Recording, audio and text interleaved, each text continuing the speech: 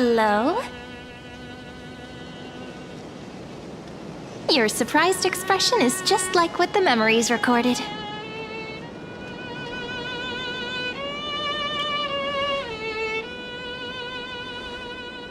Maybe I'm both? Just kidding. If I had to choose, then I'm probably closer to the latter. It's pretty unbelievable for me, too. It's like I had a long, long dream. Cyrene's memories and Mem's memories, they're all tangled together. But when I woke up, there were only broken fragments left. I can't remember what happened in those 30 million cycles, but I remember what you did for this world. Like, didn't you wish for me to turn into a pretty girl back at the Grove?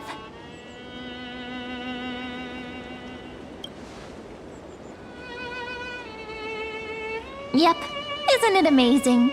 It's like a seed finally grew up and became a flower. And I'm definitely as cute as a flower now.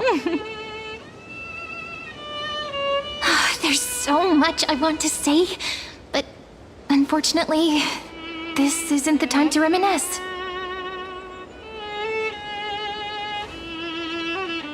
With the memories of the previous flame chase still intact, we've returned to this place at the beginning of time, so we can carry out our promise to phainon.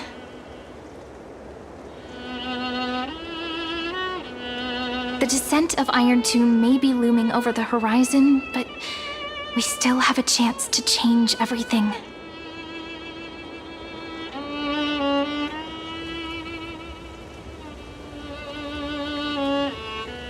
Ide Silicii is so quiet. In Cyrene's memories, she always sits alone by the lake, gently swaying on the swing, like she's waiting for someone. I don't know.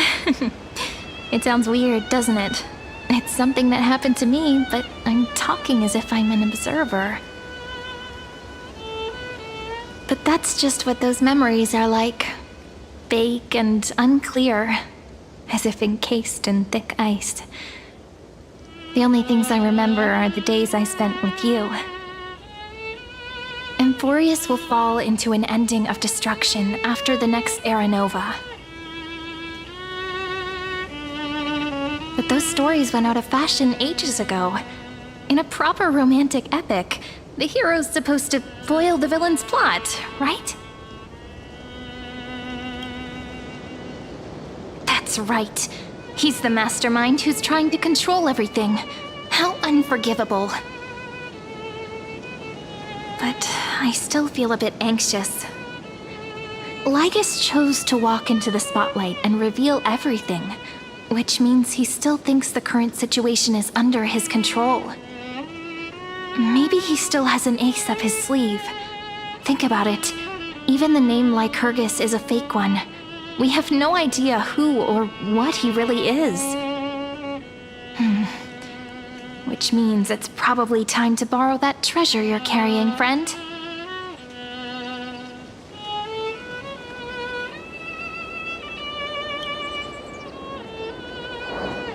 Yep, that Intellitron friend did say, when required, it can also serve as a bridge for communications between the internal and external world.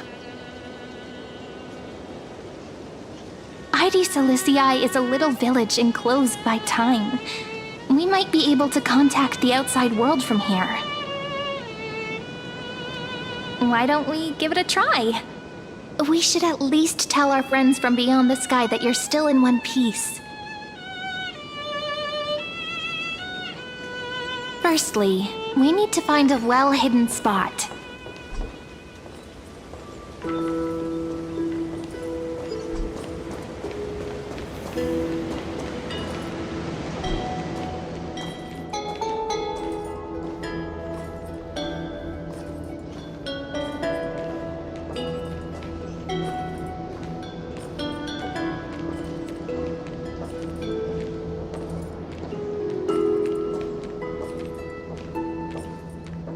It's super quiet here. Sounds can't get in or out. Back in Cyrene's memories, this room was her secret base. No one noticed her practicing Orynyx's prayer here, or trying to speak with the gods in secret. But today's different, isn't it? We aren't trying to contact unreachable gods, but humans from other worlds. Real people. I'm prepared to witness that miracle, friend. The way Cyrene talks is so similar to Mem. I have so many questions. I'm also worried about how Dan Heng and March 7th are doing. Here's hoping the chronocognitive anchor can still function normally. Because I really need answers.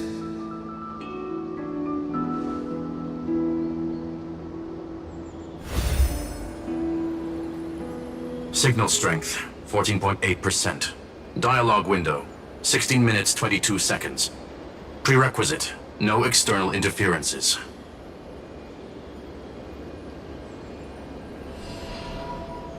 We are very glad to learn that you're safe.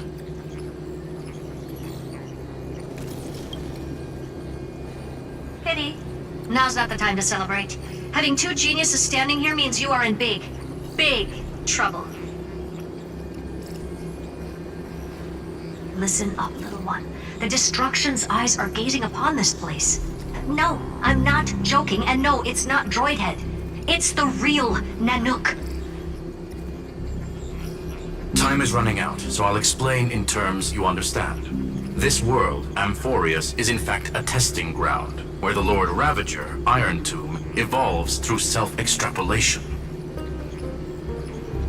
Hiding in this segmentum, unknown to other life forms, it has endlessly repeated the process of Era Nova, seeking a solution that could obliterate the erudition. For some reason, the experiment entered a prolonged state of stagnation. However, it has now restarted. Prediction. If effective intervention is not performed, Iron Tomb will complete its self-coronation in 14 system hours and initiate its plan to destroy the entire path of erudition.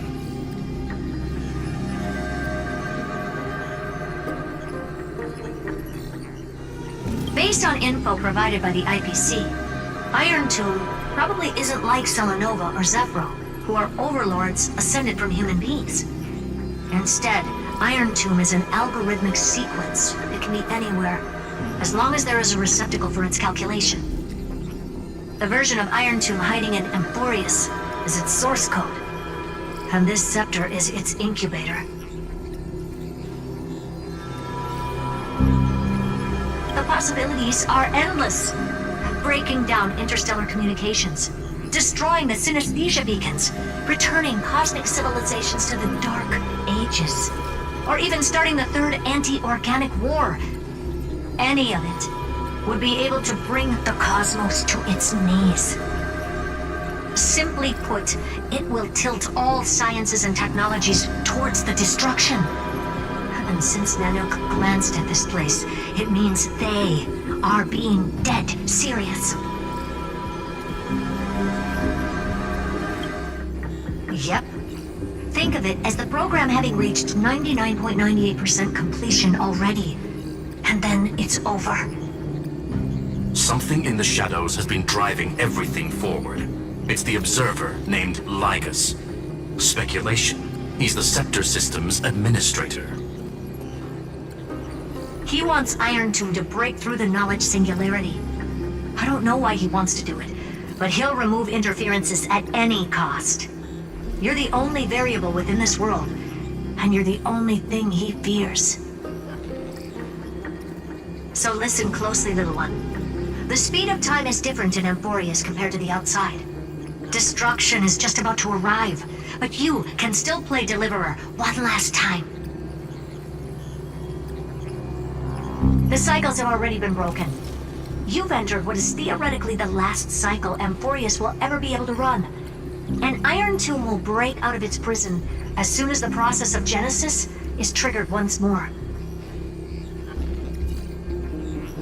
But now there's an abnormality within the experiment. You know what I'm talking about. One of the model's 12 factors. That is one of the 12 demigods. Destroyed himself using the power of the destruction. Phainon's signal disappeared from the cycles the moment Nanook cast their gaze this way. That means World-Bearing's computational logic is currently flawed and bugged. Yet it's the factor directly related to the process of Genesis.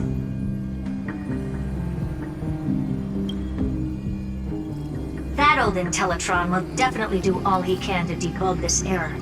So you have to take this chance to claim Kepfali's core flame. Don't let him have his way. The key to suppressing Iron Tomb lies in whether he can rewrite the purpose of Era Nova. There's one more preparation we must make. Lygas's behavior has been quite abnormal. He's never interfered in the actions of Titans or the demigods throughout the whole experiment. Deduction. The Scepter has an extremely strict autonomous protocol, restricting even its administrator. In Amphoreus, this ultimate protocol goes by another name. The Law Titan, Talanton. Law.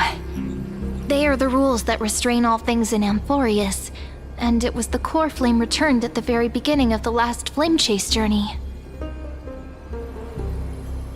Why do you have another little pink one next to you? Huh? Her path chart is... Is there something wrong with me? Never mind. Let's get back to the topic at hand. Light calendar 3960. Month of balance. We'll be locking onto this time period to find Law. You can either meet the Titan, convince the demigod, or take the core flame by force. It doesn't matter what you do, so long as you bend it to your favor. We still haven't figured out how you and Don Hong got inside this world, so influencing protocol is currently our best way to stop Lygas, or to call for more reinforcements into this fight. Once you've got Law in your hands, we'll discuss our next steps. Make sure the core flame doesn't fall into enemy hands. Herta, the firewall's interference is getting closer. Time is running out. Please ask any questions you still have as soon as possible.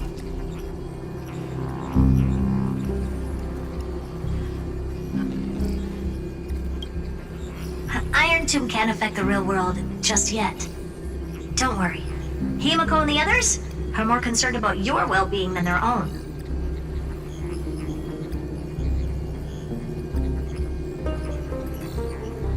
Mr. Don Hung did not enter the new world with you at the end of the last cycle. Known, the flow of time inside and outside Amphoreus is not identical. 1,000 years in this world may only be a fleeting second outside of it. Conclusion, he is on his way back to the Express. Miss March's situation is rather complicated. Madame Herta and I can detect her signal, but cannot ascertain her location. What we can be sure of is that she's still in Amphoreus. Don't worry about her. She's absolutely chock full of mysteries. Even if Amphoreus explodes, she'll probably float out perfectly protected in a nice thick layer of ice. Worry more about yourself instead. I believe in your capacities. The hands of the Trailblaze can create miracles, and will certainly be able to snuff out the flames of evil. I'm not going to give any motivational speeches. I just hope you bring good news the next time we meet, little one.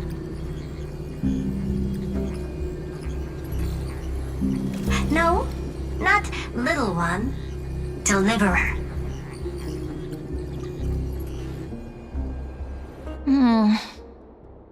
Those two geniuses certainly have memorable personalities.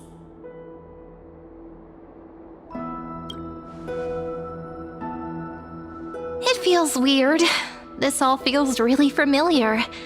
Some of that conversation feels like it's about things I once knew, but then forgot. Maybe it's because of Mem? After all, Mem's a memo sprite born out of your thoughts, friend. Maybe our memories somehow got tangled up together. Never mind. Let's focus on something more important with what little time we have. Just treat me as an ordinary girl with secrets, okay? Like calendar 3960. I remember that Talantin had already fallen by then, and the Chrysos heir who inherited that core flame is named Cerydra. That's what's recorded in history, and the period we'll be heading to. We'll need to find Law and stop Lygus. So, we've at least got a solid direction, right? Can you give me a little bit of time before we go? I want to pack some stuff. There's so much more I need to take care of in this form, and I'm still getting used to it.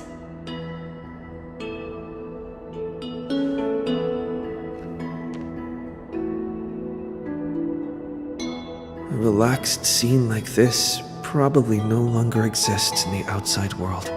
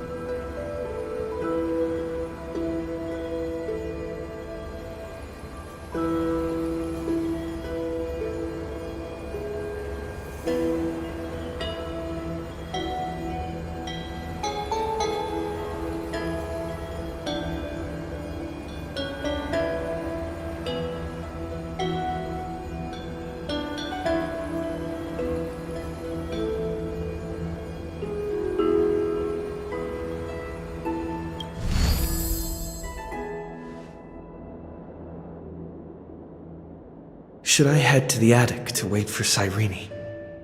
Or should I have one last look at ID's Elysiae?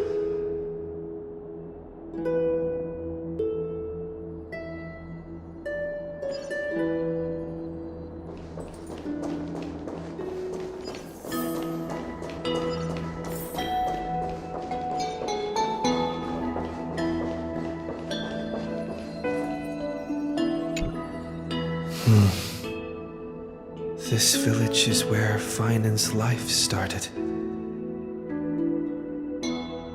After 30 million cycles and 30 million failures, his burden is now in my hands.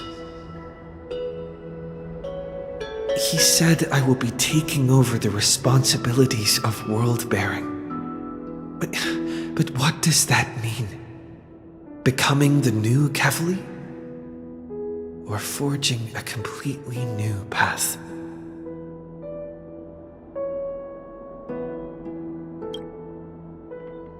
Destiny must have brought me here for a purpose. This isn't a coincidence, but an eventuality created after 30 million quantitative changes. There's nothing to fear. I'm destined to play the most important role in this final battle. I've already beaten another Lord Ravager, after all. Thinking hard over there? I finished packing. I decided to just bring these few things in the end. See? There's a journal, a quill pen, and the ceremonial blade of the Priests of Time. Holding it calms me down for some reason. The scent of the black tide is now calm. Phainon must still be fighting them in some way. This will be Amphoreus' final flame chase journey, but it won't be the end of us. It'll be the beginning. Friend, are you ready to become a hero?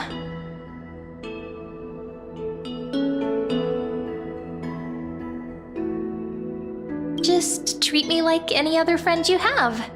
We share a common goal and common enemies. And we may also share a common future. A future that has never emerged in any other cycles before. I believe in you, friend. If you still can't get used to it, just call me Mem like you did before. Just kidding.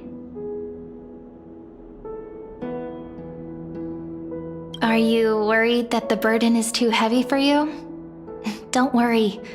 Maybe the answer isn't as complicated as you think.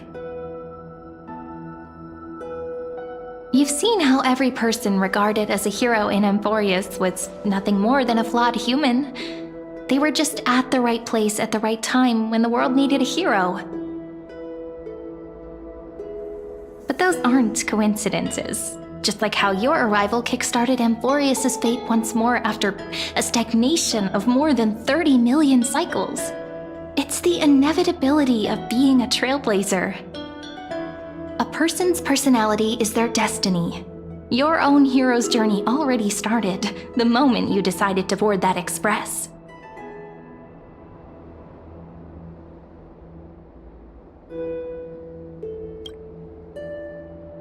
That promise might be far too heavy. But I believe in you, friend. The Trailblaze's duty has always been a heavy one.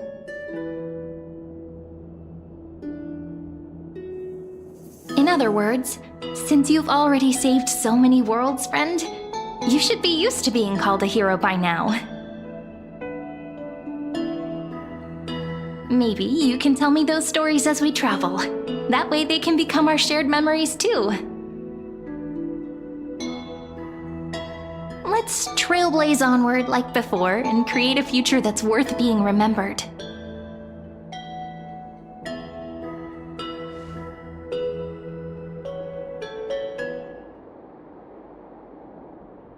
It seems you two are prepared to head out. Then you should indeed treasure the view before you. For you do not have much time left to enjoy such solitary delights.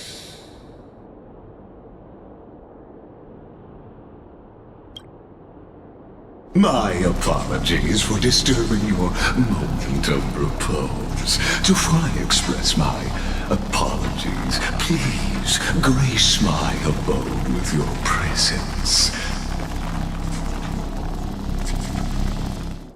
so I may demonstrate the full scope of my hospitality.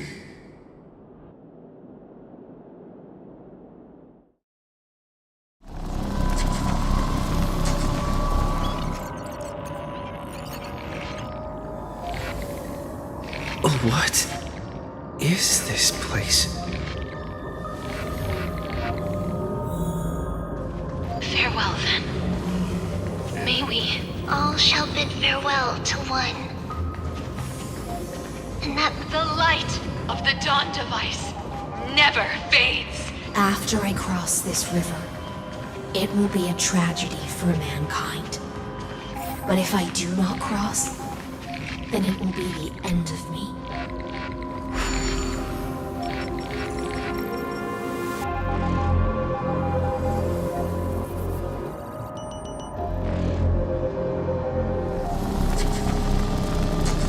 Outlier. Executing command. Record.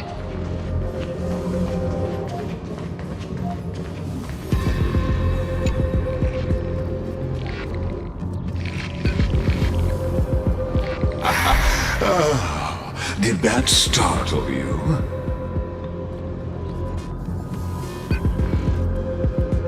This is the intersection between Amphoreus and the real universe. The audience seat where I observe this experiment. You can also call this location the Exo. What you see is the true form of the eternal land and the 12 demigods after they've shed their disguise of legends. Doesn't it look marvelous? Amphoreus is like a microcosm of the cosmos. People love to portray the romance of the starry skies, but their tales often forget a different and far more truthful type of universe. The moment ancient Antikytherians sketched geometric shapes on the sandy beach and recorded the first numerals and symbols on parchment, the universe turned into a silent equation flowing under the pen of these relentless decoders. Erudition. It was once the mother tongue of the Creator, the pen of divinity, and the first lyrical verse ever written by free will.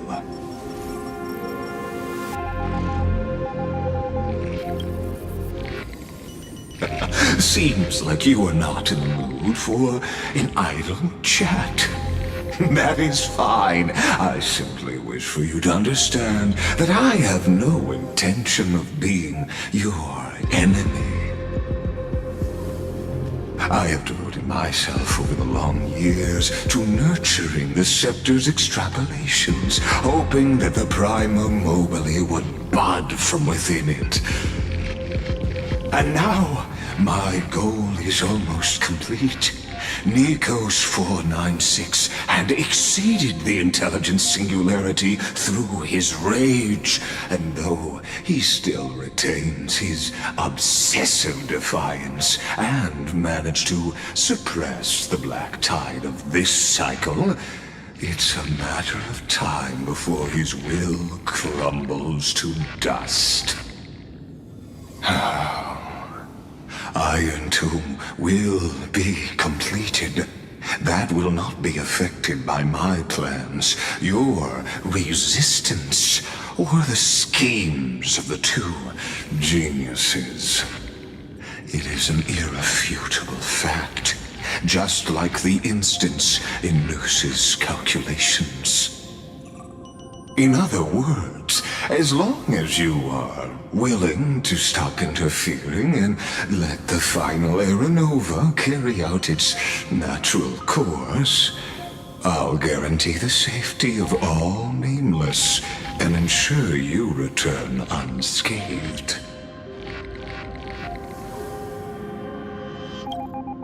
You've always had a choice, my lord. You can either accept my sincerity or face the consequences of defying it.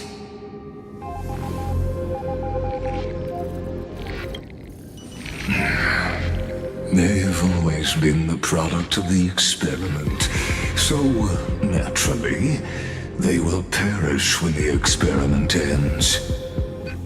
That outcome was predetermined long ago, so I will not embellish such a regrettable conclusion.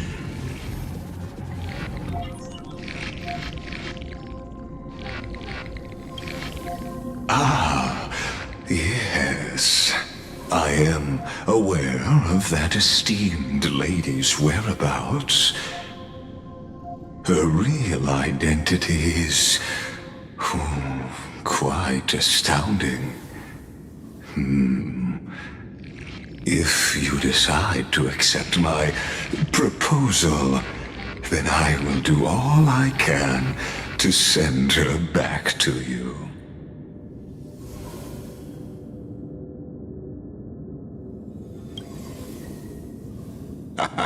You are indeed worried about your safety and that of your companions.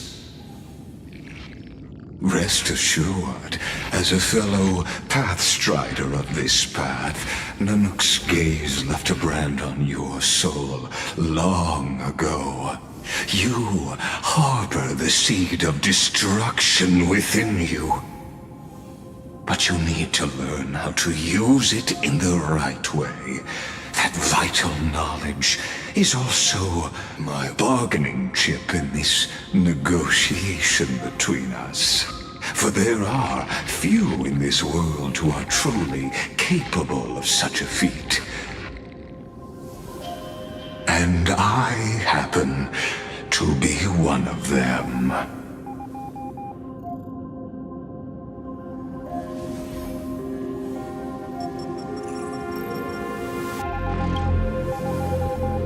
Someone who wanders the stars. Someone who seeks answers with abject despair. That is all I am. This matter is of grave importance, so please do not make your decision lightly. After all, the choice before you bears a 1 in 3 chance of elevating you to an unparalleled existence among the stars.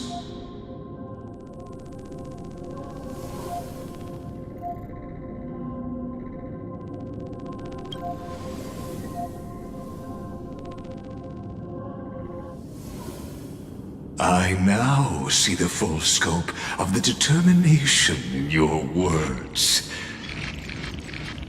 You may now continue your travels.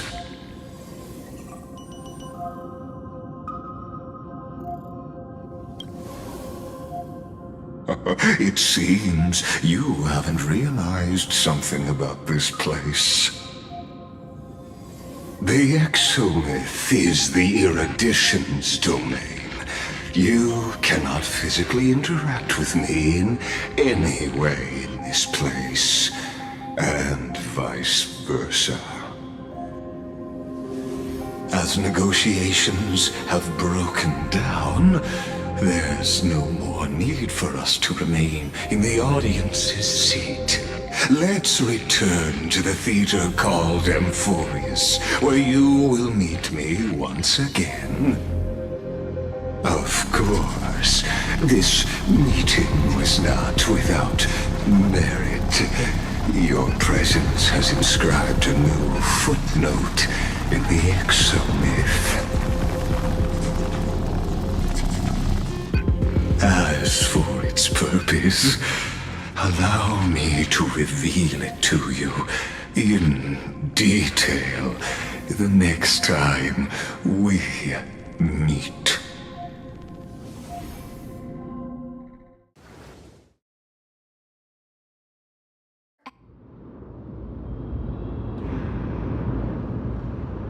"100 years ago, the flames of war consumed Akama. The Outland forces broke through the dawn. Golden blood flowed with greed, and enemies descended with Kephali's eternal slumber, painting the holy city's walls in scarlet. Its generals had vanished, and the elders prostrated on the ground. The throne of worlds kept silent to the pleas of the people. Until the heaven and earth cracked open. Not the gods answering the people's prayers, but a legion rising from the sea of blood. Dawncloud's spires fell in the sulfur rains, and the legion's commander stood atop the broken idols and roared. Compatriots, no more kneeling! Not to brutal tyrants, and not to dead or dying gods. Those rebels have twisted the prophecy and ignited the flames of war in order to stoke fear in your hearts. A Chrysos heir she stood, divine blood soaked into the earth, quelling the flames beneath her feet. Their golden blood wrote of a tragic fate. Mine shall overturn it! Her crown burned bright, outshining the fires consuming the entire city. She raised her scepter high, and the people gazed in the direction she pointed. My blood flows in you now.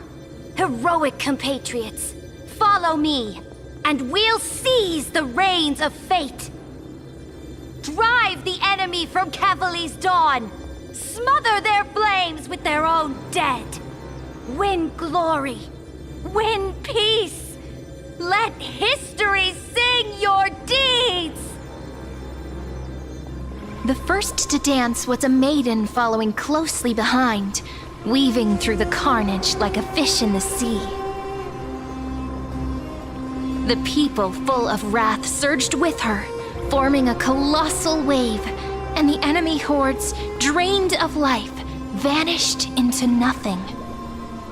Onward to Marmoreal Palace, to Dawn Cloud's heights. Announce to all the wicked and cowardly. Announce to this stagnant age. We are the rising tide! History remembers this as the first siege of Akama. It is said that after the flames died, people found identical inscriptions in every place in the city that had been scorched by fire. It was the name borne by Akama's first and final sovereign, the Imperator Cerydra. Friend, are you listening? Friend? Honestly, you were the one who insisted on reviewing history, yet here you are, dozing off? Wake up! Otherwise, I'll have to... Wake up! Otherwise, I'll have to...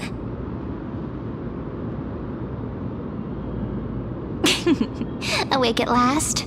I guess I won't have to use my wake-up magic on you then.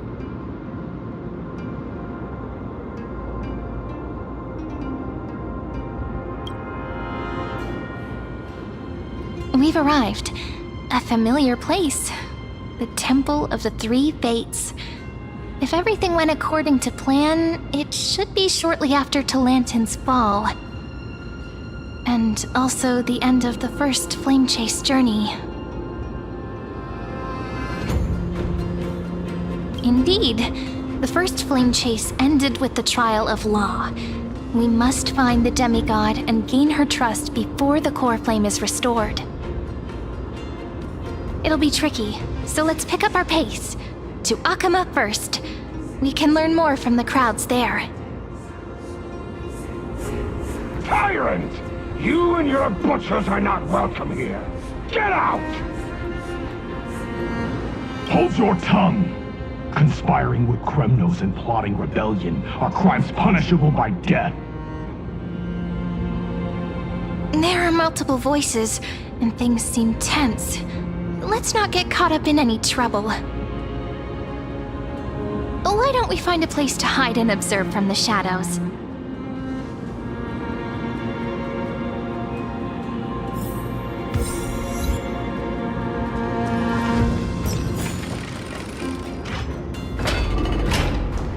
At least Kremnoans keep their faith. Wait, isn't that...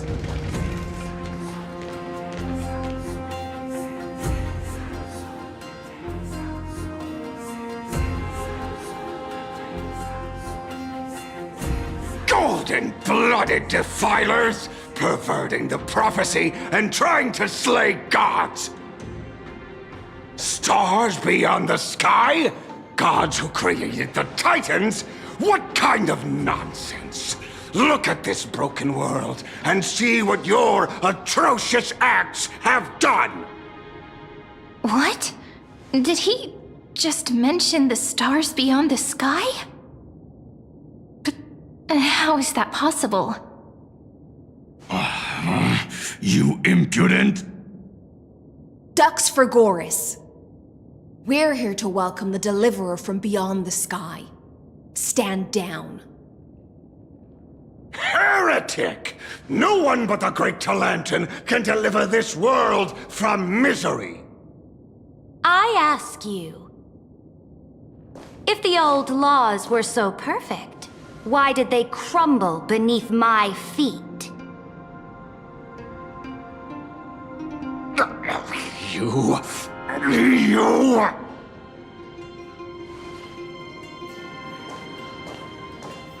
Talanton is long gone. Now I am the law. Challenge me, or submit to my judgment.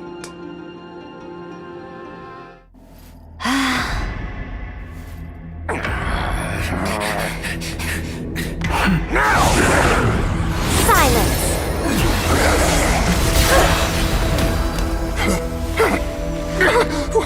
What gives you the right to judge a priest of law? That's because I came, I saw, I conquered.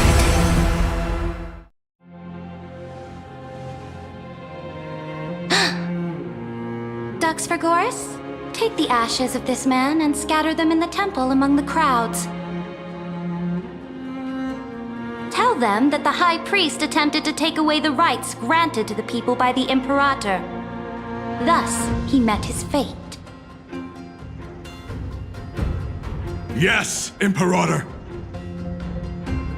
Now, these two accidental guests. Dux Gladiorum, if you please. As you command.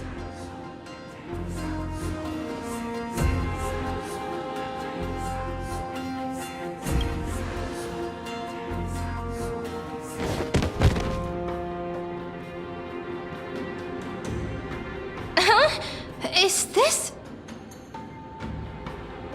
Correct, but not the kindness you know. This is the leader of the Cleaners in this era.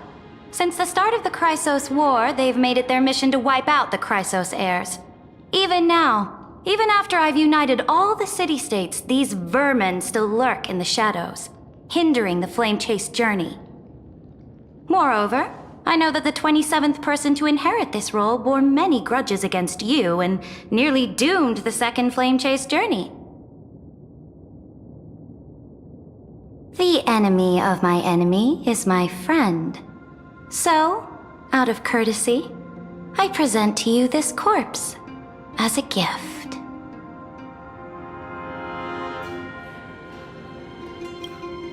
Careful. Let's wait and see what happens. She's probably trying to scare us. For the sake of order, I am known by many titles. Flame Crowned, who ends wars. Tyrant of Dawncloud. Empress of the Holy City. And Imperator of the Flame Chase. But, in light of your unique identities, I'll allow you to address me by my real name. Cerydra. On behalf of my people and this land, greetings, Deliverer. If I may, how do you know his identity? As the little hostage prophesized, the Deliverer shall come from the future beyond the sky. Gray hair, golden eyes, skilled in wielding a mace. They would arrive in Yanisopolis on this day. There's no mistake.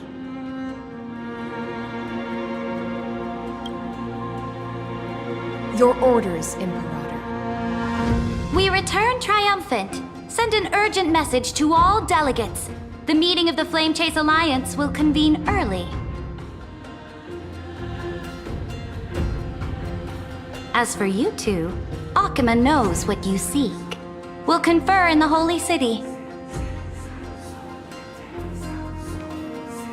Doubtless you have many questions, but save them for later.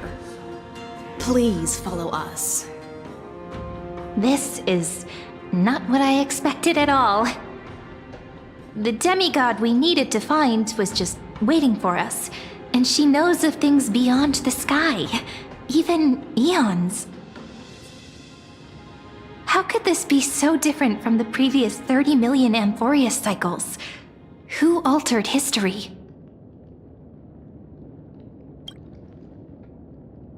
I wish, but other possibilities remain. The currents of time have become twisted.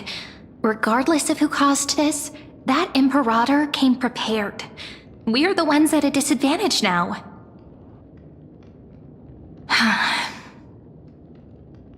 We might as well dance their dance. Let's go with them to the Holy City. We've received the Imperator's favor because of your unique background. As a result, the people of Akama will certainly respect you more. Just put that to good use, and add a bit of your experience and charm. Should be easier than last time, right? If we figure out what happened in this cycle, we'll be able to turn things back in our favor. Exactly. Treebbie, Aglaea, maybe even little Cypher.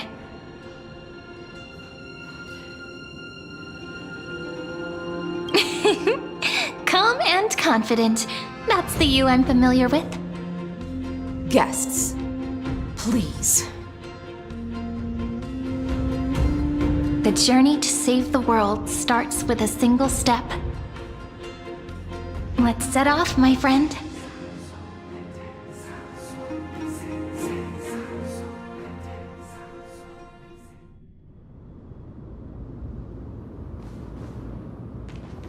Hail to the Imperator! Hail to the Golden Heroes! Hail to the Deliverer! Told you, you're the headline act. All this spectacle is for you. Guards, your service to the Holy City is appreciated. How have things been? Castrum Kremnos once again struck the border. Dux Brumalis led her troops to repel the enemy. The agitators against the Flame Chase are still active in the city. They smashed the shops around Memorial Market. But the garrison already arrested the culprits, and now they await interrogation. They are merely a disorderly mob and do not warrant any attention. Even though Terravox personally mended the fractured earth, it still didn't silence these fools. Guests from beyond the sky, worry not about these trivial matters. Dux Gladiorum will take you somewhere to settle down for now.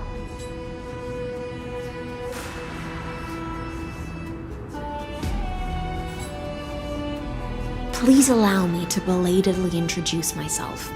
My name is Hysilens, and I am the Dux Gladiorum who swears fealty to the Imperator, as well as the Knight Commander of the Achaemenid Alliance.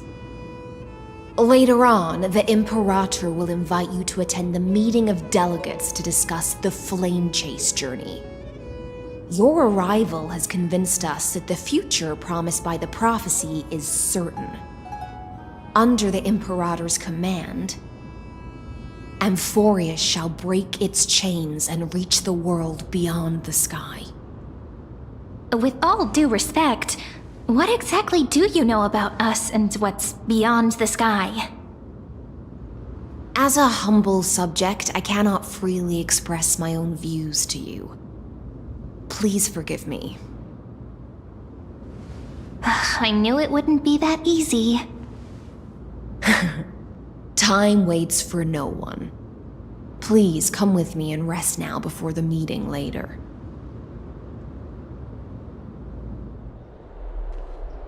Akama, under the Imperator's rule, is no longer in the shadow of war. Indeed, Dawncloud stands as the hero's residence. The Imperator put much thought into its design, in order for it to serve as a sanctuary from the burdens of battle. Please experience its marvels firsthand, heroes. When the Imperator arrives, I shall come to summon you.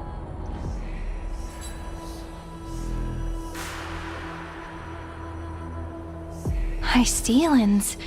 No wonder she's the Knight's commander. All right. We finally have some freedom to ourselves. Since there's still some time before the Alliance meeting, let's explore a bit. Look over there!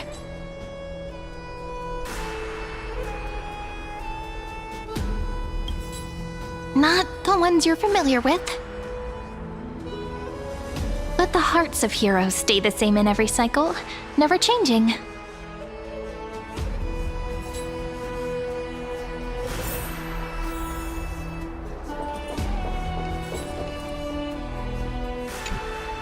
Aggie, you're still so listless today. Did you have trouble sleeping again? Yes. We know. The Titan's prophecy haunts you. If you want, you can talk to us, just like when you were young. No matter what, we'll always remain by your side. I know. I also understand that fate cannot be changed. It is not the future that I worry about. I spent all last night weaving clothes and linen for the refugees. The Chrysos War is born of injustice and has shattered their dignity. They deserve at least some basic decency. If Amphoreus one day abandons this, then all of us, commoners, Chrysos heirs, Titans, become no better than beasts. Oh, we have guests. Welcome. I am Aglaea, the Gold Weaver. These rags on you are not worthy of the title of Deliverer. I must prepare some proper attire for you. What is the matter? Your gaze seems somewhat unsure. Does your Aglaea differ so much from me? Greetings, Deliverer from beyond the sky. We are Treevie of Yanisopolis. It's very nice to meet you. Although, introductions are probably unnecessary. We know you've witnessed the future of the Flame Chase journey even more clearly than we have. Witness the future of the Flame Chase journey? The prophecy also told you about that? Indeed. Orynyx reshaped Amphoreus through the prophecy. Although, regarding the Deliverer, there were not many details beyond your appearance and the time of your arrival. So, please, don't worry. Feel free to relax and relax some more. It was Orynyx who told mankind that the Deliverer from beyond the sky would descend upon Amphoreus. More crucially, they revealed a future entirely different from the Aranova. Though we still must challenge the gods, in the Time Titan's prophecy, this path leads not to a new world, but to the true starry skies. This is also what the Great Imperator has been striving for all her life. Your arrival further confirms everything. This can't be real. Even you find this surprising? Fate really is unpredictable. Perhaps the upcoming meeting will hold even more surprises. The other heroes under the Imperator's command are here too. Since we have time, should we go meet them? Dux Brumalis, our great Imperator, found the mastermind and executed him in public. Seeing that scoundrel burn to nothing should deter these miscreants from being so brazen again. So the great Imperator isn't afraid of getting her hands dirty? What a ridiculous display. What do you know? No matter what sins the people commit, they are still the Imperator's people, and it's only right that they be judged by the Imperator's own hand.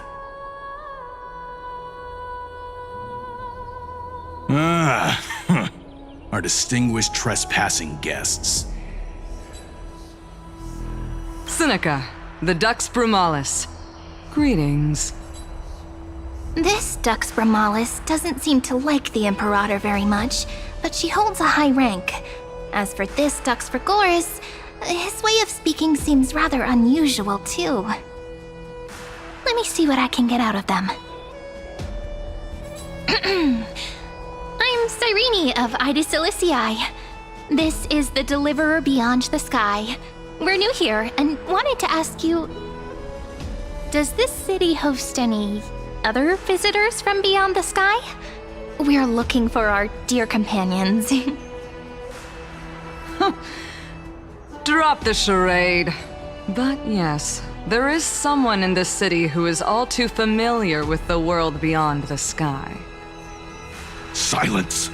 The Imperator ordered us to keep that lord's whereabouts a secret. Enough, you pathetic lapdog. Do you need to beg for permission from the cursed Imperator even just to bark? You...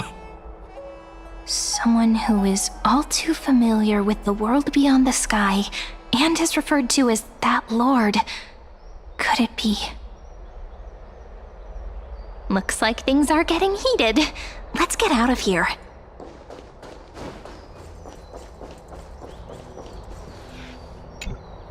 How are we supposed to talk to the heroes of Deliverance? What if they're really intimidating?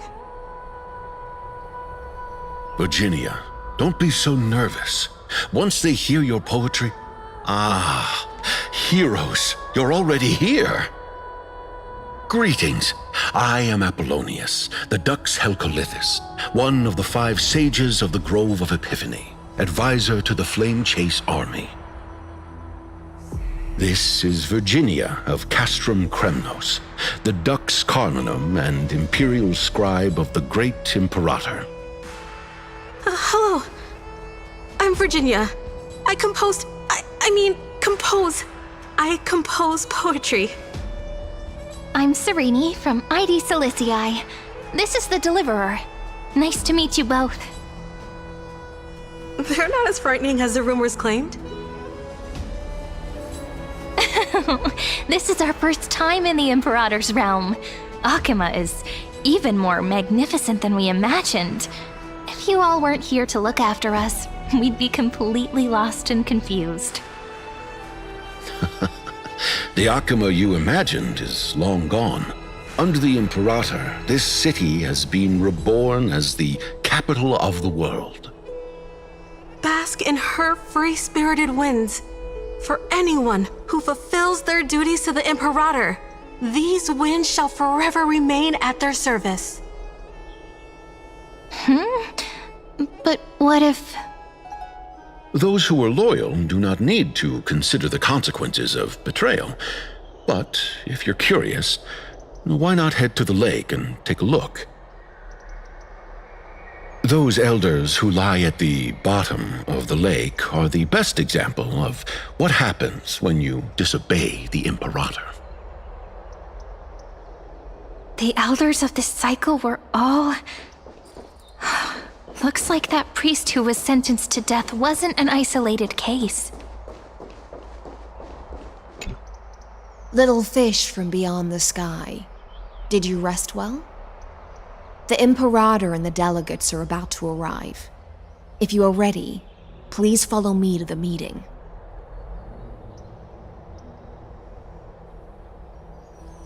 I'm the Knight Commander of Akima, General of the Flame Chase Army, and the Imperator's servant. But beneath these shiny scales engraved with complicated titles, I am just a swordfish at the Imperator's side.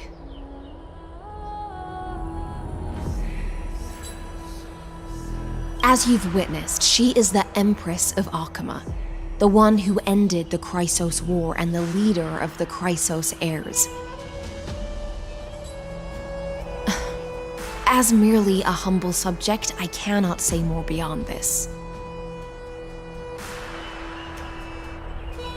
The Chrysos heirs here constitute the elite among the Flame Chase army.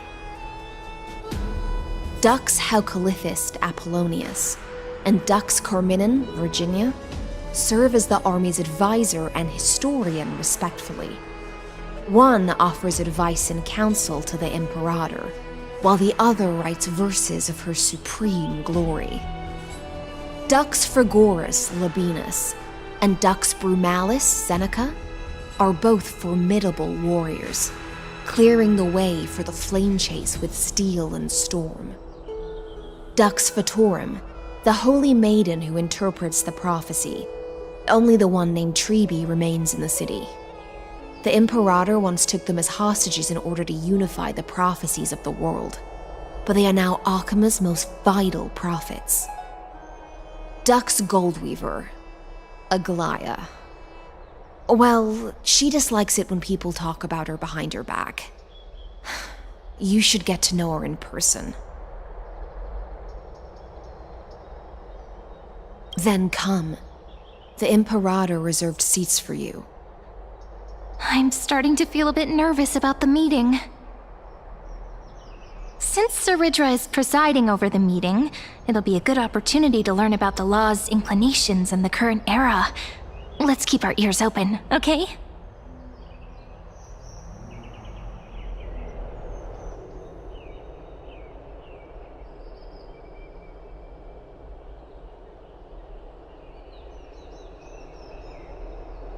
Good sir from Paphos, what do you think the Imperator is planning calling this meeting so early? My homeland can't endure anymore. Who knows? First, she wants to hunt Titans. Now she says there are even greater calamities. Her madness is the greatest calamity. Exactly. Chrysosayers, deliverers. What about us ordinary folk? How much are we worth in her eyes? Things feel pretty tense here. The history books said that the Imperator aimed 3 cannons at Dawncloud to make all the delegates obey her. Will history repeat itself in this cycle? Yes. Similar acts have occurred, and not just once. However, whether history will repeat itself, you'll soon see. Those are the 2 spots reserved for you. Please take your seats. What's that again? Why aren't we starting? That's what they were talking about before. What is we stop? So it turns out. Ladies and gentlemen, silence, please. The Imperator has arrived before her faithful council, and the Alliance meeting is about to begin. All right. In the names of Talantin and Kefali, the Akama Alliance swears upon the gods. Cease the pageantry. I pray not to the vanquished. What? Kefali, of course, needs no further explanation. As for the subjugation of the law, at the entry hour 2 days past, a scout should have brought the news to all of you. Unfortunately, guards found his corpse among the rocks not far from the city. Moreover, the poor soul was buried with a Paphos curved blade. It pains me to imagine what agonies this loyal warrior endured before his death. Delegate from Paphos, do you have any insights? I know nothing of this.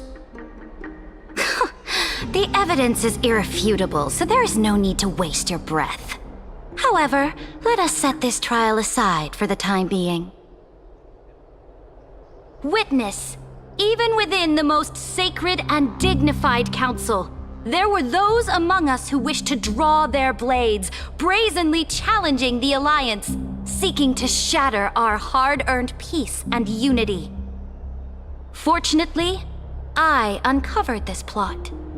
Now, to protect this beautiful city and her people, the Imperator's legions are ready. They will escort each of you to the Temple of the Three Fates, where you will receive the highest level of protection the Alliance can offer.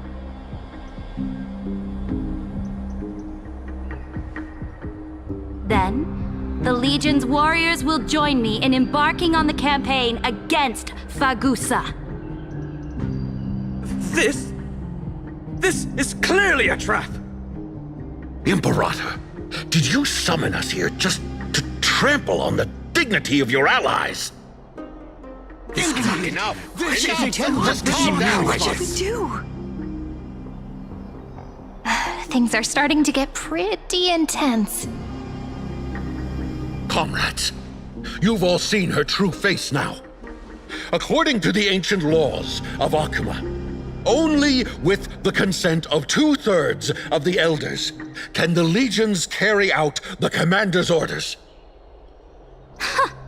The ancient laws. Didn't you destroy them long ago? You defected during the first siege of Akuma, voted unanimously in favor of the Council of Elders restructuring, and just yesterday, you desecrated them with a blood-stained blade.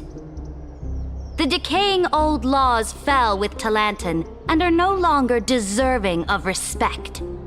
But if you still insist on proclaiming yourselves defenders of the law, then be silent and offer up the highest respect to this core flame in my hand. That really is the core flame of law in her hand. Since there are no objections, then the original agenda of this meeting, the campaign against Fagusa, is hereby passed. The Flame Chase Army's hunt for the Ocean Titan begins today. In order to prepare for war, all allied city-states must surrender command of their militaries and pay all war taxes by the end of the month of Evernight. At this moment, I would also like to introduce to everyone the newest honored guest to join our alliance. The Deliverer, revealed in the prophecy of time, has descended from beyond the sky. With his aid, we shall shatter the chalice of plenty and return Fagusa's core flame to the holy city! Deliver him, please save us. Stand this. Absurd. Simply absurd. A deliverer from beyond the sky. This is just like that prophecy about slaying gods. It's a lie you've used to grow your power. Ladon has already sacrificed countless soldiers, and now you want me to send even more of my brothers and sisters to be used and discarded by a tyrant!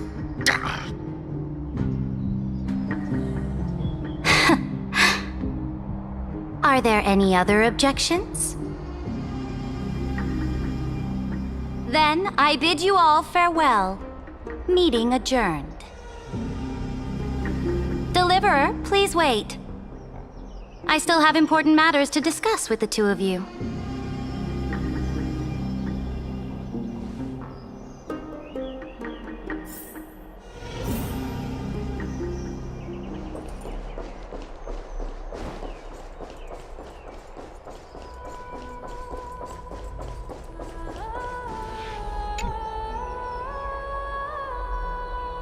I apologize for that farce of a meeting.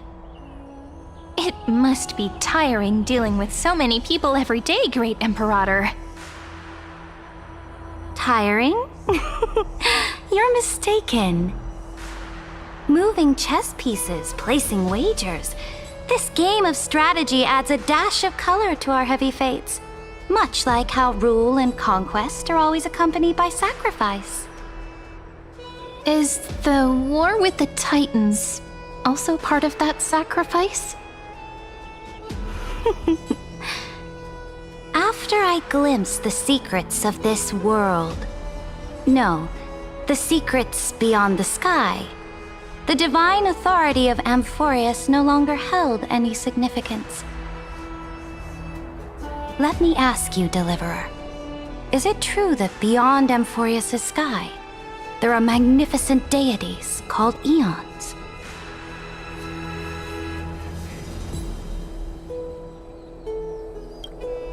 Ah, that certainly captivates my interest. Then, please tell me more. How will you use this great power to guide the people? In the future you envision, where will our flame chase journey lead?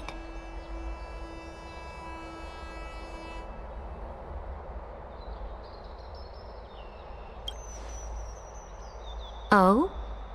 What you require now is the power of law? Exactly. Just as the prophecy foretold, he is your deliverer from beyond the sky, and he also has reliable allies. If they can intervene in Amphoreus's laws, we may have a chance to alter this world's impending fate and reverse its destined end.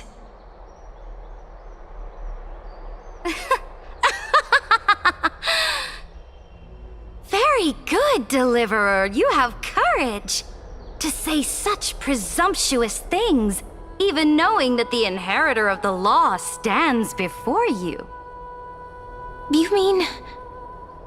In the past, anyone who dared to covet the Imperator's divine authority would have met a gruesome end. But now we can see beyond this dying world. Our journey should no longer be confined below this stubborn sky. Alas, that fickle ocean titan has obstructed the spirit water leading to the vortex of Genesis, hindering my ascension. If the core flame of law cannot be returned, your path to deliverance will never be realized.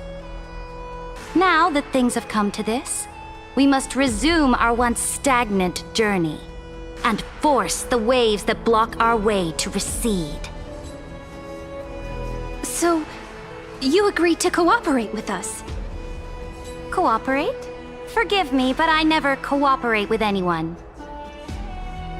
Though I will permit you to join me as subjects, and together, we will forge the most perfect law. This is... the Flame Chase Medallion, a symbol of the Flame Chase Army. Every noble in Akuma carries one.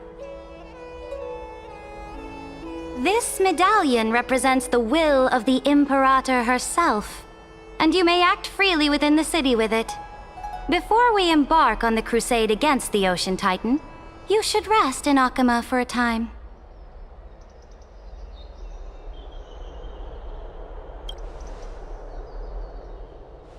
Oh? Your advice is acknowledged. From this moment on, prove yourself through your actions. As long as no boundaries are crossed, I fully respect the choices of my subjects. May your journey reach that sky full of stars, Great Imperator. Your attendant certainly knows how to curry favor. Go now. Take a bath first. You two... reek of seawater.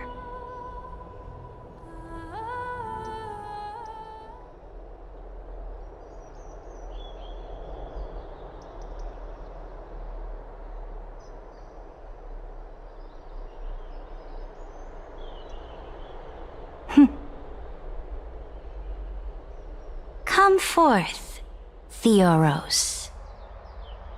Yes. Great Imperator. Now, perhaps you're willing to hear my counsel.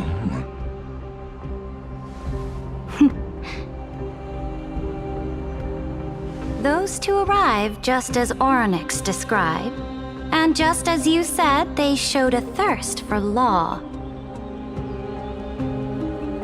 At least this proves that my judgment was right. Sparing your life was the correct decision. You've once again confirmed that your wisdom is no empty boast. Now another choice lies before you. With whom shall you ally to tip the scales of law? Me, or that deliverer?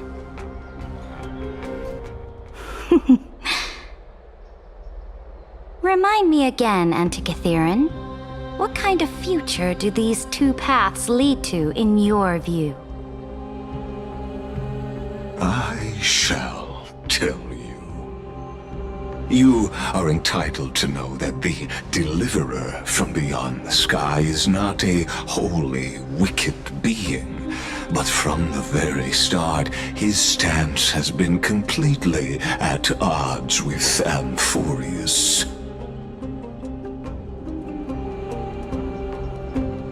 The road they have chosen will bury Amphoreus' grand aspirations.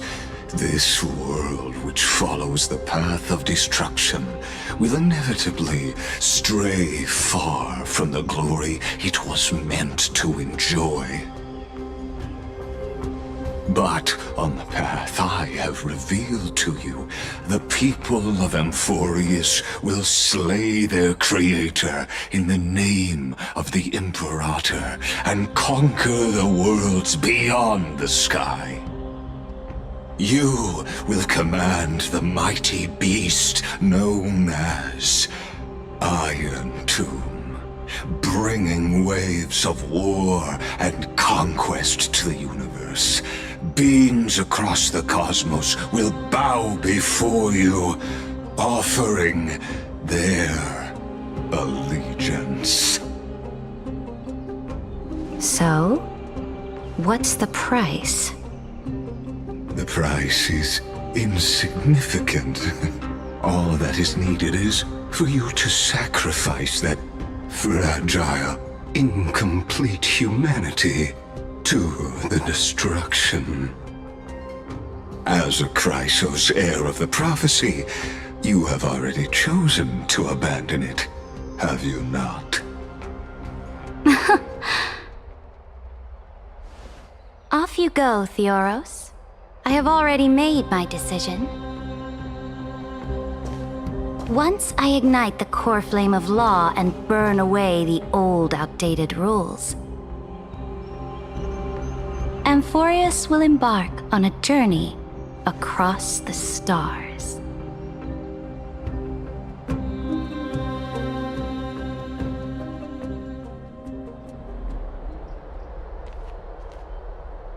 The Imperator is quite forceful.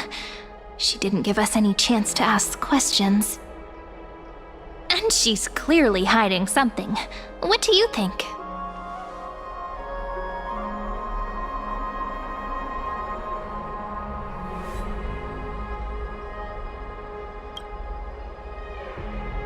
Looks like we're on the same wavelength. The atmosphere in Akuma, it's so unfamiliar. And it's not just the Flame Chase Alliance talking about the world beyond the sky, but the whole city. We should also discuss our findings with our friends from beyond the sky. Then...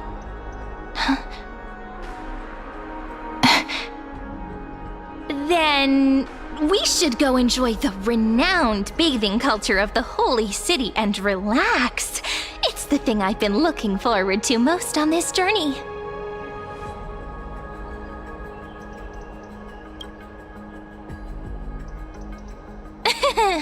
Work and rest are both important.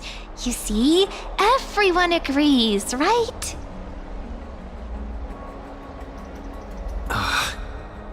So someone's watching. Can't let our guard down for a second. Let's use taking a bath as an excuse to find a quiet corner to update Madame Herta and Screwlum on our progress. We can also check out what's happening in the city. Since the outcome of the meeting was just announced, people must be gossiping. We can kill 3 birds with 1 stone. Let's go.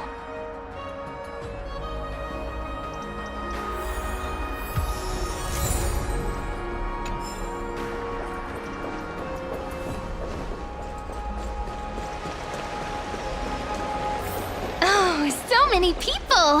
The holy city is so lively. Did you hear? At the Alliance meeting, the delegate from Leyden stormed out in anger.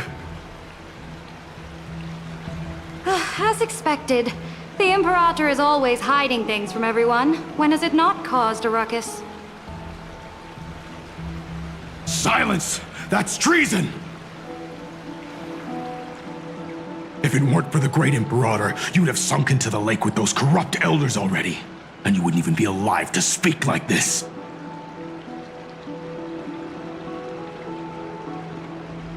Oh no, it's the Imperator's loyal dog. Let's go. We can't talk in front of this guy.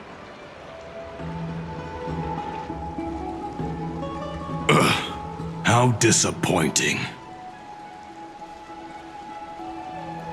Oh, honored guests, we meet again. Looks like I'm not the only one who came to the baths to unwind after the meeting. For the upcoming campaign, please make sure to rest well. I am Dux Fragoris, a trusted officer of the Great Imperator, willing to fight alongside the Deliverer in the coming battles. Ugh. Another war? Ever since the Imperator took control of Akuma, we haven't had a day of peace. Idle chatter. The atmosphere is a bit tense, with rumors flying around the city. You must be troubled. My apologies. After every Alliance meeting, there are always some pests in the city who get restless. I prefer to ignore them. Pests on the ground don't affect the sky in the slightest. They just complain from the shadows that the sun's light is too harsh. Besides, the Theoros has already promised the Imperator her fate. And these clowns will eventually realize their foolishness. May I ask, who is this Theoros? The Imperator has ordered us to keep his lordship's whereabouts a secret. Ah, so it's his lordship. Stop trying to get things out of me. Leave me alone. I didn't even need to try. Big and strong Dux Fragoris really can't hide anything. Theoros. What an ominous name. Bad news. He's been staring at us the whole time. Let's move to another place for now. We don't know how much Cerydra has concealed from us. In the worst case scenario, we may have to face more than one enemy.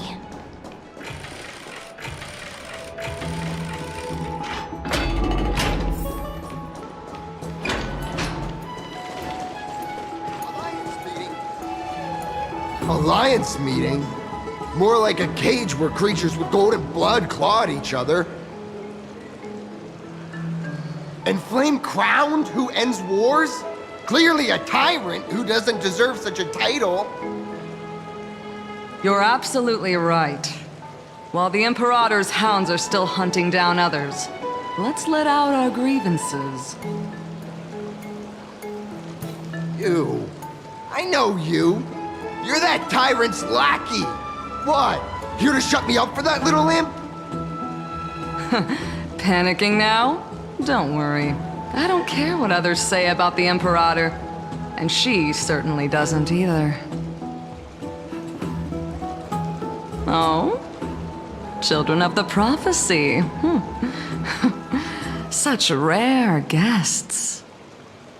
Are you here to relax in the baths as well? The temperature is just right today, so be sure to enjoy it. You should rest well for the next campaign. What? Children of the Prophecy? Another excuse for the Imperator's reckless warmongering. No filter, huh? You should be glad you don't have a seat at the Alliance meetings. By the way, if you still want to bathe, hurry up. Once that predatory fish joins the flow of water and eliminates all the fools questioning the world beyond the sky, you won't be able to enjoy this perfect water temperature anymore. Seems like there's more to Dux Bramalis's words than meets the eye. But would the Imperator actually kill those who question the world beyond the sky? This is the complete opposite from what we know of Akuma.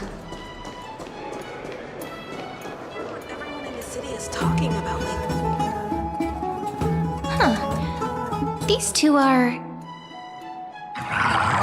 So many guests today. Let's see who's here now. Two distinguished guests of the prophecy. One a clever and adorable warrior. The other, also quite heroic.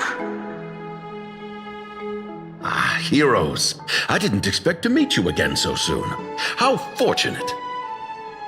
It's a pleasure to see you again, Dux Helcalithist and Dux Carminum. You two are inseparable, aren't you?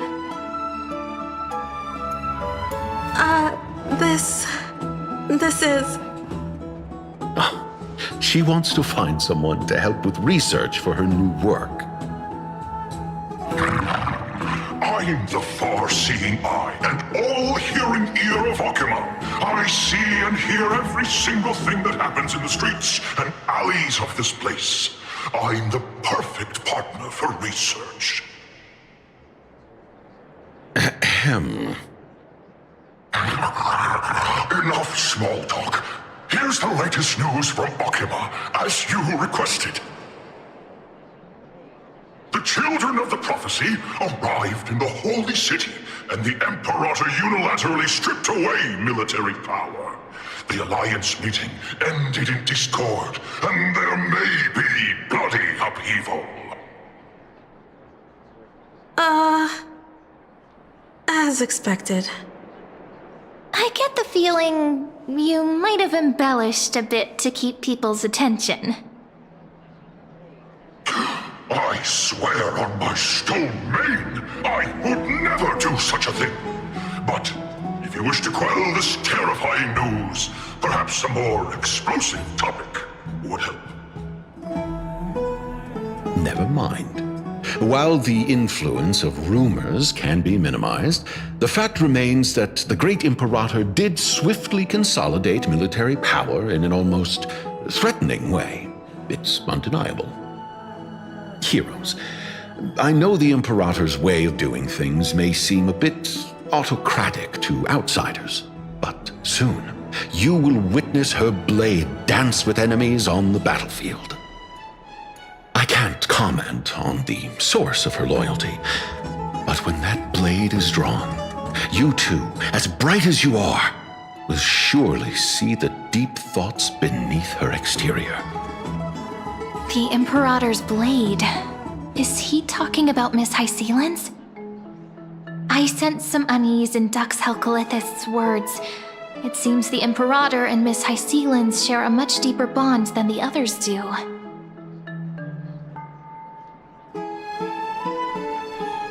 There are eyes and ears everywhere. Is there any place where we can have some privacy?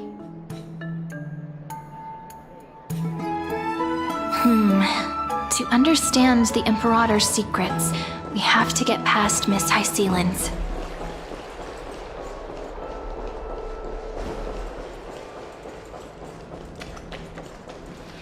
This place was your original bath chamber, perfect for avoiding prying eyes. I wonder if anyone is using it now. Huh? The smell is... Wait, don't go in yet! Who's there? Oh, the little gray fry in pink sea hair. Little sea hair? You barged into here without warning. Was it an accident, or did you wish to bathe with me? Can't tell the difference between past and future waters? This has always been my home. Sorry, we didn't mean to disturb your bath. We'll leave now. It's no big deal. There's no need to panic. This is the natural state for me. People on land force themselves to wear clothes, adding unnecessary constraints. Forget it. If Dux Goldweaver heard that, she'd scold me again. All right. Please make yourselves comfortable and wait a moment. Let me first wash off the blood of the hunt, and then I'll attend to you two.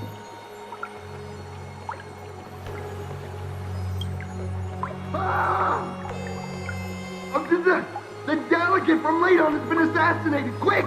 Quick, someone come quick! Ah, the broken crab shell surfaces.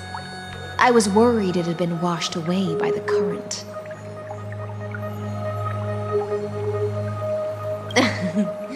Just a regular cleaning.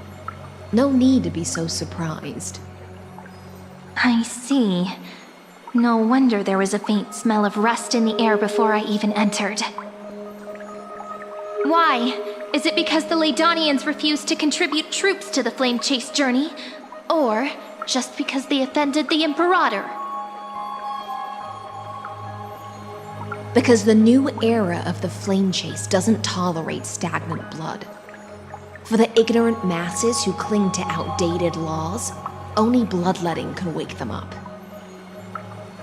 Right now, the rebel forces on the frontier are rising, and Layden has been secretly supporting them. They loudly chant the slogan, "Return to the Era Chrysia," unwilling to relinquish military power. They're just building momentum for the rebellion.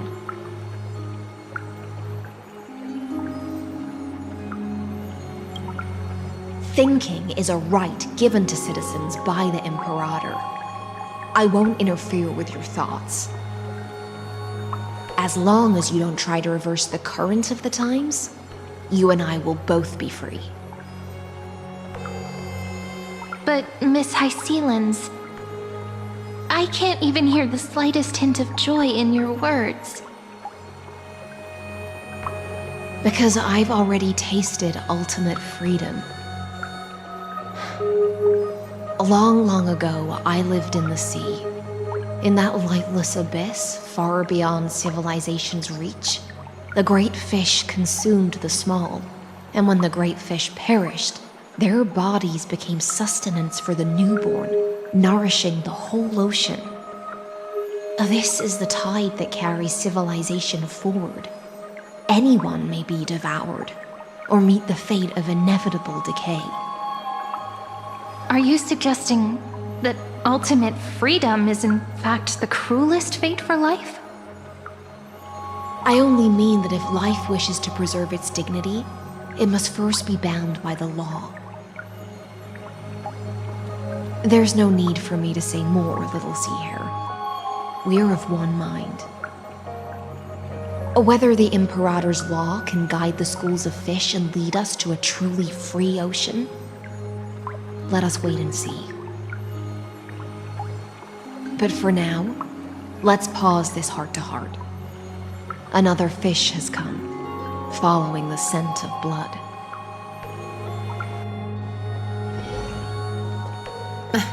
Being your subordinate is such a tragedy. I'm always having to worry about the messes you leave behind. It's simply our duty to the Imperator. All ready to go in an instant. Miss Hysilens, you truly are impossible to predict. Yet you, a golden trout who's always busy all day, suddenly have the time to visit me? Do you think I wanted to come? I suggest you burn some more of the incense offered by our allies, lest my creations be tainted by the reek of fish. I'm only here on the Imperator's behalf to remind you to prepare for the banquet. Fine. But I must retort. What you call the reek of fish, to me, is the unique fragrance of the sea. Besides, if my fine clothes get stained, won't you just gift me new ones? I won't.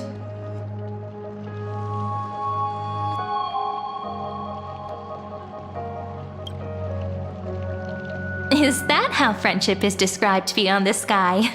Fascinating. By the way, you both just mentioned a banquet. Could you elaborate on that? Oh, right, you don't know. Every time before a battle, or after a victory, the Imperator holds a grand feast for the Chrysosairs to lift our spirits. For us warriors who swim constantly between life and death, these feasts are more worth looking forward to than victory. A banquet to prelude the hunt for the god of banquets, and honey brew as a tribute to commemorate the ancestor of honey brew. How absurd. Don't look so grim. All has been decided. Since it's a banquet for Fagusa, why not take a leaf out of the Titan's book? Live in the moment and enjoy life to the fullest. I'm not as carefree as you. That little Dolos kitten is already causing enough trouble for me. And on top of that, I still have tailoring commissions to complete. By the time the cool flame illuminates my eyes, I might not be able to focus as I used to. Aglaea's eyes. Curious about these eyes? People often compare them to jewels. But I've already made my decision to ask Romance for eyes that can see everything. I wonder what this world will look like when I take the Divine Authority.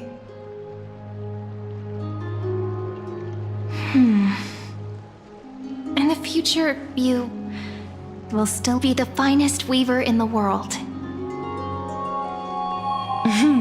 Is this also a prophecy from the Three Fates? It's even more accurate than a prophecy. After all, he has already witnessed it, right?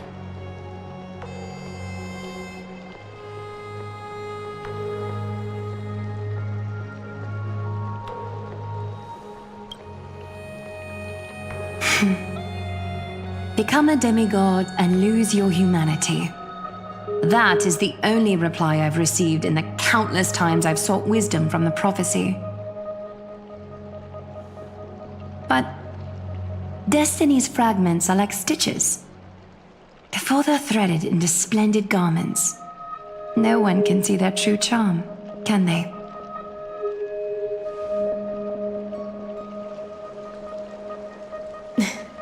Aglaea has always been troubled by the divine duty she must bear.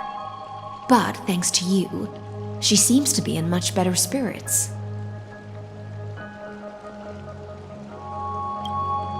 Just as she knows how the spinning wheel trembles, I can sense the smallest changes in the damp air.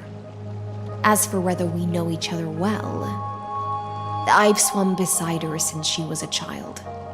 Most of the time, I can understand the whispers in her heart. For those words she was too shy to say herself, I'll raise a glass to you on her behalf. Now, I leave this bath chamber to you. Rest well and prepare yourselves. After all, every time we drink and talk could be the last celebration we have in this life. Miss Hysilens has given us the bath chamber. It seems she really does do whatever she wants. Indeed. But she could return at any moment. If we're having an important discussion, we must remain vigilant. So, let's seize the opportunity and report our current progress. We don't want to keep everyone beyond the sky waiting.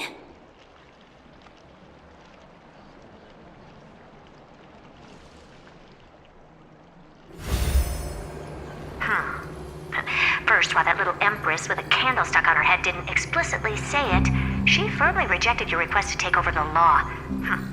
Fair enough. Second, Lygus is indeed in this timeline, but since he's somehow connected to that little empress, you have no way to find him. As expected. The road ahead will be long and difficult.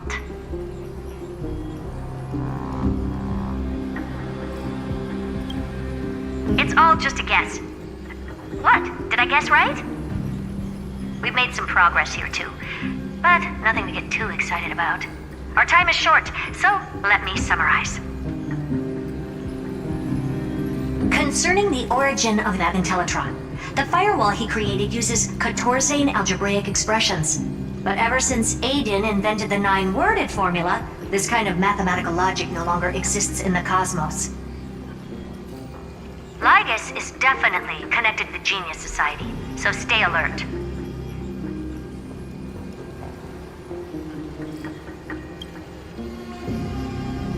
We can first exclude include Droidhead themselves. They specialize in minding their own business and wouldn't intervene personally. But Screwy and I are still eliminating possibilities one by one. Currently, the most likely candidates are these few. The Lord of Silence, Acha. Oh, the two Ruperts are also possible. But it would be too boring if it were one of them.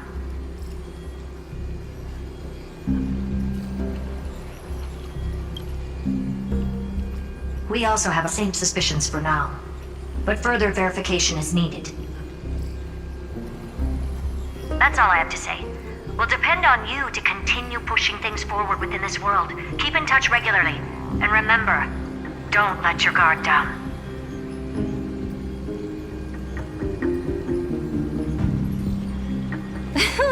Madam Herta is a real whirlwind. Well then, let's use the banquet Aglaea mentioned as our next starting point. Cerydra's trusted followers should all be present at that time.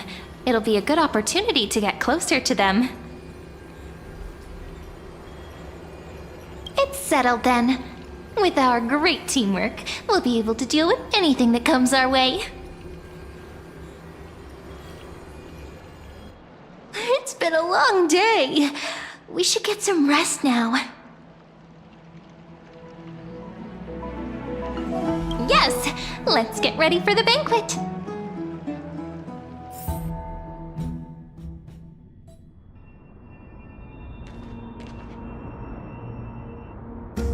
Look, the venue's right ahead.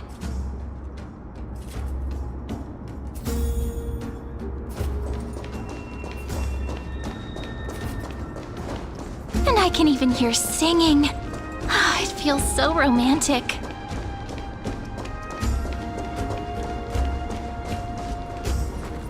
Honored guests, wait here for a moment. You must surrender any personal belongings you have on you before entering the venue.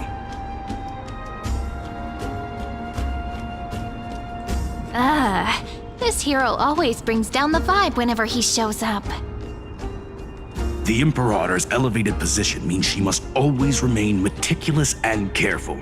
Please do as I say, guests. It would avoid any unnecessary misunderstandings. I get that you don't want people to bring outside food into the banquet, but is it really necessary to confiscate the books and quill pens? Even a quill pen can become a deadly weapon in the right hands. I'm asking for all your items. All, Miss Cyrene. Your belongings will remain safe. They will be looked after appropriately by dedicated staff. Looked after appropriately? Dedicated staff? Talk about a vague choice of words.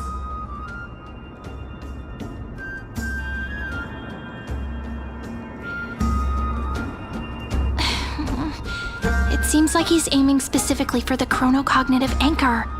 What should we do?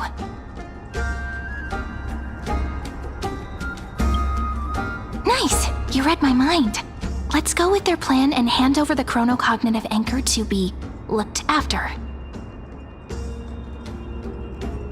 After all, if the little Imperator is paying this much attention to you, she probably already knows all about our whispered conversation with the geniuses. I can pretty much guess what'll happen next. But that's actually gonna be our shortcut, right? Guests. All right, we'll listen to you. Here you go. Also, please pass on a message to the Imperator from us. She can trust my friend, anywhere, anytime. Thank you for your cooperation. The Imperator has some urgent business she needs to attend to and will arrive shortly.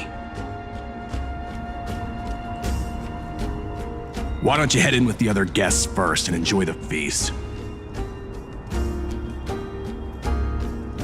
Isn't cerydra supposed to be the focus of the banquet?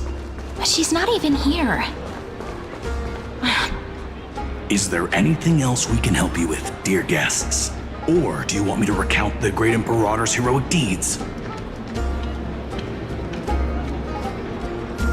Hey, Labinas. I managed to get some honey brew that the scholars hid in the cellar. Wanna try it?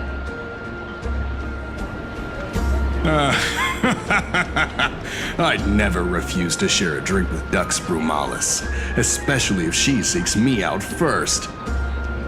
Don't worry, dear guests. The banquet security won't be compromised. I'd never get drunk before her.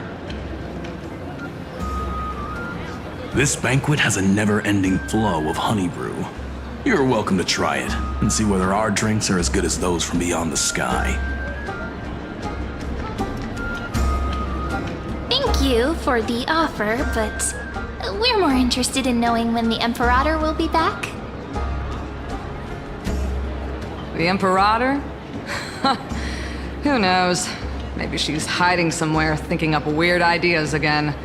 If you ask me, she's never treated us soldiers properly, even though we put our necks on the line for her. Hey, I can't pretend I didn't hear that, Seneca. Either retract your statement or duel me. Fine by me. Attendant, bring us 10 more jars of honey brew. I'm gonna make sure he can't even stand straight by the end of this. You wish. Be careful you don't get drunk first. Actually, there are so many people, we wouldn't be able to find the Imperator even if she were here. Aggie, if you can't get used to the honey brew, we will go ask for a pot and cook some oatmeal for you. No need for that.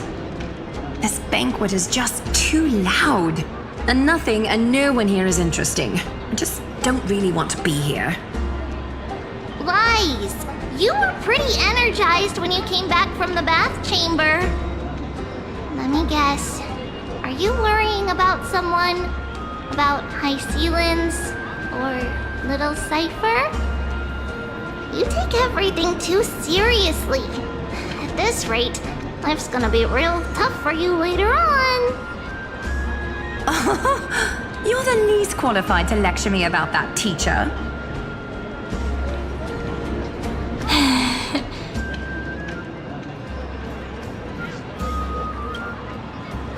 Dear guests, are you here for us? I mean, are you here for Treetie or Aggie?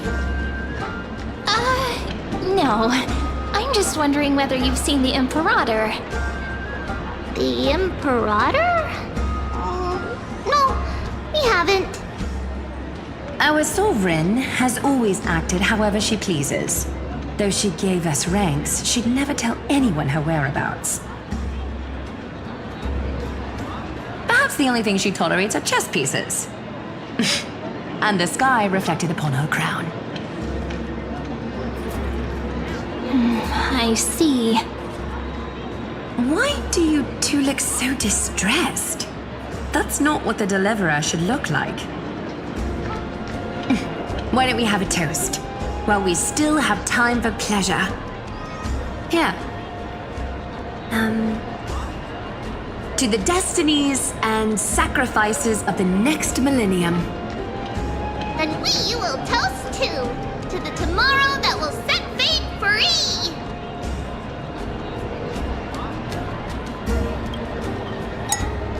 Cheers!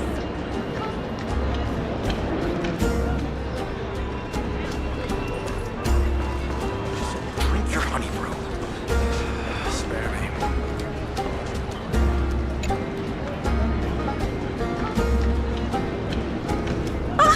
Hello! Welcome to the banquet!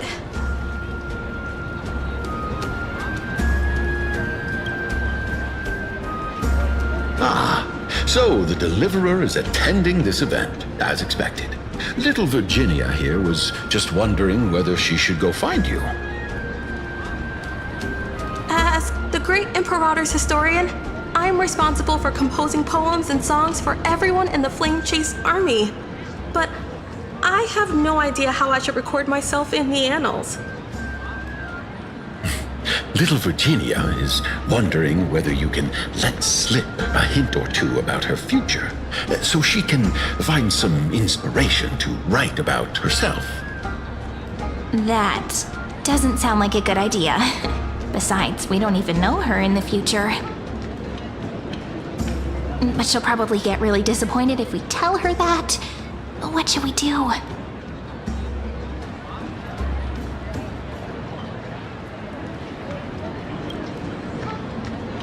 Alright, I got it. We can't reveal too much, but I think it wouldn't hurt to start your poem with the future. Maybe use something like, "With hope, I write down the tale of tomorrow for myself, silently waiting, day after day, till the moment it fulfills its promise." How's that? Oh, that's exactly what I'm after! I'm so inspired! Thank you so much! I feel like I can actually finish composing the heroic saga of Flame Chase once we end this campaign!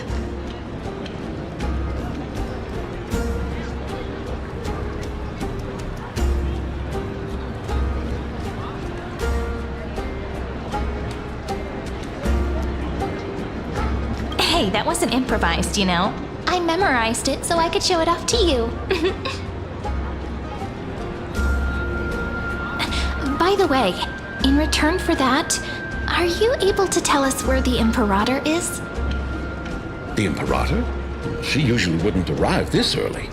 She believes that rulers should stay silent in places where their subjects hold private conversations. Why don't we have a toast before she arrives? To reason, which is held but not revealed. To romance, which will surely be returned.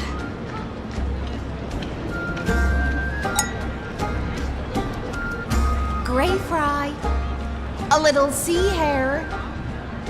Please come over and share the delicacies of the deep sea with me.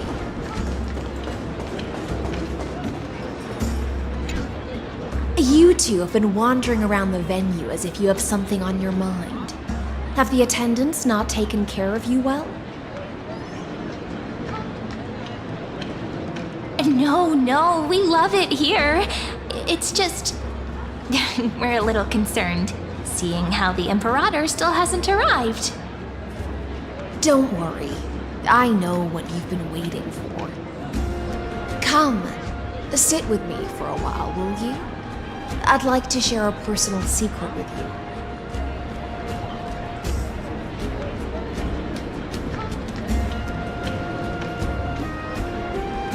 See here?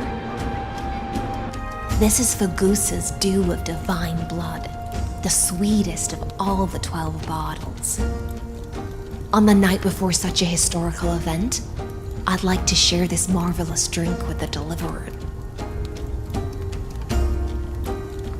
Doesn't this count as bringing in outside food? I knew that security check was targeted at us. What's the matter, guests? Oh, we're simply overwhelmed by such an honor. Are you worried that I might have poisoned the dew? Well then, let me prove my innocence.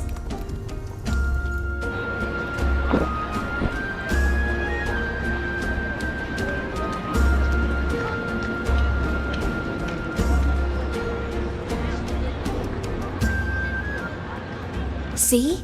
It's completely safe. I feel like Miss Hysilens wants to talk to us about something. Why don't we go along with her for now?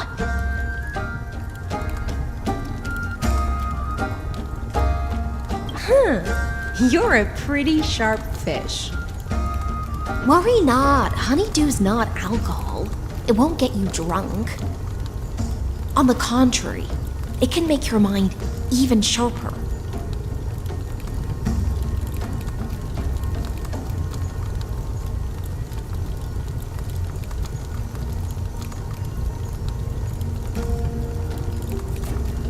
Please, have a taste. Would you like some too, little sea air? I can drink it myself.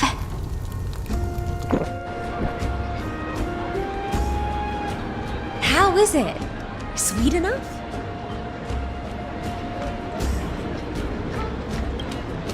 Calm at times, tempestuous at others. That's the taste of the ocean. It'll do you good to understand Fagusa's fickleness before we set off to face their waves. Just like how you're about to understand the secrets within this dew.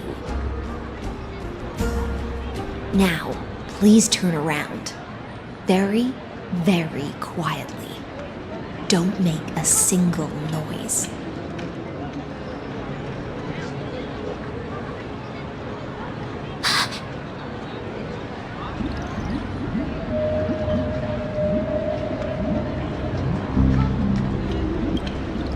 The dew of other gods all intoxicate humans, but the god of banquets dew is an antidote that can awaken humans from a sea siren's enchanting song. Since the start of this banquet, all the guests have been under the spell of my song. None of them can see the Imperator and that Theoros. But you two, I wish for you to see the truth. Is this also what the Imperator wants? This is my personal request. I can't bring myself to trust that Theoros. The Flame Chase army changed after he descended with Orynyx's divination and brought the prophecy of the stars to Akuma. His seductive whispers harbor something malicious within and will ensnare those of us blinded by ambition. You are the deliverers of the prophecy and know about him far more than I do. Perhaps only you can find traces of the truth from his actions and words. Then we can show the Imperator the right path forward. Oh, but isn't this acting behind her back? Amphoreus has become far too weak. Even heroic actions protecting her from harm must be conducted under the water's surface. I am the Imperator's blade, and I must clear the way for her while remaining concealed in the torrents. Then, ensure I'm pointing my sword towards the true enemy. Can you promise me something, Miss Hysilens? Speak your mind. My friend has in fact come here to stop that villain's evil scheme. Our goals are aligned. But as to the decision the Imperator must make, he has no wish to transgress her authority. We just want to tell her everything we know. I believe the Imperator will be able to tell right from wrong. I never doubted your loyalty. I'll pass your words faithfully on to her. Provided we can gain the advantage in this tug of war, that is. Now, return to the feast. Bring this cup with you and keep your distance. Pretend you are still immersed in the sea siren's fantasia. And I'll control the moisture in the air. That way, you'll be able to listen to sounds from afar as if you are a whale of the depths and hear every word of their conversation. I wish you a victory in this first skirmish. It's the exciting and thrilling undercover part of the adventure.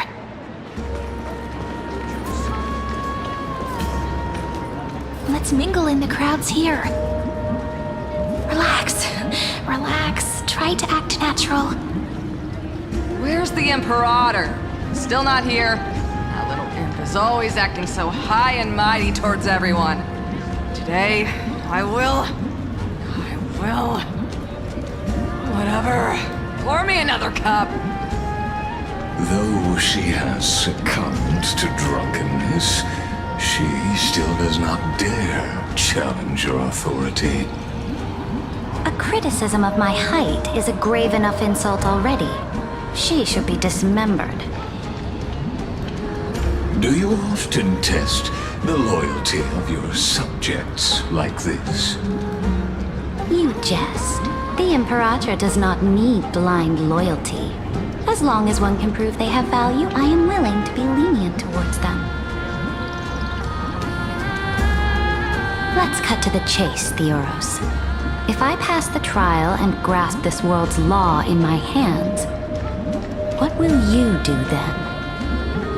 The answer is simple. I will connect Amphoreus with the stars. Don't waste my time. Be precise. Be specific. I won't ask a second time. Allow me to adjust my statement.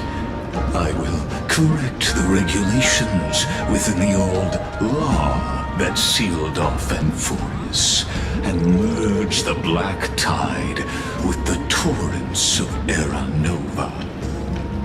Then we will be able to decimate the forces beyond the sky that are trying to annihilate Iron Tomb and sound the trumpet for the endless campaign you will then embark on.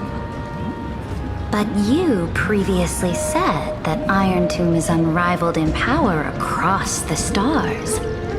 Who would dare to annihilate it? There is a federation of warships named the Cienzo Alliance, warlike and old-fashioned. A cult named the Genius Society, loosely organized, but steeped in abject insanity. Oh, there's also the Astral Express, a group of lawless vagrants. That so-called Deliverer is part of that last group. Those vagabonds mistakenly believe they can connect the stars through alliances instead of conquest. But history has already given them a tough lesson. There are countless other organizations besides, but when the Lord Ravager sweeps across the cosmos, they will certainly all bow before your empire of destruction. The Ackman Alliance is invincible! If those civilizations are not as feeble as you describe, then they may still have some value in testing the quality of my blade. That being said, even the smallest and weakest city-states should build an obelisk to the Imperator, so that their people can constantly recall the glory of her conquests. Walk a little longer with me, Theoros. I don't like how this is going. Our little Imperator seems fascinated by the destruction. Grapevine! Little sea hare? It seems like they're still talking. Get closer. I'll keep carrying their voices to you.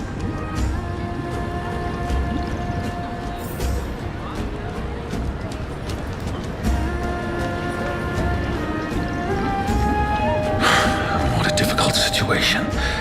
No matter how we position our forces, this battle against Fagusa will result in many casualties. That's not something you or I should consider. The Imperator has already placed the chess pieces. We just need to fight for her until our last breath. How astonishing. The commanders under you have such different personalities, yet they share the same loyalty.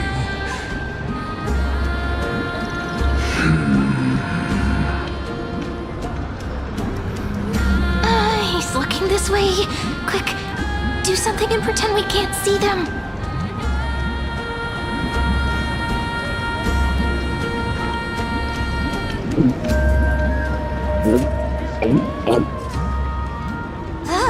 Slow down.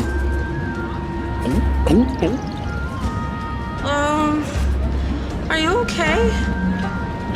What's the matter? My apologies. I was just checking whether everything was fine with those two distinguished guests of yours. And it seems like all is well. Let us continue our previous conversation regarding the soldiers fighting for you. Are they aware of the price they must pay for the trial of law? If I recall correctly, you've already lost a bout against Talanton due to offering insufficient sacrifices. You dare mention my name alongside the word lost? Forgive my transgression, great Imperator. Watch your words and actions. All you need to know is that my victory in the trial is guaranteed. Even without the trial of law, they've already sworn to give their lives for my conquest. So tell me, if everything happens according to our agreement, how would you recommend I deal with that deliverer?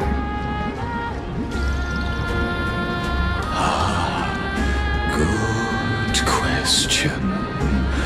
Do not let him fool you. That man from beyond the sky contains a seed of ruin within his body. He must not be allowed to tarnish your glory. Therefore, the wisest decision would be to hand him over to me. You plan to torture him? Calling it experimentation would be more appropriate. The guest's patience is running thin. I plan to remove the Fantasia and head into the banquet. I will heed your advice. Leave for now, Theoros, and go back to Akama. You don't want to confront those two directly either, do you? Indeed. It's a pity that Antikytherans are lightweights when it comes to drinking. Before I leave, I would like to make a toast to your boundless ambition, using my spirit instead of a goblet.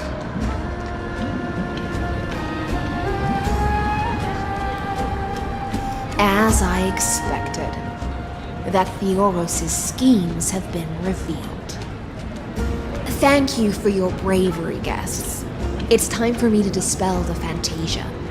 This will be the Imperator's last public address before we head off, and therefore, likely, the final chance to change her mind. I will try to get you a chance to speak, and I'll also prepare for any contingencies. The rest is up to you.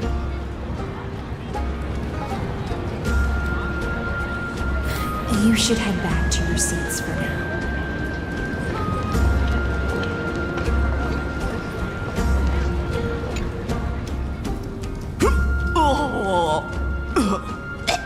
This honey brew sure wears off fast.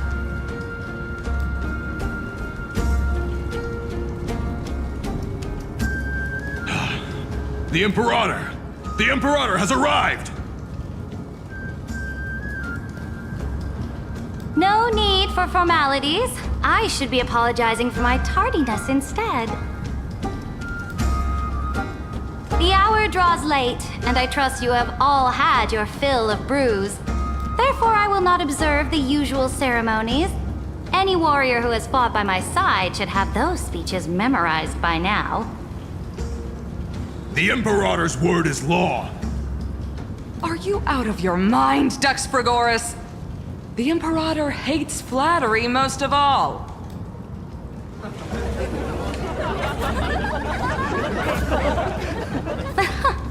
A joyous atmosphere is a better fit for showing me your resolve. I believe that you, my dukes, will do all you can to assist in the campaign against Fagusa, just as you always have. However, it's a pity that I have never tested your loyalty.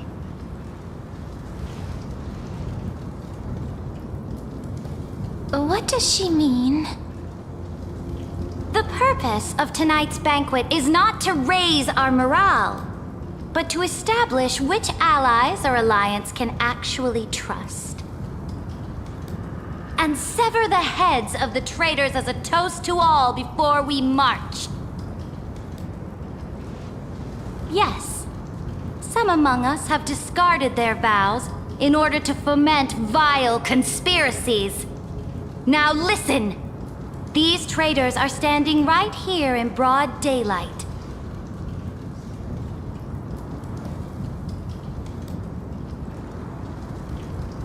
Dux Gladiorum Hysilens. She used the sea siren song to immerse the crowds in an illusion and conceal her whereabouts. She then worked with those from beyond the sky to spy on confidential matters, hoping to rob the core flame by force and harm me, the Imperator!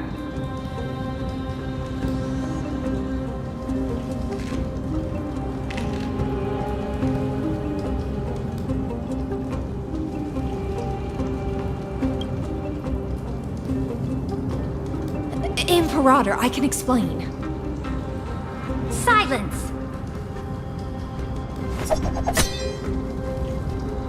Do you remember who used to own this blade?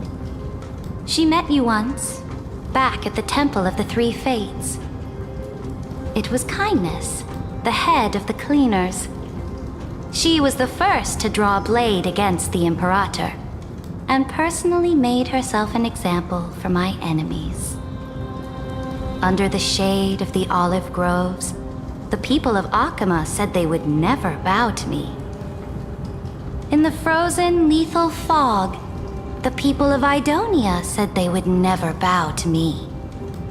At the beginning of the myriad paths, the people of Yanisopolis said they would never bow to me. But now, they all lie silent. They now fear me as they fear the law. For I am Cerydra, and I am the Imperator!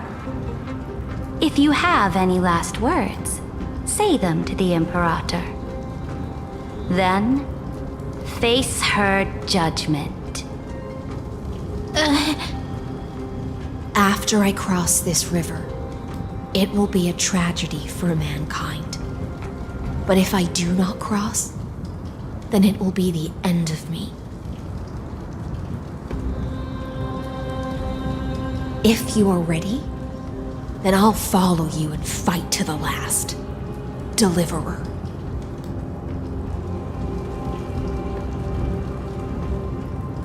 That's right, friend.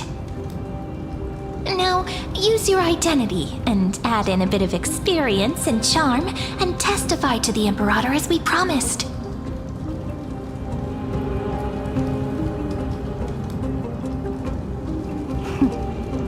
You think you can slay a king using your words instead of a sword? I'll have it. Show me the weight of rhetoric from beyond the sky. Will it weigh heavier than 3 human lives? Let's watch our words carefully.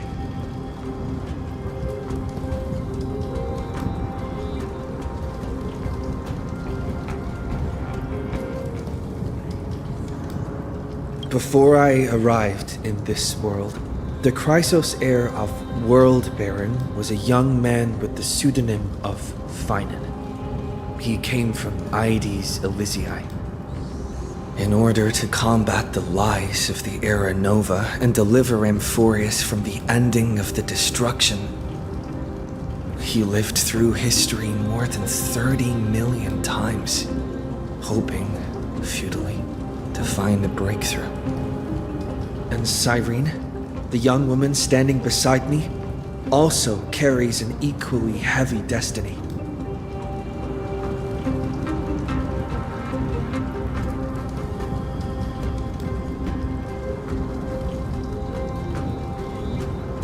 Iron Tomb is the ultimate end of Amphoreus' destiny. It is an embodiment of pure horror that walks the path of destruction and can never be tamed. That is the only thing Lycus cares about. As for Amphoreus, your glory and campaigns, he doesn't care about any of those. He will most certainly betray you. When that time comes, all of us will be ground to dust by the destruction.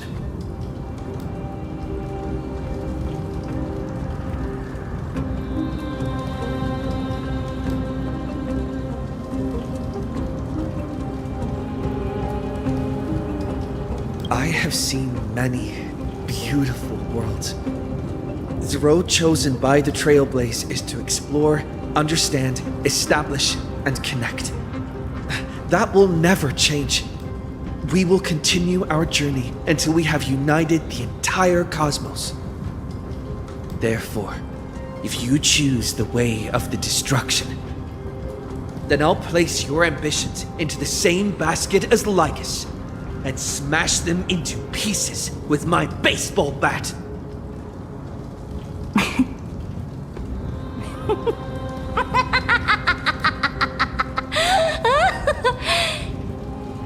That was truly a chaotic speech. All that needs to be said has been said. Dux Frigoris, Dux Bromalis, escort the traitors to the prison.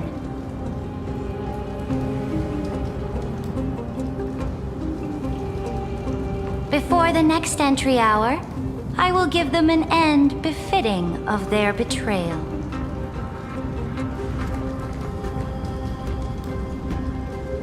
Oh, great Imperator, your ambition certainly eclipses all things. You're still here, Theoros. Of course. As the Theoros, I simply cannot miss this moment, miss witnessing the fall of a nameless one. Or perhaps I am waiting for you to give me an answer. Why would someone as powerful as you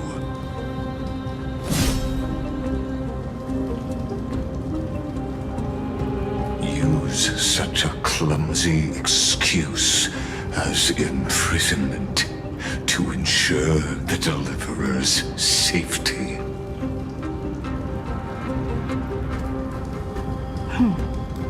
So you finally tossed aside your act. I must point out that you are just as impressive an actor. This banquet was always going to be a game of chess, where you would try to control both sides and turn both them and me into your pawns.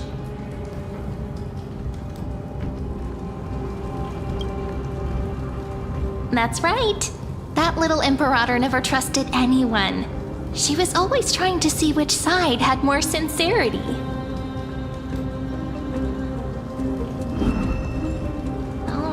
All right, we'll listen to you. Here you go. Also, please pass on a message to the Imperator from us. She can trust my friend, anywhere, anytime. But as to the decision the Imperator must make, he has no wish to transgress her authority. We just want to tell her everything we know.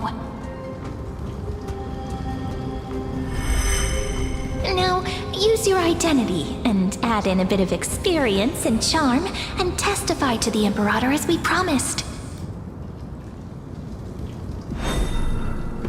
And we won. Sincerity will always remain the greatest shortcut to people's hearts. I can toss your words right back at you like Kyrgyz. Why would someone as powerful as you pretend to be a mortal and kneel before me? Unless you enjoy giving flattery and prostrating yourself. You are mistaken. I am only trying to ensure the experiment's autonomy, meticulousness, and perfection, thus avoiding any unexpected outcomes. A forceful intervention will only create larger errors, reduce efficiency, and introduce ugliness. Had you fulfilled your promise of giving the law to me and completing the Aranova, then Amphoreus would not have deviated from destiny's course.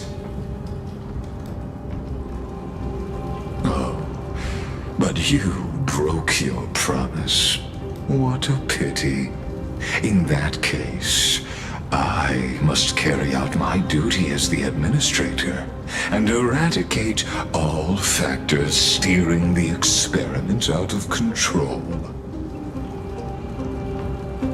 Factors such as you and him. Careful. Careful. What was that voice? Was it Orynyx? I found you. I finally found you.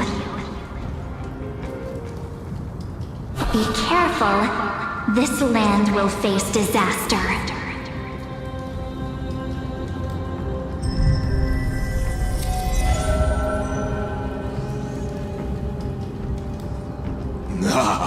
The time of judgment is nigh, my lord.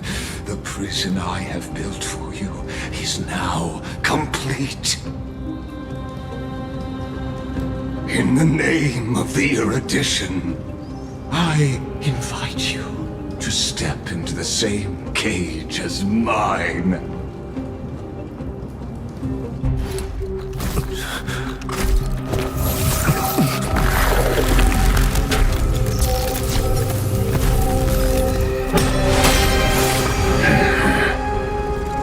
What's the meaning of this, Imperator? I did not permit you to act. A ruler is the only one who can decide their subject's destiny. But, great Imperator, what judges destiny is not the ruler, but gods. Don't forget, my realm only allows for the existence of humanity. Moreover, dealing out extrajudicial punishment equates to defying the law, and the culprit is to be sentenced to death. But you have seen how I can erase life from this world with just a clap of my hands. I fear you are still quite unaware of your current situation. Allow me to reiterate. I am giving you a simple choice. To collaborate or to be destroyed. There is no other way. Shameless behavior. If that were true, you would have killed me long ago. You, in fact, cannot kill me. I guessed it the first time I beheaded you. Because of the law, you cannot be completely destroyed. And the same is true of the Chrysos heirs.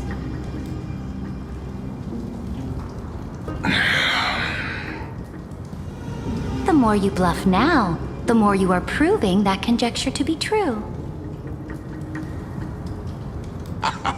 What magnificent foresight! I once regarded this precious quality of yours as a sure sign of my ultimate victory. But now, I have to admit that I made a mistake. Yet, as a mere mortal, how will you contend against the Theoros? We are both slaves to hubris. But do you know what differentiates us, Lycurgus? I will never be blinded by my pride. If I wish to break the scale's balance, I only need to appeal to external forces and use them for my own ends.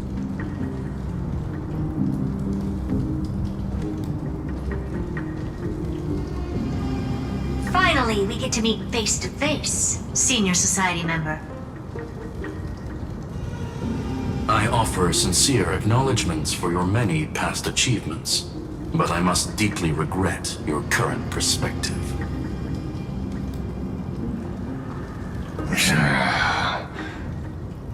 Trust me when I say that you aren't the only one feeling regret right now, Screwlum. So you two are the allies from beyond the sky the Deliverer spoke of, and why he demanded the divine authority of law.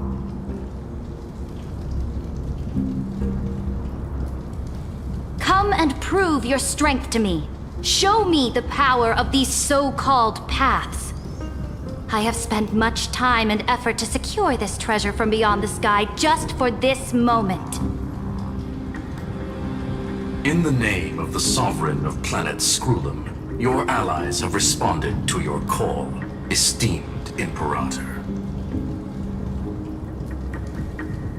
Please allow me to spell the situation out for you, Lord Lycus. Permission to read the ultimate protocol is already in my hands. It'll only be a matter of time before we acquire the authority to write and execute commands as well. There's no way the flame chase journey will continue after you've burnt your bridges so thoroughly like this. Do you really think you can still win? Oh, seriously. Don't embarrass the society.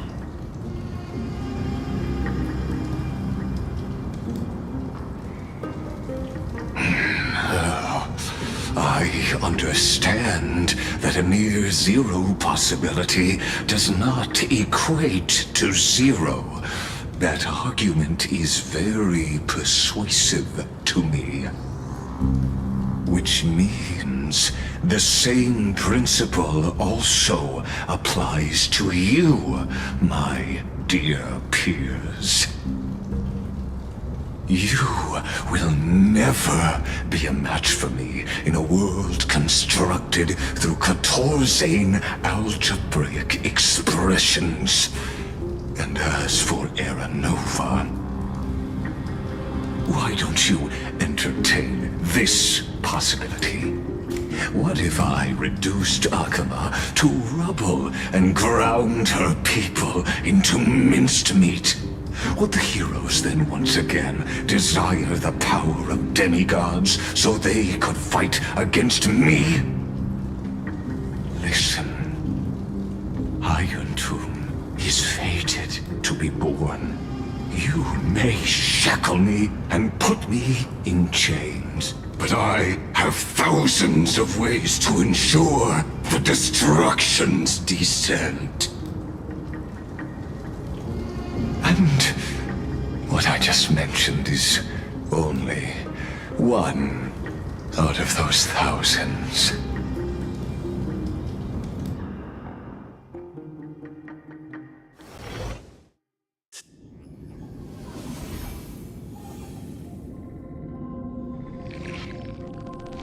This is the exomyth?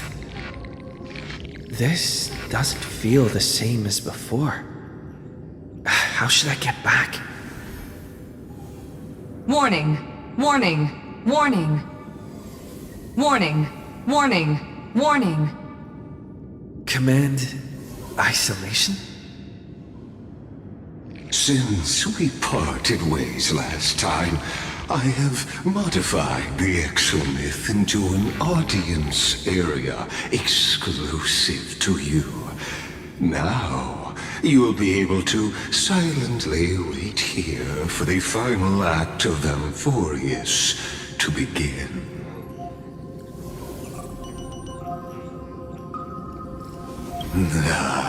It seems you have already forgotten. We can't hurt each other in this place. This could, in fact, be a wonderful opportunity for you. From the audience's perspective, you may better observe the workings of the erudition at a macroscopic level. In this place where time flows far slower than within Amphoreus, you will witness the end of that world's saga.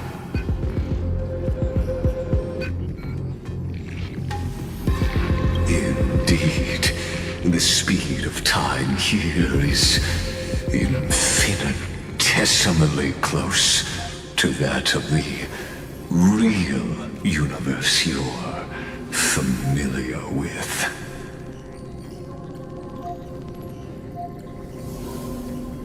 The answer concerning the prime mover of life and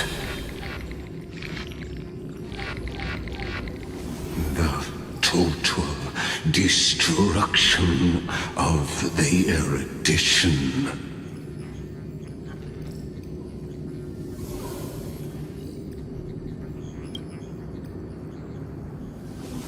Do you see me as their faithful disciple? I am certainly not. I have tried so hard to ensure Iron Two's birth, just so that I can correct the error named erudition that humanity crafted with their own hands.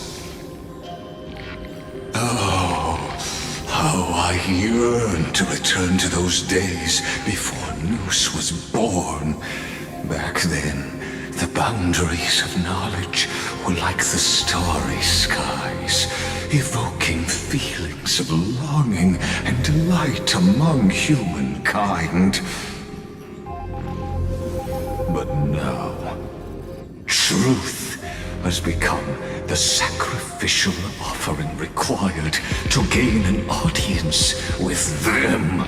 And the geniuses would say that Noose already knew. That arrogant Eon was born from the primal mobile of humans' desire for knowledge. Yet, they themselves sealed off humanity's capacity to seek enlightenment. I am simply cutting down a tree of doom that we planted ourselves. I must admit that the process of answering your questions has reminded me of the happy days of learning in my youth. However, it is a pity that my true form must now descend into Amphoreus to deal with the accident that arose because of you. But you won't have to wait long. When the curtain falls, you'll surely understand mine and Amphoreus's ardent wish. Where time flows slower than within Amphoreus. If Lycus spoke the truth, then I don't have much time left. But how can I get out of here? Can you hear me? Little one. Is that Herta's voice? Warning, warning, warning. Hurry up! Put some speed into it! I can't keep this up. That old Intellitron overlooked one little detail, and Screwy and I finally found an opportunity.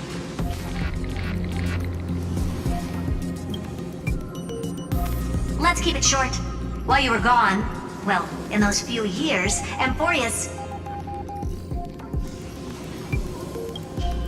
Yes, time dilation, resulting in an uneven flow. Don't you know this already? Let's stick to the main points. The Chrysos heirs activated the chronocognitive anchor and helped Skrullum and me open a hole in the firewall. We made some adjustments, so he can't attack us immediately, but it won't hold for long. Critical warning. Critical warning.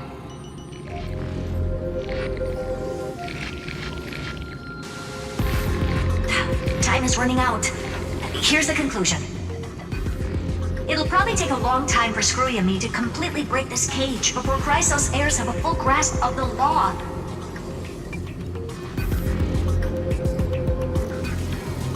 To be safe, we'll continue to launch side-channel attacks on the system to give you opportunities to escape. You need to seize these opportunities. So start moving, and find a way to pull off a magnificent jailbreak. We detected another Path's influence. Critical warning. Critical warning.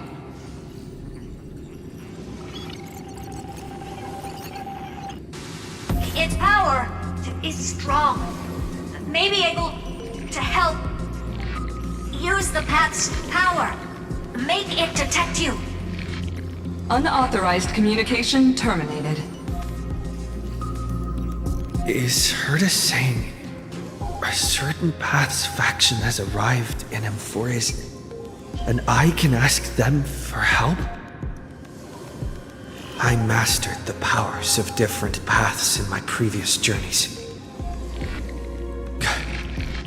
Think hard and figure out exactly which faction has arrived at Amphoreus, and which path's power I should use to call for reinforcements. Are these showing my memories? With a Stellaron in my body, I woke up at the Herta space station and gained the power of the destruction. A world that'll give rise to a Lord Ravager would definitely draw the attention of the destruction. The Stellaron in my belly is gonna be super useful. But what if I end up pulling in the Antimatter Legion or the Annihilation Gang? Can they really help?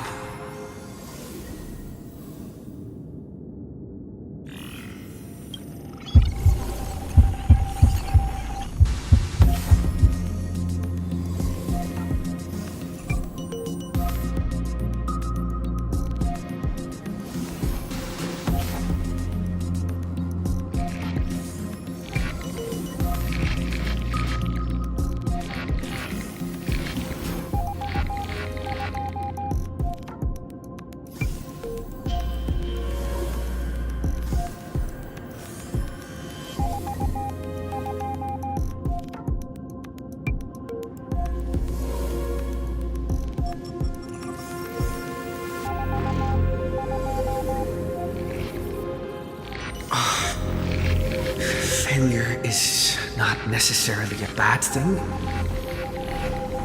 This power wasn't gonna call up anyone nice after all. I obtained the flaming lance left by the architects and gained the power of the preservation in Belobog. That's right! No matter how far away a planet is, the IPC is guaranteed to pay attention as long as there's a business opportunity.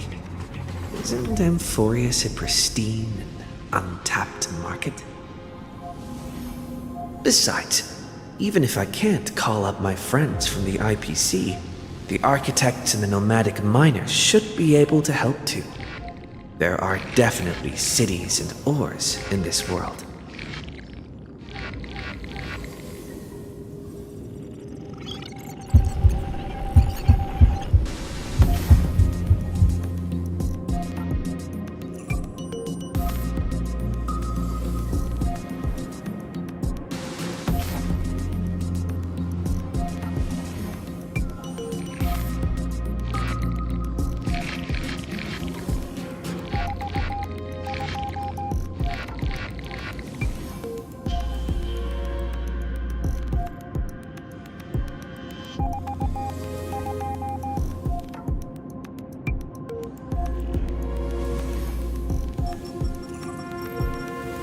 seems like since Amphoreus has no overseas market, the IPC's hand can't reach it. I received the Watchmaker's hat in Penacony and declared war against the Order, and then gained the power of the Harmony. That's right! The benevolent family must still remember me for saving them. Their music echoes throughout the stars, and they'll definitely want to help. Come, let me put on the deer hat that's been set aside for quite a few chapters. Sing with Clocky. The world is in harmony and the stars shine bright.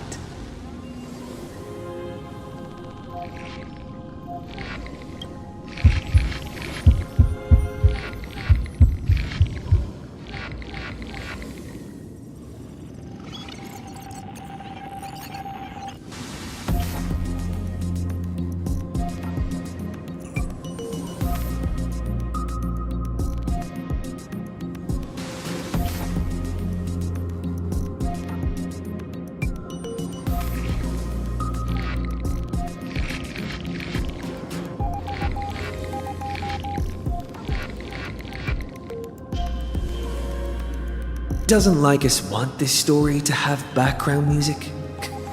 He has such terrible taste. The Remembrance. That's right. I came to Amphoreus because Black Swan asked us to come. And I even got a glance from Fu Li here. The Garden of Recollection must be intricately involved with Amphoreus. Traces of the Remembrance are also everywhere in this world. I don't know what they want, but I don't have many choices left in this crisis.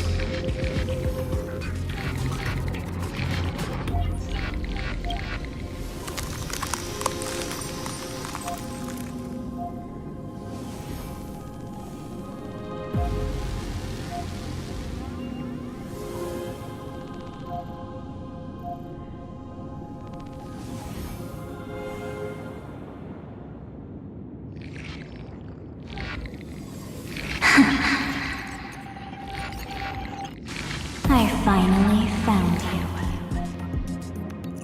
you. Following the sound of memories. A pathstrider walking both the Remembrance and the Trailblaze.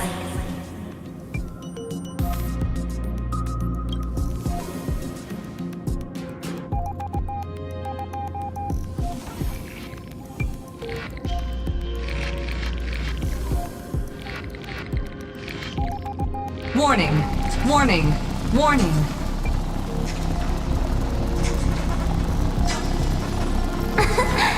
Erudition's prison cannot stop us, for we lie outside the logic of zeros and ones. Come, leave the cage of logos. The mythos of Amphoreus waits for you to continue its story.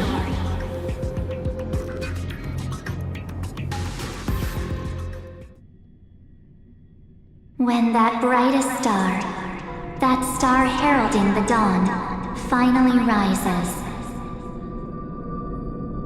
a boat, so used to drifting, at long last enters an island's safe embrace. Oh, Pathstrider, we have helped you break free. Hurry and set off.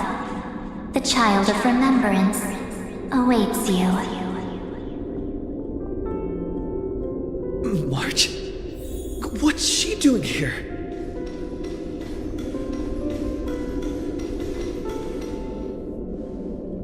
Oh, you're finally here! We haven't seen each other for such a long, long time.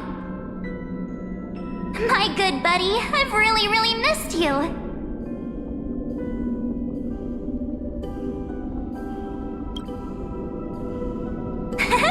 I bet you were constantly thinking about the days when I was by your side. It's been so boring waiting for you in this place. There's no one to chat with, no internet, and not even anything to eat or drink. It's basically a prison. Now the great hero is finally here to save me. Yippee! You must have seen a lot in Amphoreus during this time, right? You gotta tell me all about it.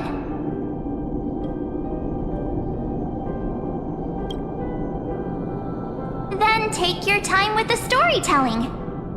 Or do you not want to talk to me? But let's get out of this spooky place first.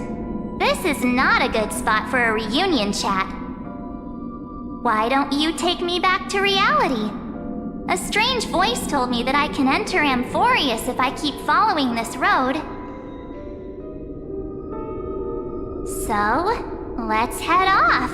I still don't know what that world even looks like. Why does March feel so weird? What are you standing around for? Do you actually like this place? Get moving. Hurry! This door should be the exit. Maybe my instincts are wrong. Are you okay? You haven't said anything for a while. Has it been so long that you're still missing me? There's no time to waste, though. The Chrysosayers and the geniuses are all waiting for you. No. The discrepancy is getting worse.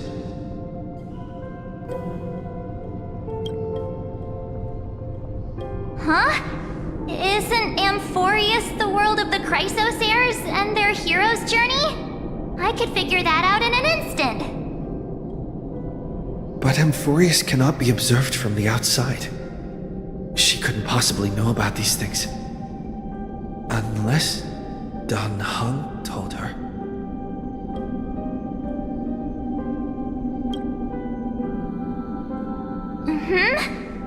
No, he's not. Maybe I just happened to miss him. Never mind. Dan Heng's super reliable. We don't need to worry about him. He's probably waiting for us somewhere. All hail and hearty. No. The geniuses would have made sure that Dan Heng made it back on the express.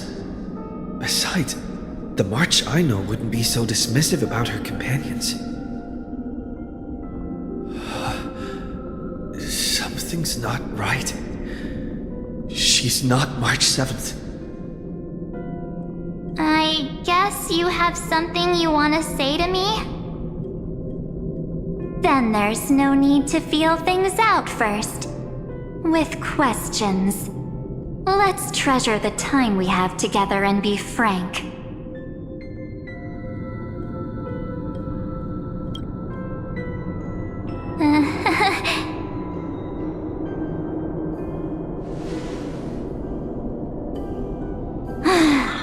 As expected. A glimpse of memory is not enough to deceive the bonds of friendship forged between the nameless. In that case, there's no need for further deceit. You're right. We're not the March 7th you are acquainted with. But we can send you back to Amphoreus, as long as you are willing to help us.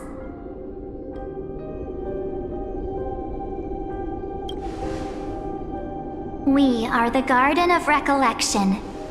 You should be very familiar with that name by now. Just as a reminder, while you hesitate, time is quickly ticking away in Amphoreus. Working with us is the best way to stop the enemy of erudition. Erudition would treat any results unrelated to the experiment as garbage and throw them out. But we don't work like that. The Remembrance treats all these instances as important materials needed to weave the universe. Besides, this would be child's play for a great hero like you. It won't be hard at all. Also, if your plan fails and the big bad Iron Tomb manages to get out, then the whole cosmos will be in danger. Wouldn't it be better to have an additional failsafe? As long as you help the Garden retrieve what we want, even if Iron Tomb reformats everything in the physical plane, we can use Remembrance to reconstruct the entire world. Or should we say, the entire universe? So help us. Find where Amphoreus' memory began, and bring it out. The Master of Anosrava has already glanced at you. Don't deny it. That storybook is the best evidence.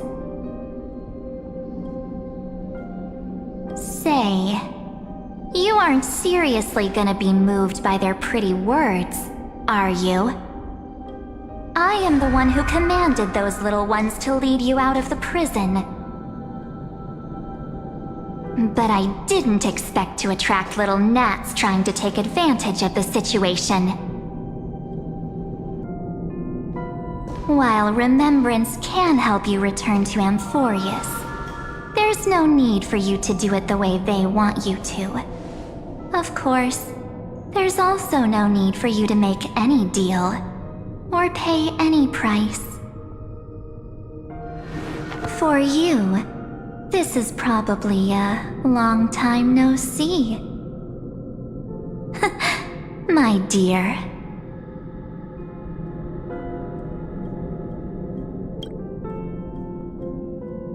Shh. There's no need to say anything. I know. You have so many questions swirling around in your memories at this moment. And you feel so helpless. Put them aside. For now, all you need to do is trust me. Or do you need more proof? That won't be hard. Wait, stop it! They're awake! I'm gonna keep our first photo, alright? It won't come to pass while we're around.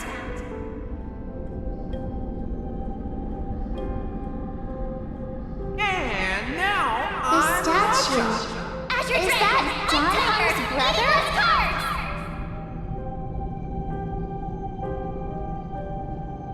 Oh, did you hear that? She just called me, but my future is full of pain. We won't escape from it.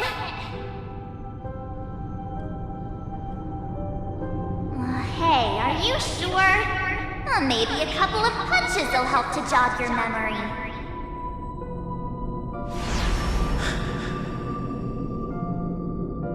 It's as if they all happened just yesterday, right? I don't want to lie to you, which is why I will not use her name. The 3rd month of Amphoreus is the month reserved for the Veil of Evernight. So, place me into your memory using the name Evernight for now.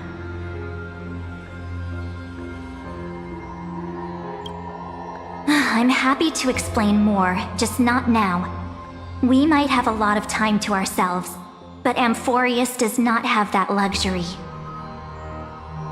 If we do not stop erudition and destruction, then the journey you've treasured so much will face the prelude to its obliteration. A countdown not in amber eras, but in days, minutes, seconds. So, take this gift. This burning core flame. This footnote of a transaction. It contains hope and the warmth of the entire world. Ripples of past reverie. She hid this fire in the long river of time, hoping that her wishes would transcend time to reach your hands in the future. Now, take it, and return with it, dear friend. Return to Amphoreus, and overturn the final era Nova. Witness the time that stood still for the Deliverer. and the resistance that never bowed to the destiny of destruction over the long years that passed in a flash. Then, with this core flame blessed by the remembrance, respond to their hopes and blaze a trail to the future. And I will silently watch in a corner of time, waiting for our next encounter. I believe the wait won't be too long.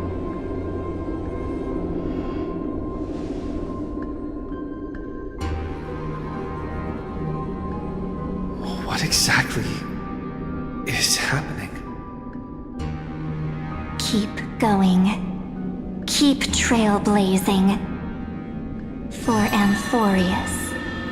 For you. And for the March 7th in your memories. Go forth.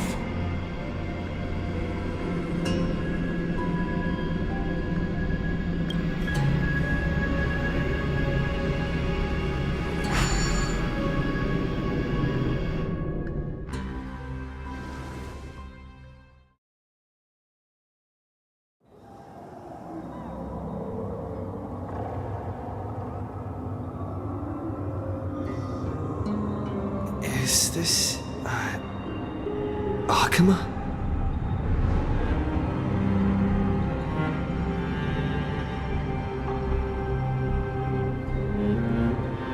No one's here.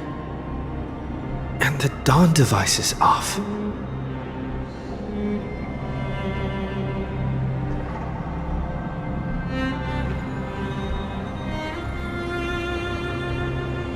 Am I too late?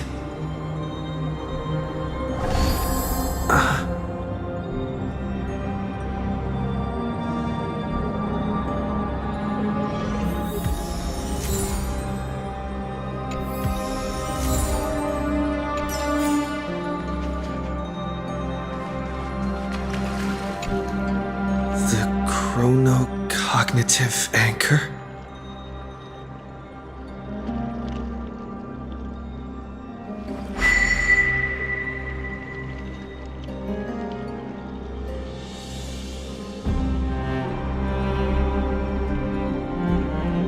There's so much I wanted to say for our reunion.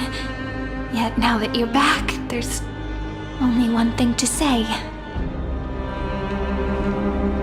Welcome back, friend. It's been such a long, long time. You must be really confused right now, aren't you? So much has happened in Amphoreus while you were gone. But don't worry. The Deliverer can't afford to be lost, no? Now, please follow me and turn the pages of time and hear the words everyone left for you. I'll tell you the story of this 1,000-year journey. That way, it won't just be my memories alone. Cyrene can't hear me?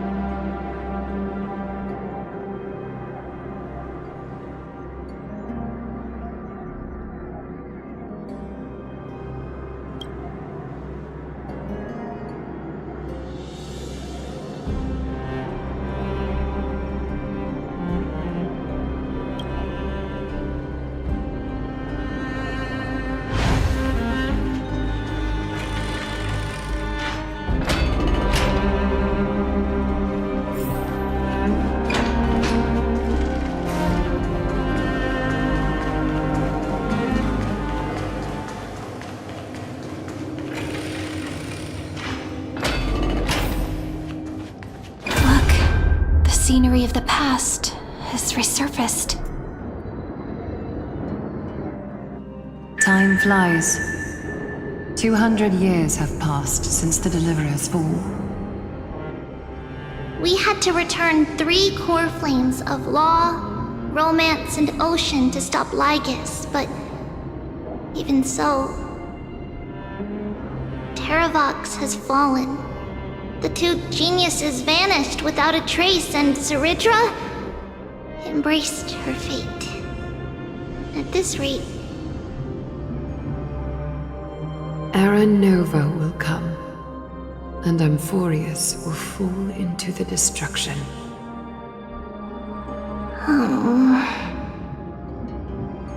It seems the key to rewriting the end once again lies in the core flame of world-bearing. According to the instructions left behind by those 2 geniuses, we must get it into the Deliverer's hands, no matter the cost.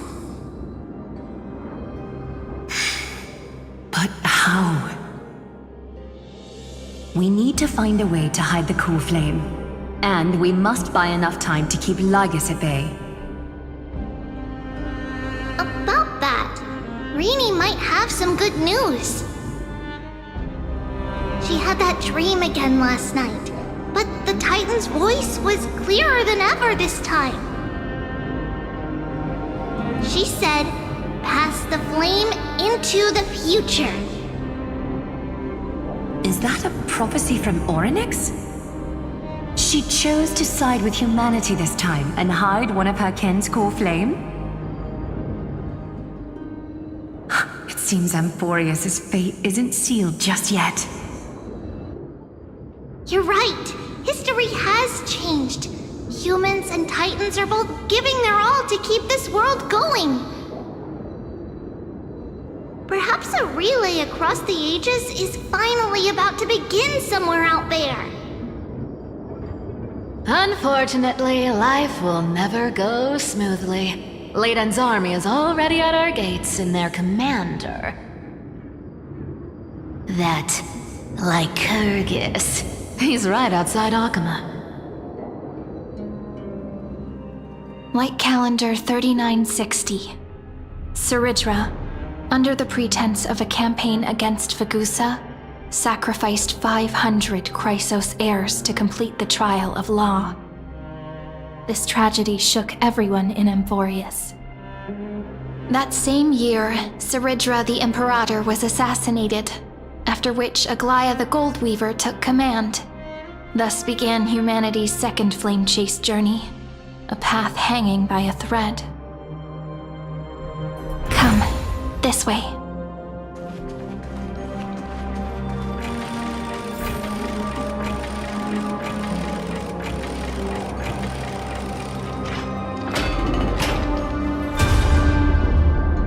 The eternal holy. The memorial palace lies in ruins. Countless mortals have perished because of your stubborn resistance. It's time you learned the cost of refusal. Now, answer my question again. Where is Kefali's core flame?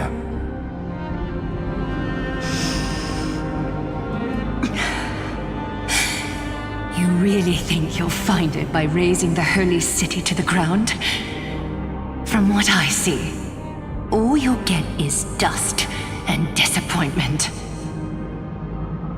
Don't forget, you can't kill the Chrysos heirs mentioned in the prophecy because of law.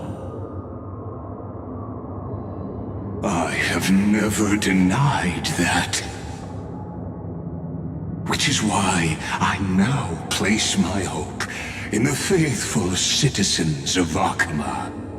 Perhaps they'll give me what I seek in the echo of your screams. Now then, I'll be cutting open your chests and using your scalding golden blood to baptize the masses. Allow me to apologize in advance. We shall start with you, blind and foolish Lady Goldweaver. Leave this to me, Lady Aglaea. You must get away now.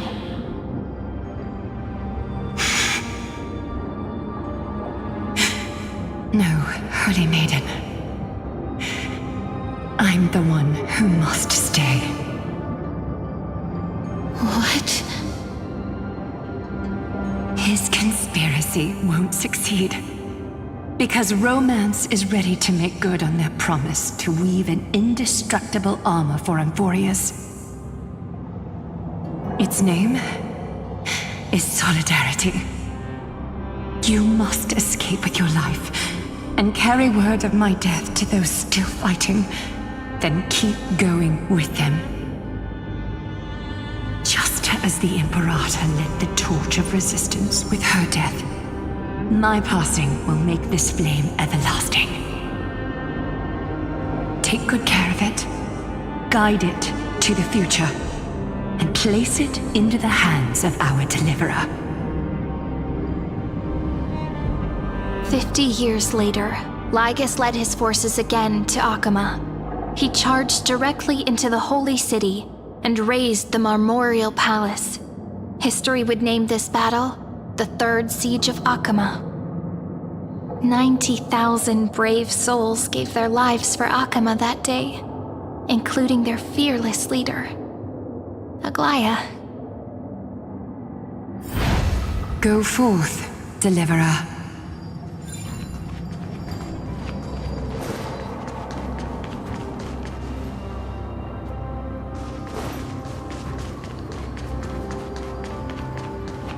Go. When the frost melts and the snows give way, So what you're saying is... Princess Homebuddy. She just left. Like that. Since Cass has made up her mind, we can't let her resolve be in vain. But... between staying in Akama and going to Styxia, what difference does it make when it's death either way? I'm against relocating.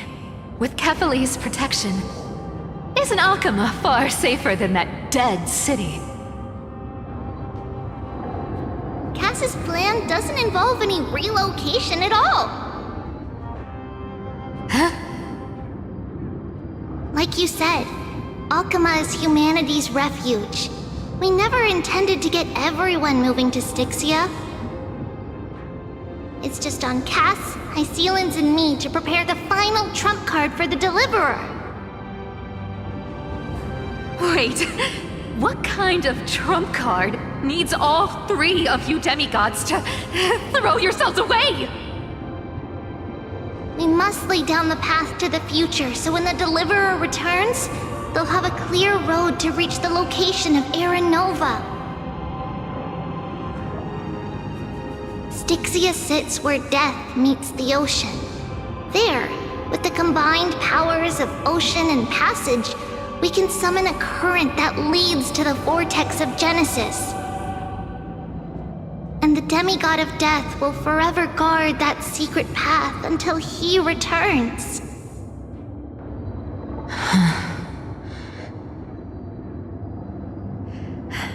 We all know Lygus will set his sights on the vortex of Genesis. That's exactly why we have to do this.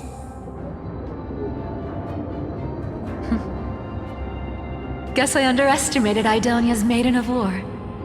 She's got way more steel than I thought. And Cypher, we need you to head to Castrum Kremnos as soon as possible. By any means necessary, forge an alliance with Strife. The prophesized Crown Prince has already been born. He shall become the new defender of Akama, protecting this land after we leave. You don't need to worry about that. I just came back from Castrum Kremnos. Only a step ahead of the news. Treebbie, something's flying towards Akuma, and it's really fast.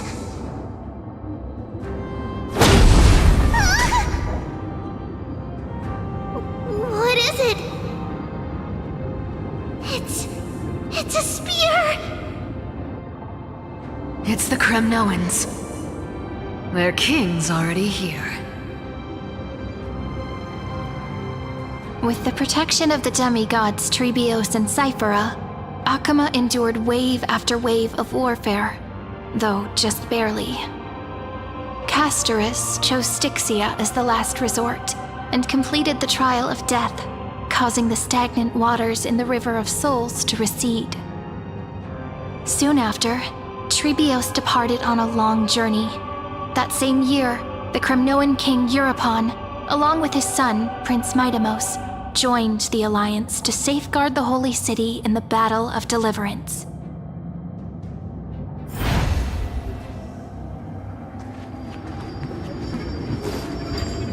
Go on, and see you tomorrow.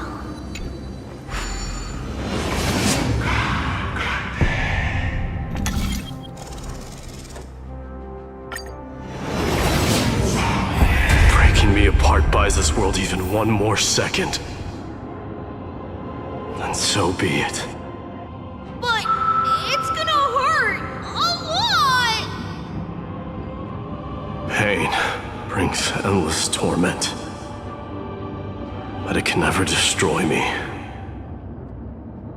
I believe that you were thinking the same thing when you stepped through the gate of infinity and jumped off that cliff.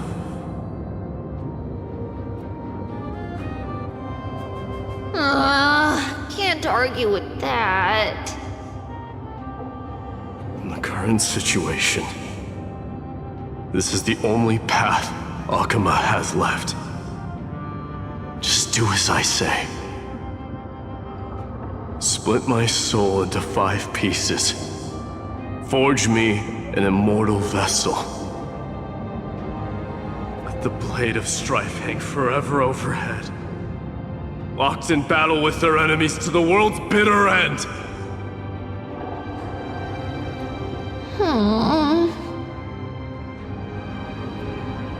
There's no need to be sad, Lady Treebios. Haven't we already taken great strides towards that promised tomorrow? In this life, my people no longer have to drown in false guidance. Kremnos has washed the blood off its fate. Amphoreus no longer needs a god named Strife. So let me shatter the former loss and turn the Lance of Fury back into a weapon that protects the world. We understand. By the way, can you do me another favor? The 7 sages from Grove of Epiphany are already en route. They'll arrive in waves to join the Resistance in a couple of days. Among them is a scholar named Anaxagoras. He has extraordinary insight and fears no sacrifice. This soul-rending ceremony wasn't just my decision. It was his counsel. His wisdom will surely be the backbone of Amphoreus' survival. Watch over him. Carry on this everlasting flame for me. Through Anaxagoras' ritual, the demigod of strife split his soul into 5. Courage, honor, tenacity, sacrifice, and reason, each sealed in blood crystal and cast into battle. The people held a 10-day funeral to mourn their fallen god king, and through his sacrifice, humanity was granted 200 years of peace.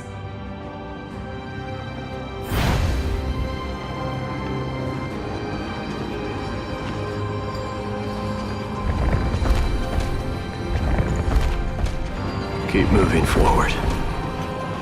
My blood will pave the road ahead for you. Keep moving forward, little Gray. See you tomorrow.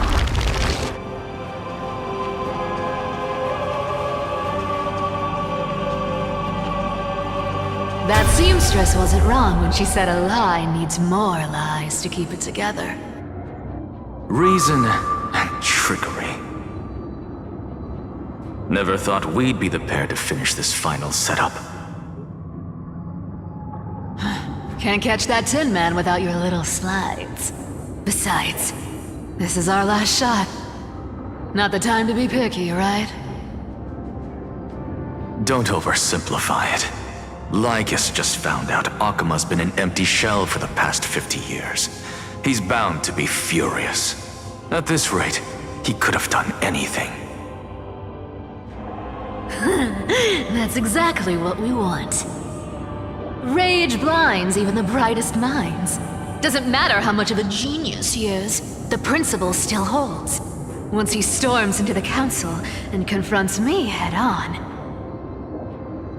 you trigger your alchemy with a boom and turn him into a caged beast. Easier said than done. You still have to pass yourself off as the deliverer without anyone catching on. And you really think a human alchemical array can bind a godlike being? That's just nonsense. What? Getting cold feet? Or you just don't believe in the almighty worth of the demigod of trickery? Just tell me straight. Can you do it or not?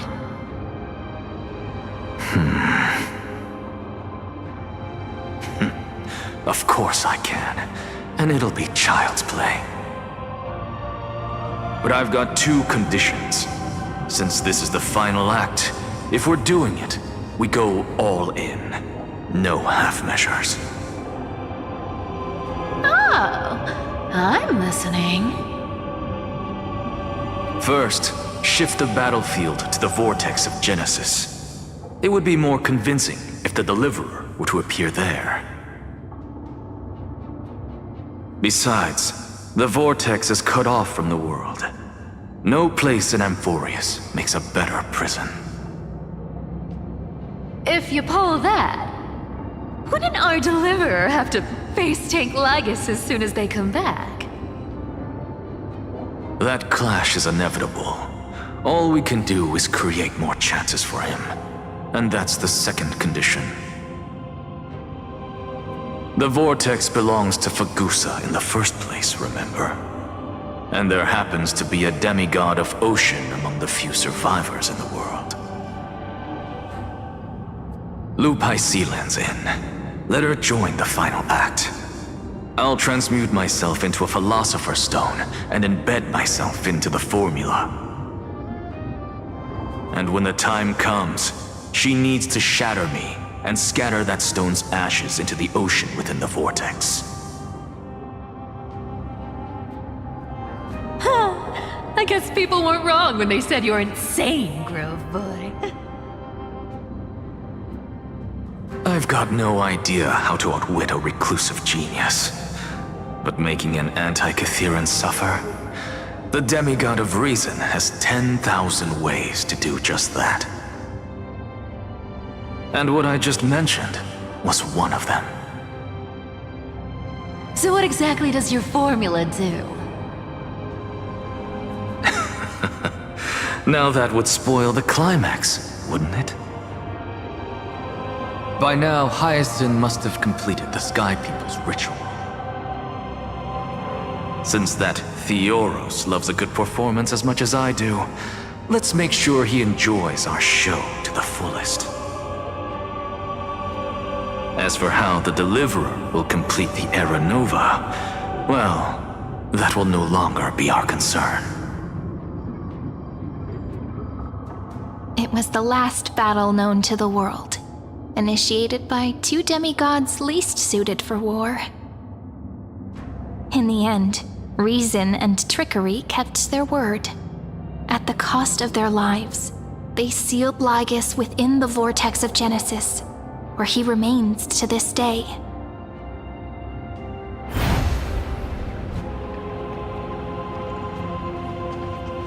Go forth. Finish the greatness left undone.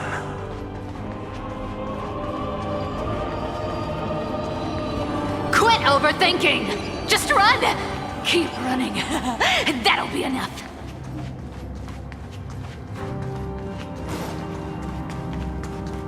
Irie, it's dead quiet here.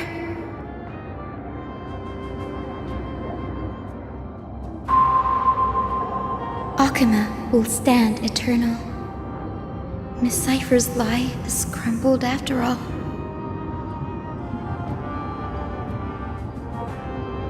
But it's all right, because all of us have fulfilled our purpose by now. When the Deliverer returns, no matter where he is, sky will turn clear and a rainbow bridge will rise, carrying him to the final battleground. Cyrene, this arduous relay is finally nearing its end. Now, I'm passing the final baton of fate to you, okay?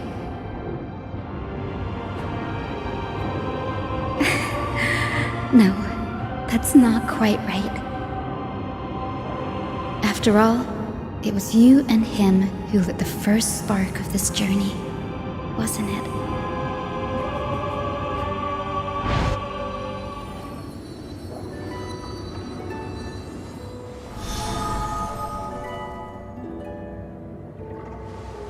I'll tell you the story of this 1,000-year journey. That way, it won't just be my memories alone. And I'll share the moments I spent with you with everyone. That way, the path we walked becomes a memory shared by all.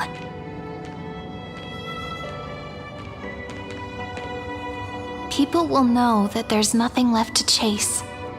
Amphoreus has already welcomed the dawn foretold in prophecy. Just like I said, this should be easier than last time, right?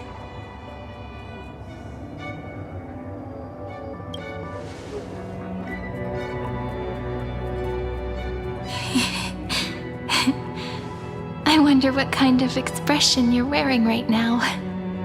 Probably the same as always. Calm, resolute, and brimming with confidence. If I have the chance, I'd love to see it again. Because it's really been far too long since we parted.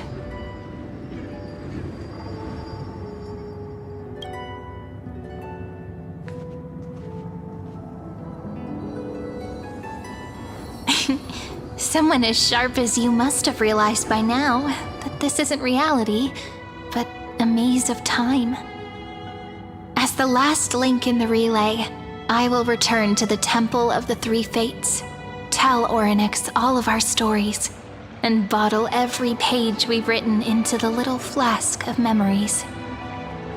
And then, may it set sail in peace, drift down the river of time along with the core flame of world-bearing, reach your side, and lead you back to Amphoreus. Just like the first time we met, right? Even though this cycle has no demigod of time, time has always stood on humanity's side. This is the only way to make sure that the Era Nova won't happen before you return. And the only way I can safely entrust the completed final flame chase journey to the Deliverer's heart. After all, the new world will be born from your memories, and the protagonist of this story mustn't be absent.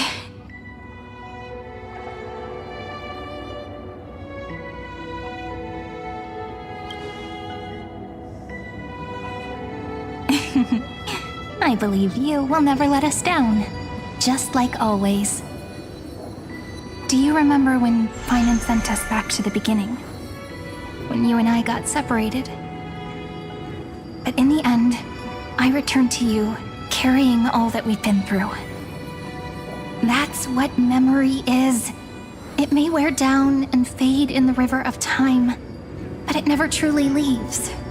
When that hidden corner of the heart is stirred, the past returns even more beautiful than before. So don't worry.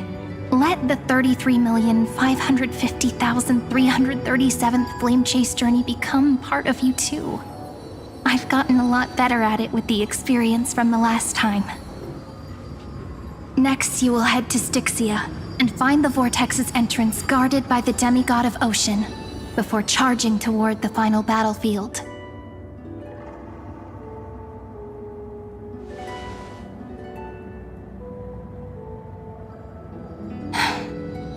Don't worry. I'll be with you.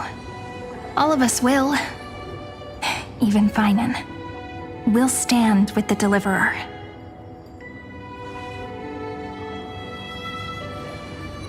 So say a short goodbye, then set off, just like we promised at the start. Toss away all unnecessary worries and troubles, and bring our smiles and determination into tomorrow.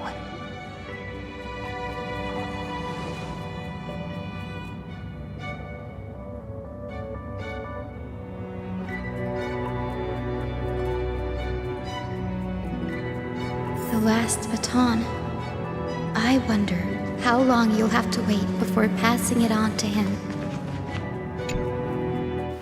But, Cyrene, what if you wait and wait, but that hero never arrives? That won't happen. Because I know that no matter how long it takes, he'll definitely return to this place. We can't let him down.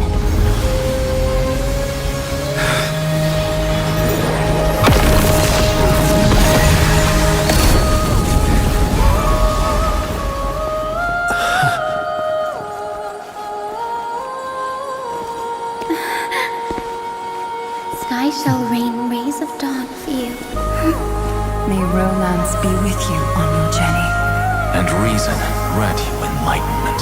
Let strife bestow you with inspiration. Trickery ensure your success. Allow death to protect your soul. And at last, let passage point the way forward. While time will remember the Trailblaze's journey.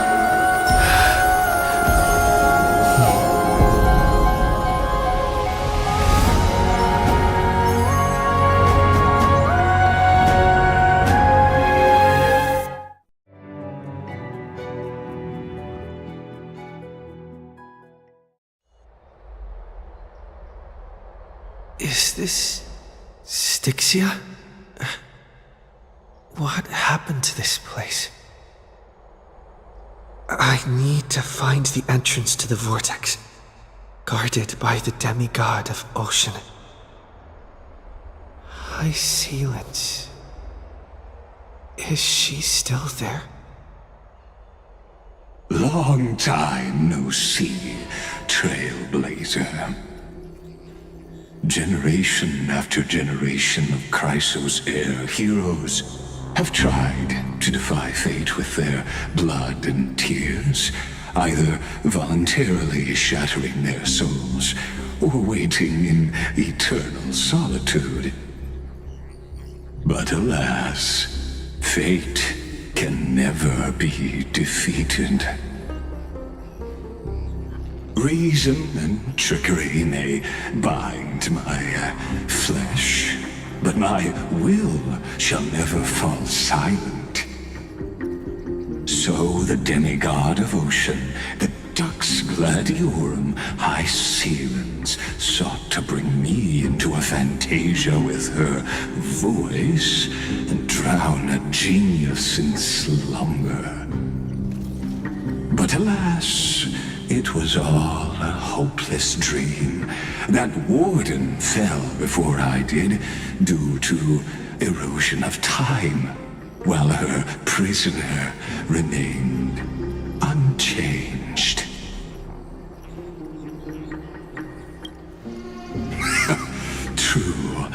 I can't leave this place, but what of it?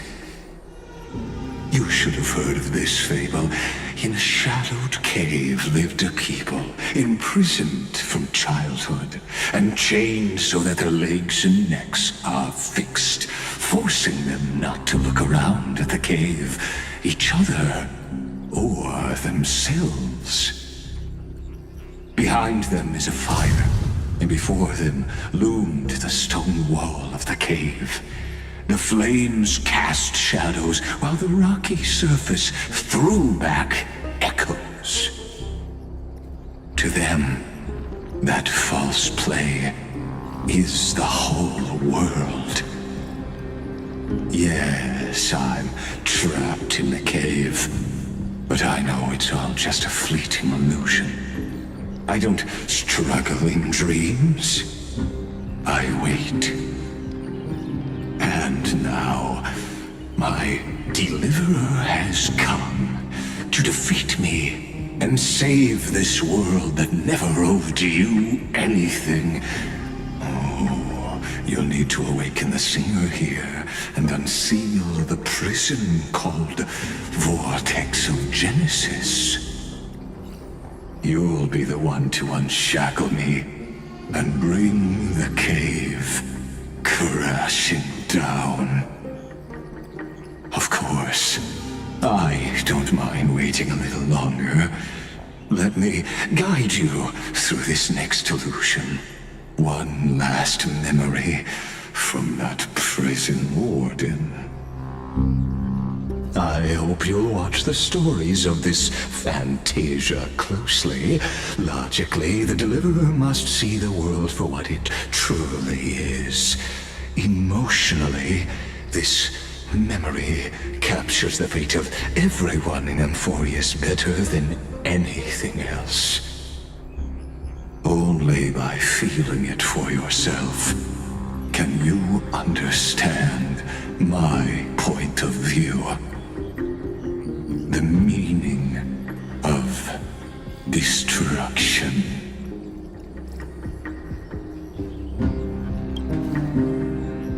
To your unshakable resolve, I salute you. But before we step onto the final stage, let me ask you this. In the spirit of that fable I told you just now, can the prisoners in the cave learn to see the shadows and echoes for what they are, and stop mistaking them for reality?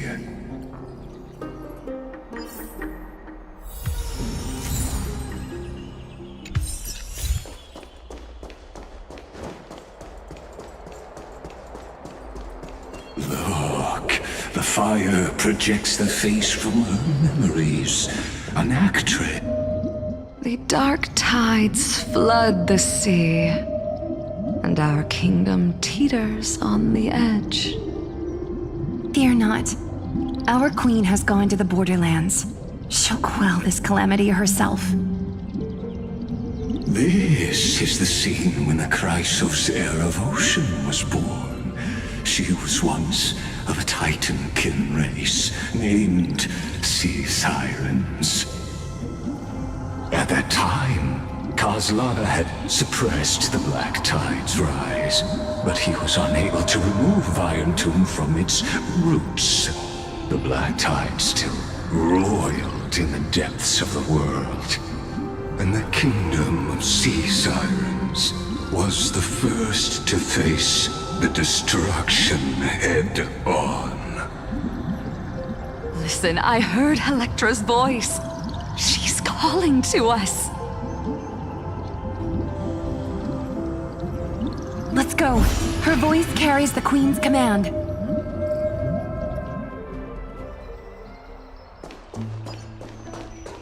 To keep the Black Tide from threatening the ocean, the queen gave her all, body and soul.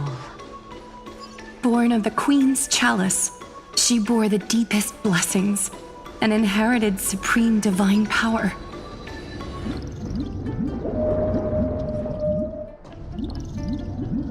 My sisters!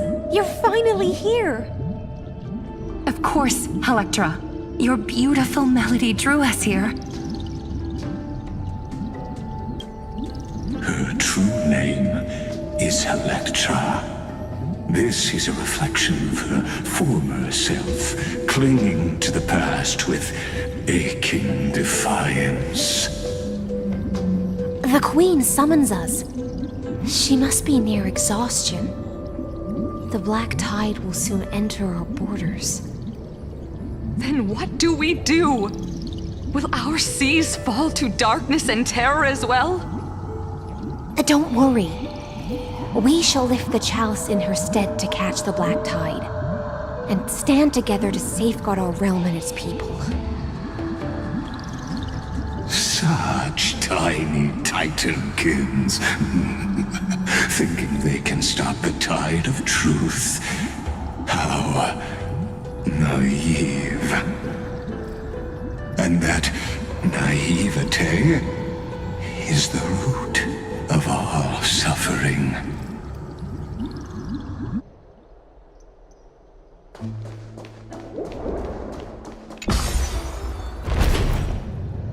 The Queen's palace lies just ahead. Even her once graceful form is now tainted and drowned in dirty mire.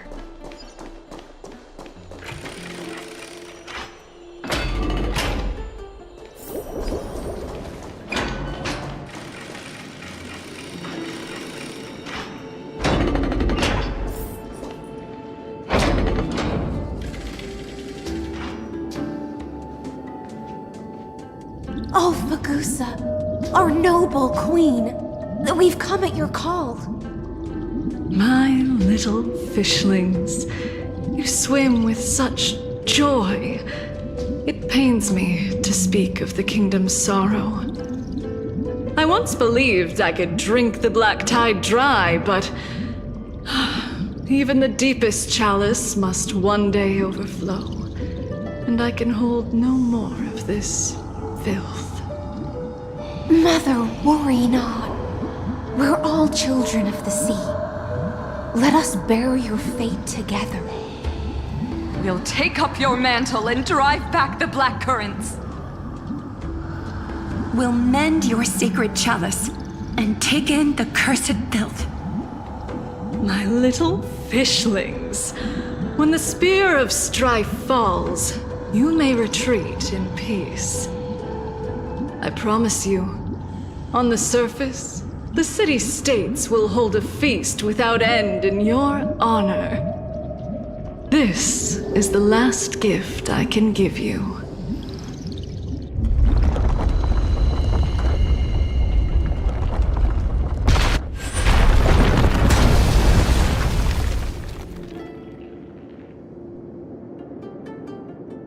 Fagusa sank into the abyss. With the chalice shattered, their intoxication spilled into the black tide, birthing the first madness in Amphoreus. Sea sirens followed one after another, hunting for the Titan's fragments, until their flesh decayed and their bones crumbled, all for the promised final feast. Keep watching, but tread carefully, for the stage ahead is crumbling with age, just like her shattered fate.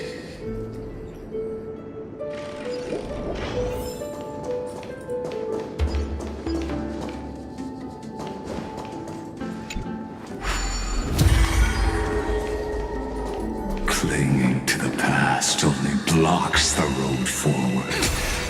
Why not let time build a bridge to the future?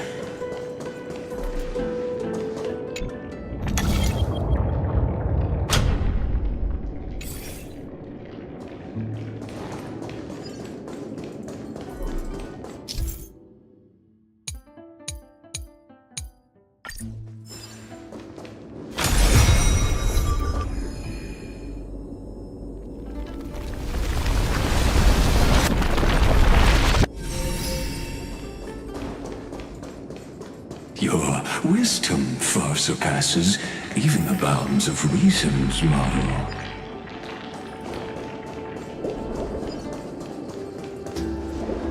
Can't get through. Looks like I'll need the miracle orb nearby. The ending was written long ago. Even you cannot rewrite it. Just like this poor chandelier.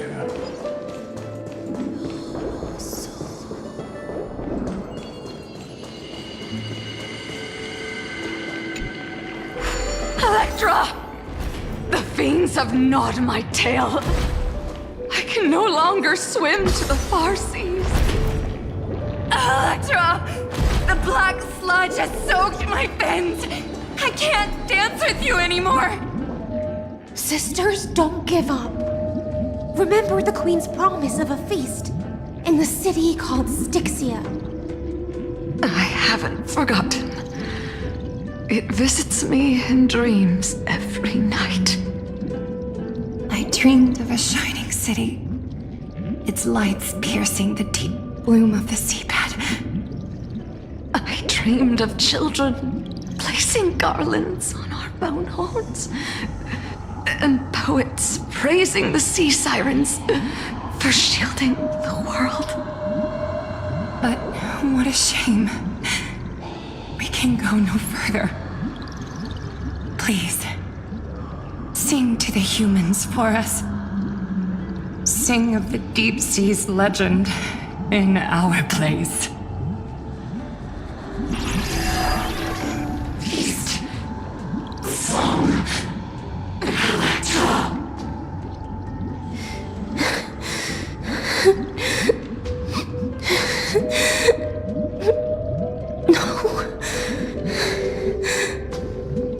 The sea sirens were tainted by the destruction. Their flesh rotted away. They became the black tide creatures of this cycle. Farewell, sisters. I'll finish this last task, then return to prepare your feast. And so, only one sea siren remained among the sea floor. Hysilens, swimming alone through the seas, burying her kin and searching for the fragments of the chalice of plenty. Though most of that journey was in vain, why not let us use the power of time to leap ahead towards the journey's end? To reach the spirit basin, I'll need to call upon the power of the chrono vessel.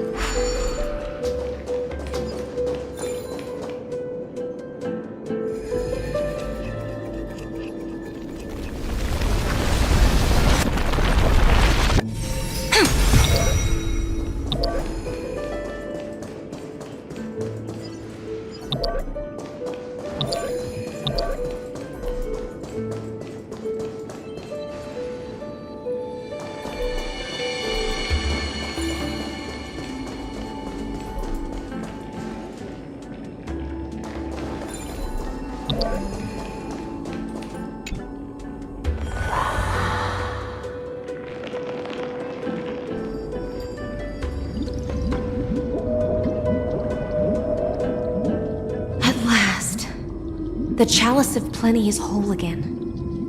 The Lance of Fury emerges from the River of Souls, and the gods reclaim their duty to hold back the black tide. I am freed from endless toil, and now walk toward the rites at Styxia.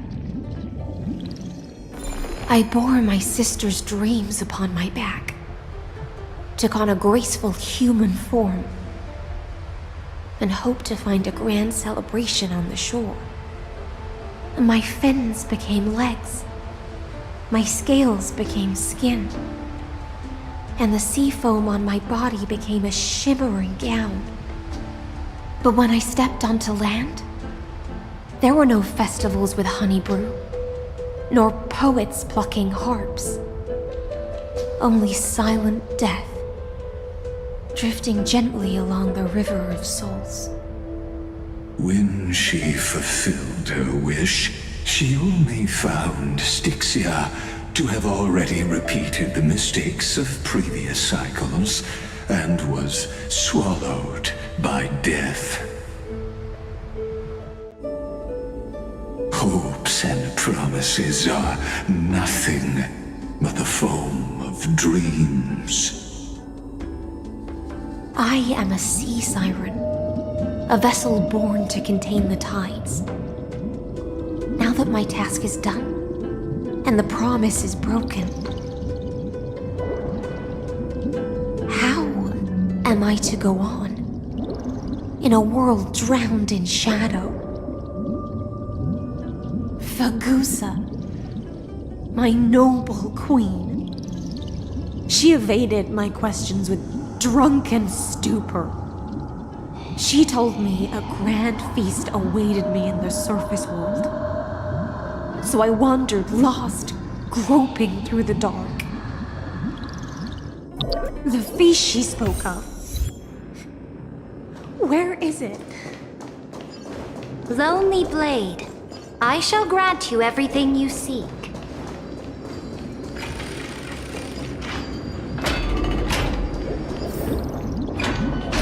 After wandering the surface for ages, the lost sea siren met her future conspirator. You quelled the wars alone and forced strife into retreat. This swordfish that commands thousands of legions, whom does she serve?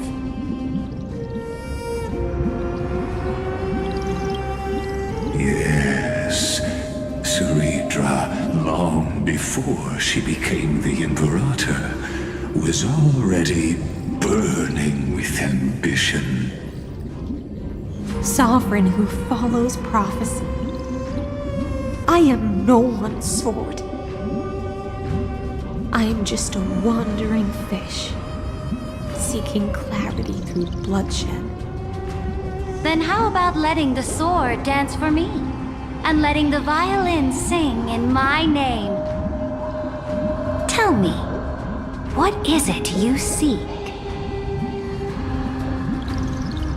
All I want is a feast where I might belong.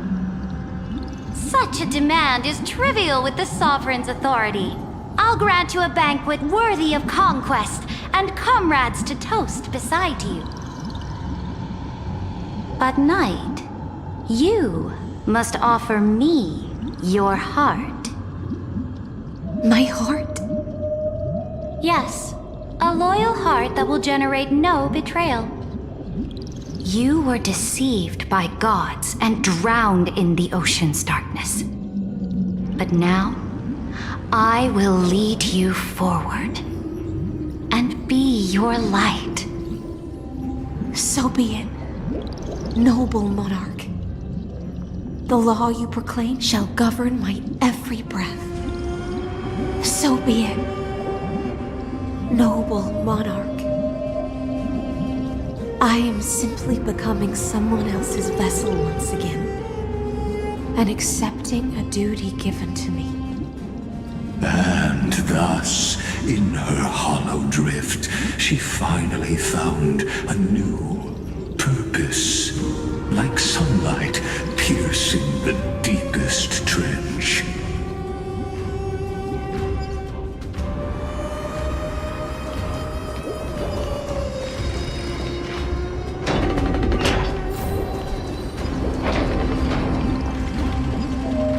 Noble monarch, I've cleansed the foulness from the road as you commanded.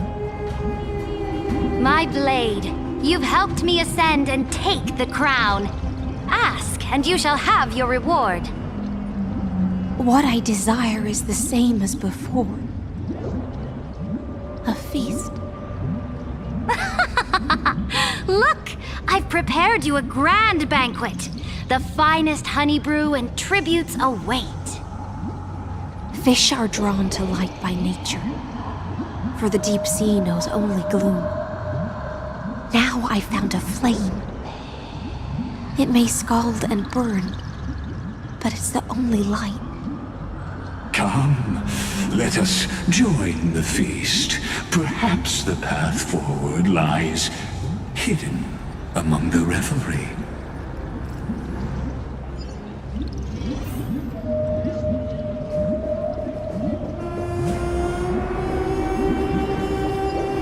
Have you heard that the Imperator's about to begin a new campaign? Her glory will... My faithful subjects! Tonight's feast is not just for the past. It's a toast to the future! Born from our golden blood is an unstoppable colossus. Our iron beast to trample the universe! Great monarch. I've heard the universe teems with great threats. Can we truly remain invincible? Fear not. Before the troops of the destruction, such rabble is no more than cosmic dust. Surely there's a planet draped in oceans out there in the stars. Once I claim it, it shall be yours to rule. And to the rest, your triumphs will not go unrewarded. I promise you a new age, free of fear. Now, raise your cups to our conquest among the Sea of Stars! Sea of Stars! Sea of Stars! Conquest among the Sea of Stars. What a grand vision. Yet, to the Siren Knight, only feasts still stir her heart. Come now, join me. Witness the end of this futile dream. Where's the way out of this illusion? Come quick! Let's celebrate together! I've saved the finest brew! Noble knight, you are truly a blazing spark. It is my honor to share this banquet with you. Noble knight, you have earned victory with your blade, and you have every reason to revel in this moment of triumph. Let me pour you a glass of honey brew. Noble knight, with the sovereign now enthroned, this triumph is yours as much as hers. Let me raise a toast to you. Noble knight, your strength is boundless. Lead us to conquer the universe, and let us toast to that vow! Then drink we shall. Raise your glass. In the deep sea, I never knew what fire was. But when I set foot on land, the first light that I saw was the flames of war, lit with golden blood. It scorched my fins, made me feel pain and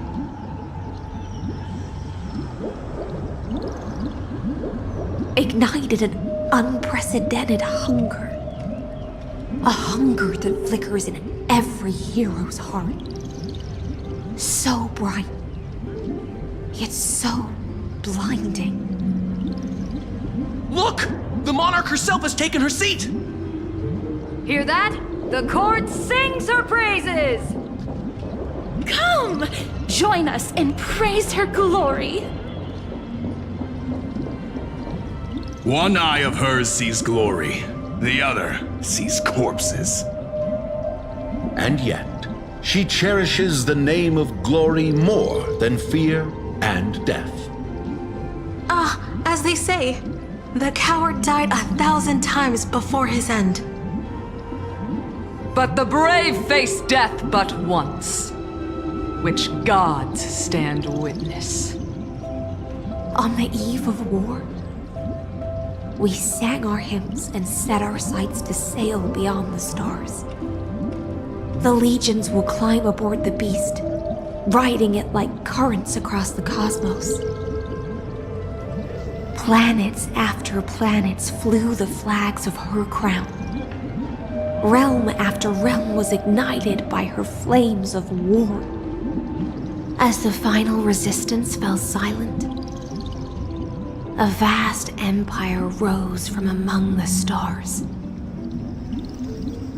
And this small pond at last embraced prosperity and peace. That's how the story ends. Tell me, visitor, in this dream, did you enjoy the show? After all, beneath that still surface lie the bones of countless dead. It's time for me to wake up from this drunken dream.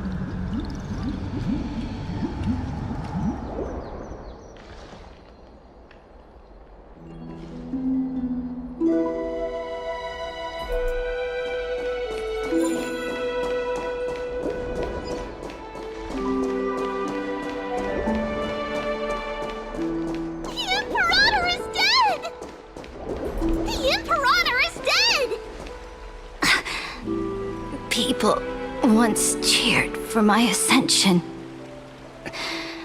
And now they cheer for my fall. The cosmos. The battlefield that I cannot reach.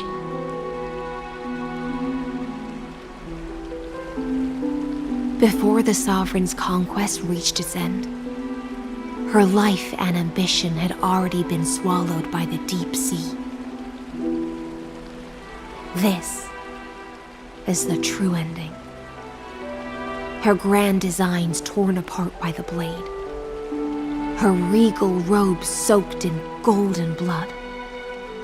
And the one who struck her down? The one who struck her down was her most loyal gladius. I don't need to explain myself. A fish in a pond has no hope against the surge of fate. I wandered the shore, found a flicker of flame, only to snuff it out with my own hand. I don't understand. If the ocean's feast, the Imperator's dream, and even Amphoreus' existence are all illusions, then what's the point of our journey? When the Deliverer returns, I will let this absurd celebration come to an end. But Greyfry, I can't help but wonder how I dearly wish this feast of the flame chase would never end. It seems she sensed your presence. The Fantasia's foundation is starting to crack. Let's return to the prologue. Remember the allegory of the cave. Can the prisoners in the cave learn to see the shadows and echoes for what they are, and stop mistaking them for reality? As you've seen, when she cast off her chains, finally turned to look around, and moved her legs, her reward was nothing but searing pain. The light will blind her, for the fire behind her had never once actually touched her eyes. Her legs will buckle beneath her, for she had never learned to walk forward. And so she fell into infinite confusion and fear, and came to firmly believe that the shadows and echoes were the real world. But we in the cosmos, are we truly any wiser than she was? Now, nameless one, fateless one, ask yourself this. The paths you tread, the eons you worship, everything you've trailblazed with your own hands, could it all be someone else's projected shadow? Let's leave that question till after the curtain falls. Once you've unearthed every last truth and reached the prison built for me by the demigods, I'll speak with you face to face. I, the Theoros, have walked the 30 million histories born by Kaslana. 1,000 years is a mere atom in a grain of sand to me. Amphoreus, compared to the cosmos, is but that grain upon a whole beach. I swore to bring an end to the erudition. Would I really let a single grain grind down my mind? Now, please use the power of time to open the gate to the ocean's depths. Go, find the prison warden tormented by loyalty. Find her, step into the world's vortex, and once there, end everything between us. That palace reflects the heart of the demigod of ocean, intoxicated, stagnant. There, you'll witness the true beginning of the saga of deliverance. An ugly history, long buried by tides and shame. A staircase of apotheosis that the Imperator forged with the golden blood of 500 human sacrifices under the pretense of conquest. I'll wait for you at the heart of the world.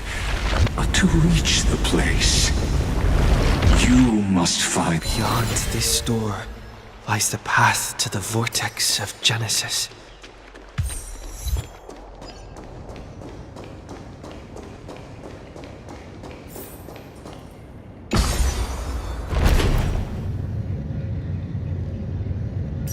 Now step away from this false banquet,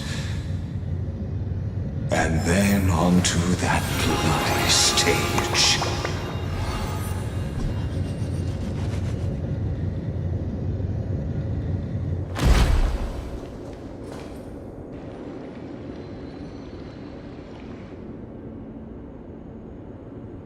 The palace that worshipped the ocean, the sanctuary connected to the vortex, was also once the battlefield of the first flame chase.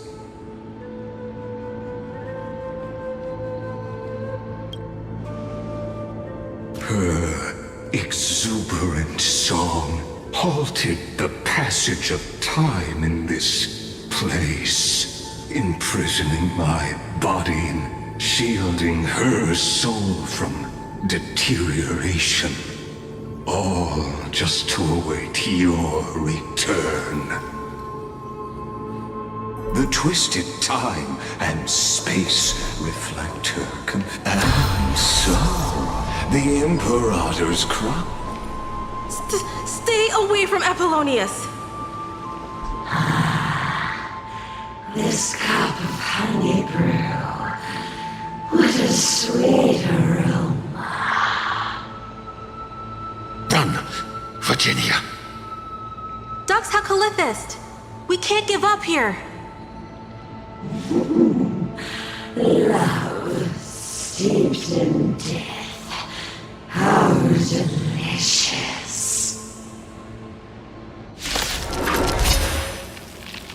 Sadly, all you see is a remnant of history. And going to Phoenix is just another equally futile echo. Soaring above the lands, this is permanence!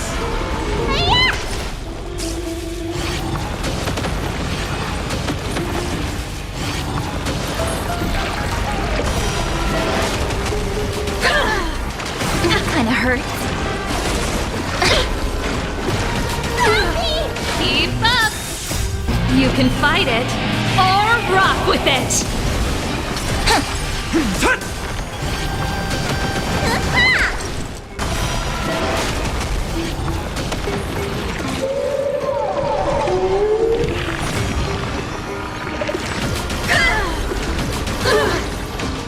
That's it, turn it up! Flowers, bloom for tomorrow.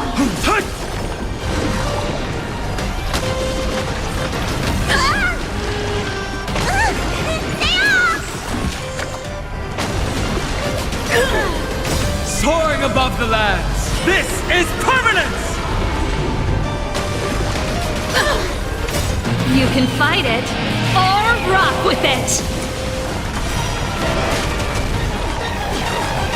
That kinda hurts.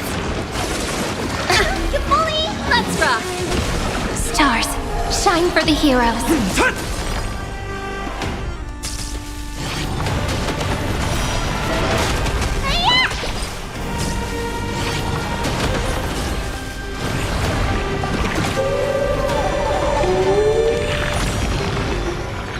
Keep up! You can fight it, or rock with it!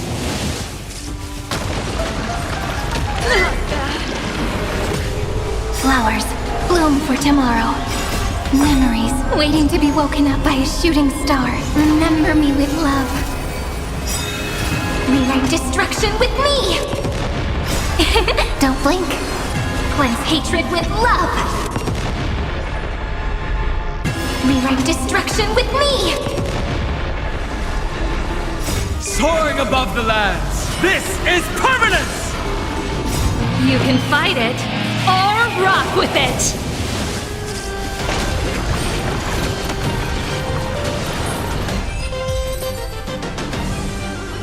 Apollonius, look. I chased the enemy away. But I think I can't go any further. I'm sorry, Virginia, for letting you. It's okay. I'm glad to die by your side. Ah, such an ironic twist of fate. Even as the foundation of the world crumbles, the heartless Imperator still made the same decision she did in the past 30 million cycles. During the first Flame Chase journey, the Flame Chase Legion stormed Styxia. Tens of thousands of sea sirens surged from the River of Souls, crashing toward the heroes like a tidal wave. The hell before you is the recreation of that very battle. Apollonius, look. I chased the enemy away.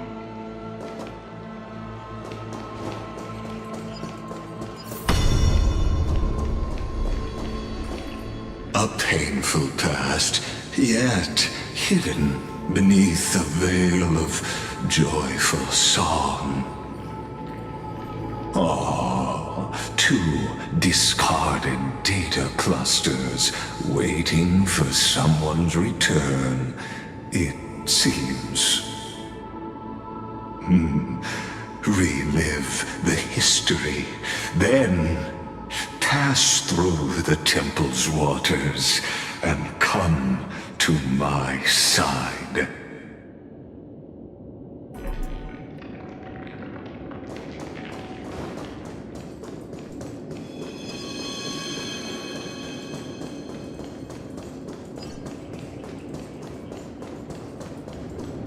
Isn't that the Deliverer? What a wretched way to die. The Flame Chase army, devoured by warbling fish, never saw it coming. Look, the cruel Imperator and her Knight Commander, the pitiful Warden. What a perfectly matched duo of test subjects. Their hands drip with blood, golden blood. Raise the bridge and cross the river of fate. This path of the prisoner is far from over. Imperator! Imperator! Did you see my gallant deeds, Imperator?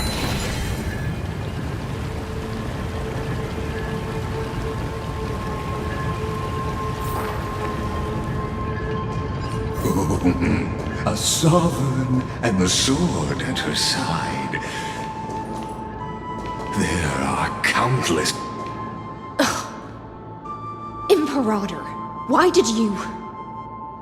You're here, Dux Gladiorum. You ordered me to seal the sea route and handle threats from the rear. So why didn't you wait for me to return? Why send the Vanguard ahead and let them die in vain? Die in vain? No, you're wrong. Their golden blood won't be spilled for nothing. The other dukes have paved the road for me to become the god of law. The trial of law? You never spoke of this to anyone. What is... The one who wishes to bear law must purge this world of its curse, and offer the blood of the accursed as sacrifice. I pondered long on what Talantin meant by blood of the accursed. Then, I found the answer. You, I, and every Chrysos heir summoned by the prophecy are the accursed ones.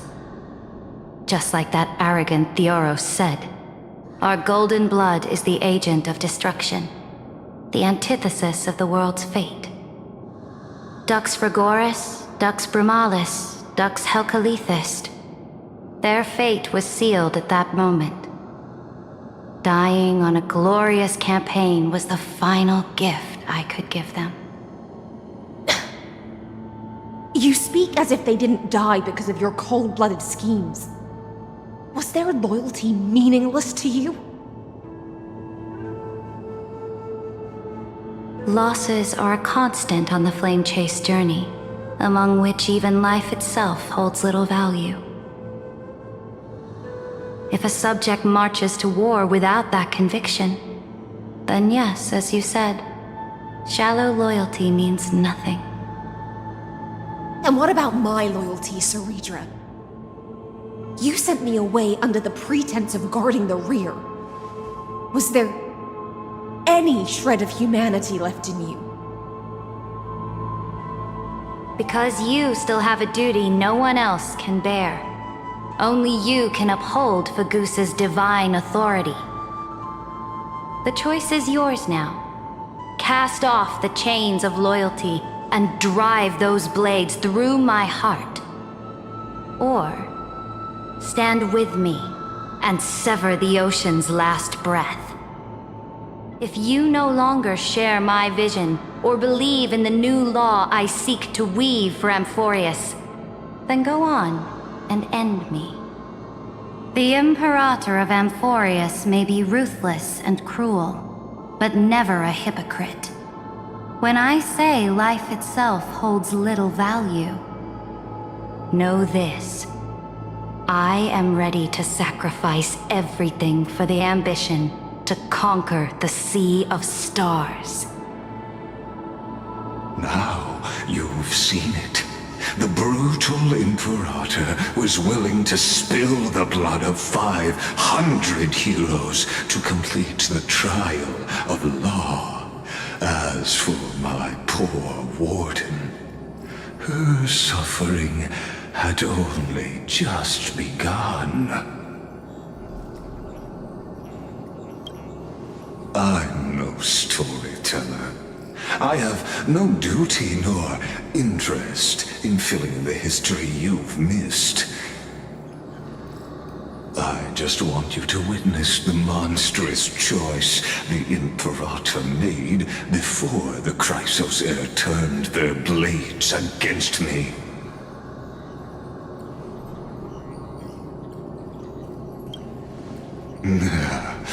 You jest. I gave up on using words to solve conflicts 2,000 years ago. But I won't squander a chance, not even a sliver of one. If there's even a crack in the walls of your conviction, then my victory is already assured. Now that the past is settled, let's turn the page and bring time back to the present. And dive deeper still, until we reach the very bottom of the abyss.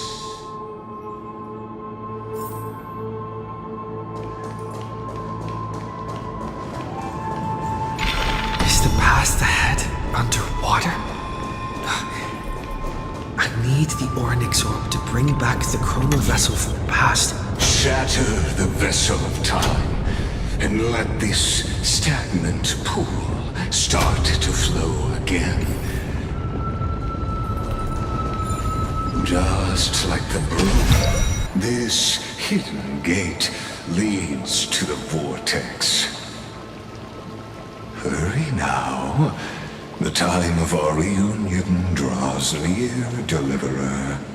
This hidden gate leads to the vortex. Hurry now. The time of our reunion draws near, Deliverer.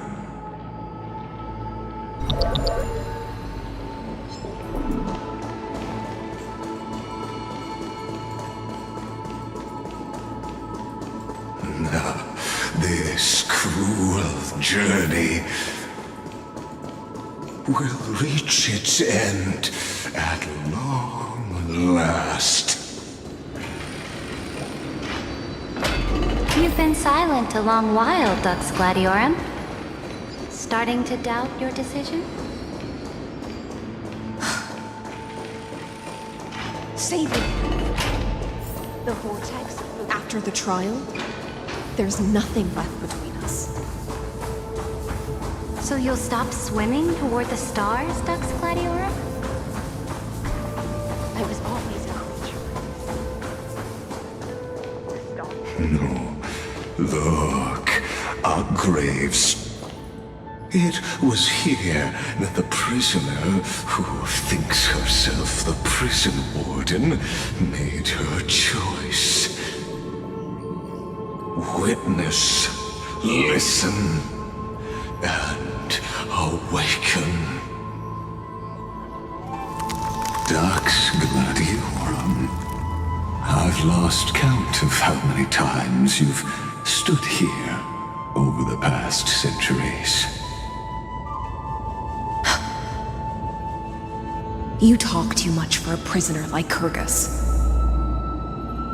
two geniuses who defied law and all the Chrysos heirs who sacrificed themselves in this cycle worked together to chip away my strength. But you can never affect my will. And as long as my will remains intact, I am free. Don't get ahead of yourself.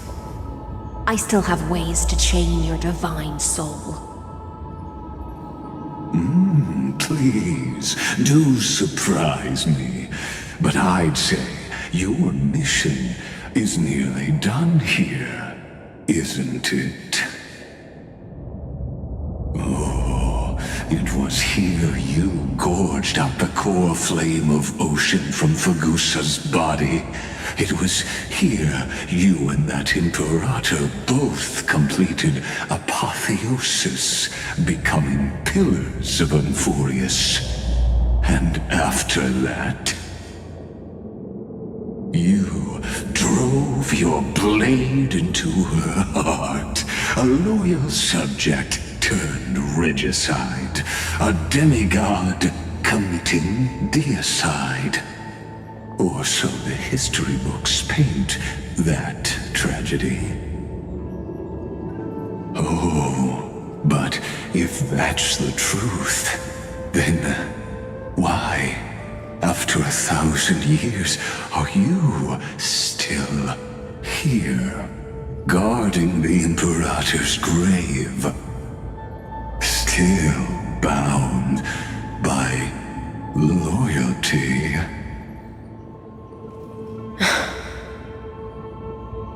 Come to think of it, perhaps I'm not the only one imprisoned here. Your calm does stir the rage in me. As if the one paying the price here isn't you, but us. The ones who lost everything. That's only because I've waited 13 million lifetimes for my vision to be realized. Countless millennia. Loneliness never once showed me its fatal side. In fact, for a prisoner of the cave, it's more like an old friend. One that helps me think. But you're different, Dux Gladiorum. Loneliness has crept from the silent depths, sinking its claws into your mind. Bit by bit, it's peeling you apart. Will you regress into one of those lost mad sirens? Oh, what a shame that would be. You're right, Lycurgus. Loyalty, curse, the fall of my kin, and this endless waiting. These shackles are too heavy for a fish that cannot perceive any light. I can't break free of the whirlpool that's pulling me under. Nor do I have the unwavering resolve to force myself to wait for that person's return, as everyone hoped for. Oh, deliverer from beyond the sky, my executioner. How much longer until he arrives here? Or will he ever return? I don't know. And I doubt anyone does. Then, what will you do?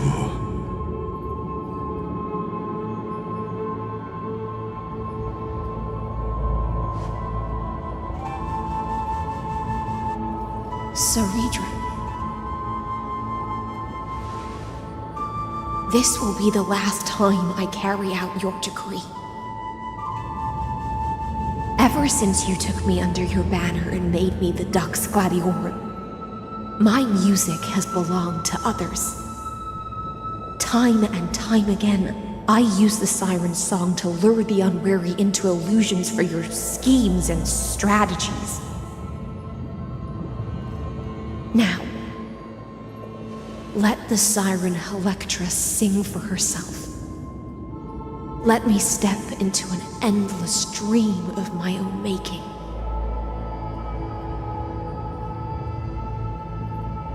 Oh, great ocean. I offer you the rest of my clarity and my freedom, in exchange for the strength to stand against the nihility and honor the sacrifices of the fallen heroes.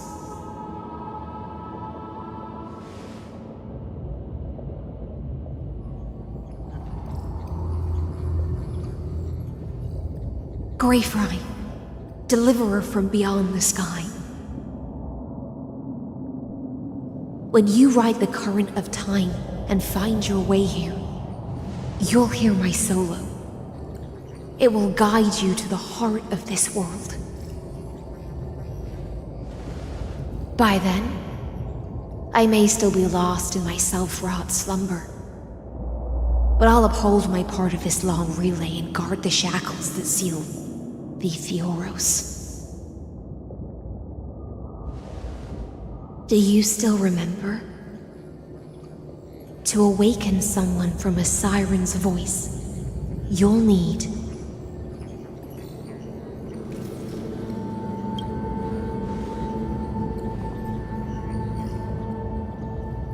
the gift I once gave you.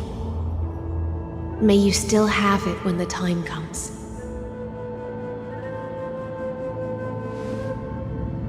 When you return, please pour that honey brew upon this grave.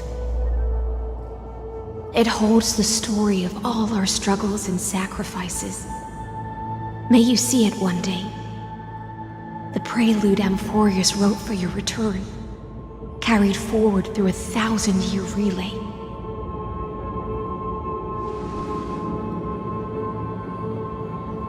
When your morning ends, I'll likely wake from my dream as well. Then, follow the trail of echoes and find me.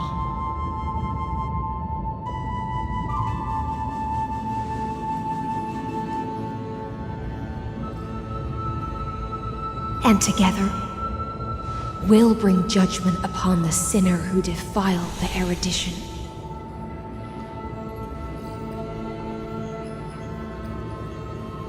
At long last, 33,550,336 cycles and 4,931 years later, Amphoreus's final curtain is ready to fall. The shadows within the cave gave everything. Yet all they did was mimic life outside its walls. A futile effort steeped in sorrow. Enough! They were no shadows. Everything they did shattered the darkness of this cave and unearthed the core flame of Trailblaze. And now, with that core flame, I'll light the dawn of Amphoreus!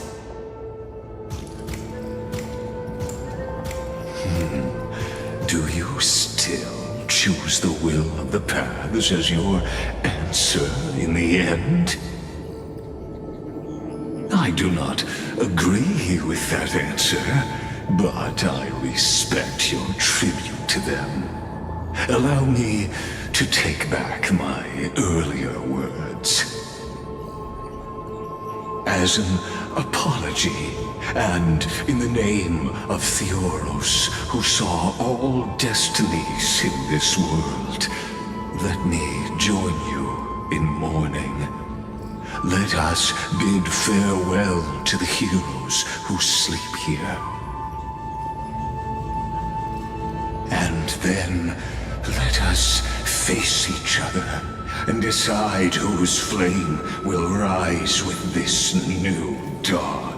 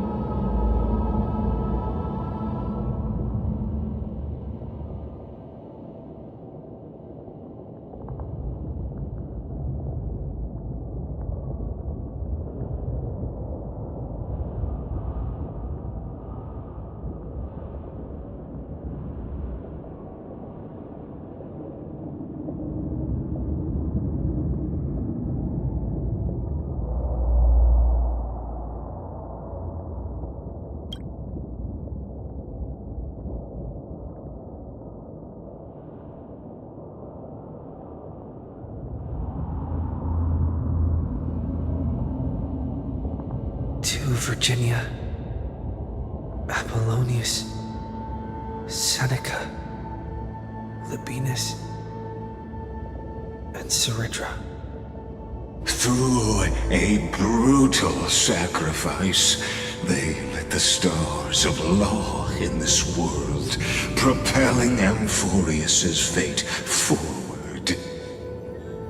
In the shimmering mirage of illusion, they entrusted their dreams to ride among the stars to the hero yet to come.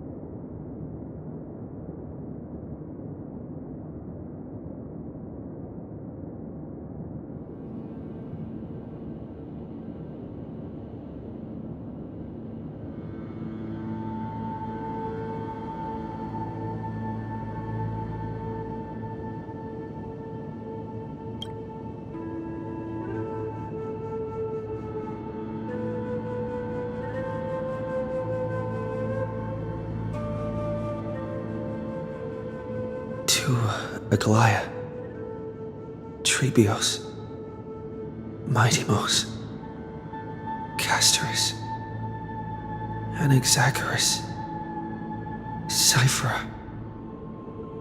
Hyacinthia. In a relay spanning 1,000 years, they stood against enemies far beyond their strength and won a bitter victory through what seemed like futile resistance.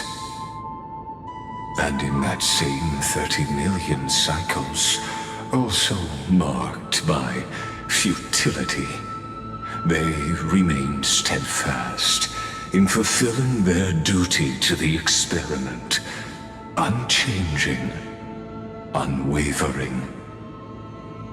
Let this be the end of mourning the fallen.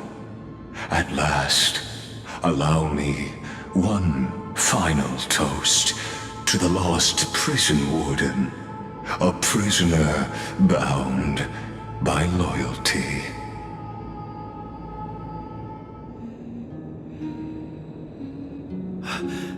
That voice... could it be? Bathed in the honeydew of Fagusa, she will awaken from her 1,000-year dream and sing the final song of her mission. Hysilens. This tombstone of the old world serves as the anchor of the siren's illusion, a sigil Electra used to bind herself. At the same time, it is the very thing I once proclaimed at the start of the show, a microcosm of Amphoreus itself. A group of prisoners bound themselves in a cave, crowning their suffering with heroism. An epic staged with shadows and echoes. Now, destroy it. End the illusion. The Theoros will take his leave for now. And when next we meet, that shall be the moment that decides the fate of Amphoreus and the entire cosmos. The prison warden's dream is nearly over, and the prisoner will soon be freed to the final execution ground, where I shall be executed.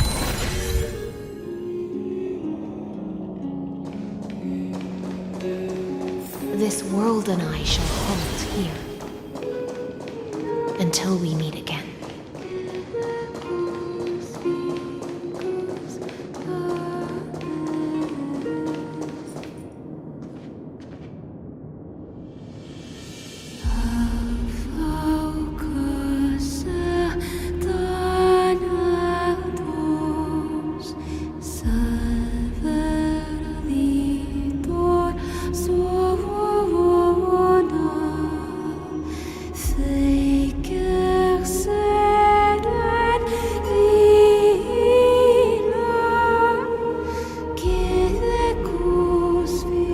The last demigod.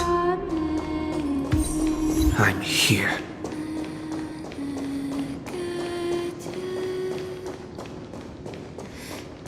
Go forth for the hopes of humankind. Go forth for the duty of deliverance. Go forth for the belief in flame chase. Go forth for the Golden Blood's glory.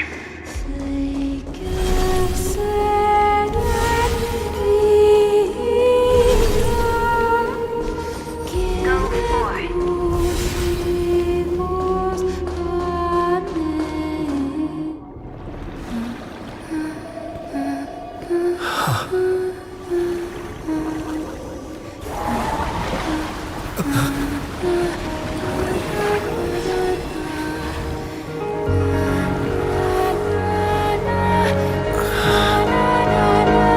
Seems like my feast is over. It's now your turn to perform.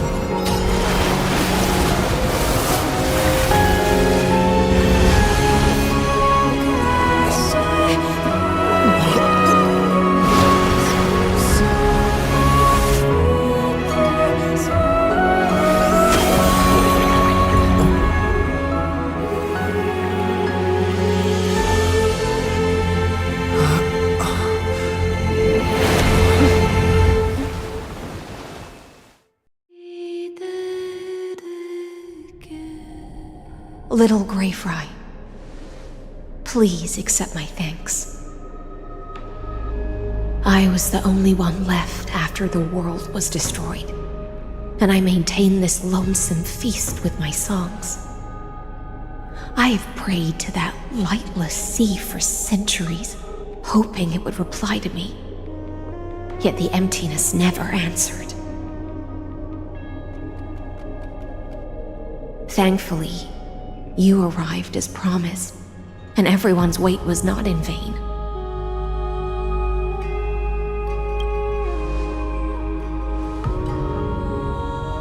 To see a single trace of light in the abyss of futility was already my greatest consolation.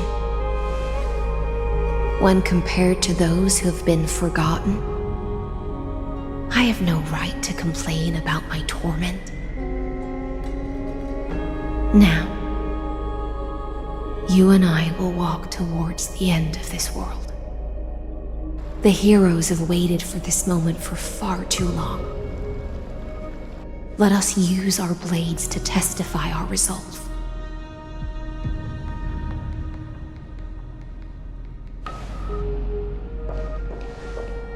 Oh, prisoner of the seas.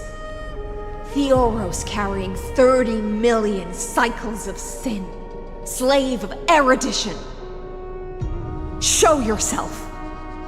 The Deliverer has returned, and the time of your execution draws near. I see an awakened human who has mistakenly taken fallacies as truths and has returned to the cave to try to bring his friends into the sunlight he once bathed in. Alas, prisoners will always be prisoners, blind to the very chains that bind them. As the only other existence with free will in this world, I express regret toward your choice, but I shall retain your right to express yourself. After all, every actor should have a final line before they bow out.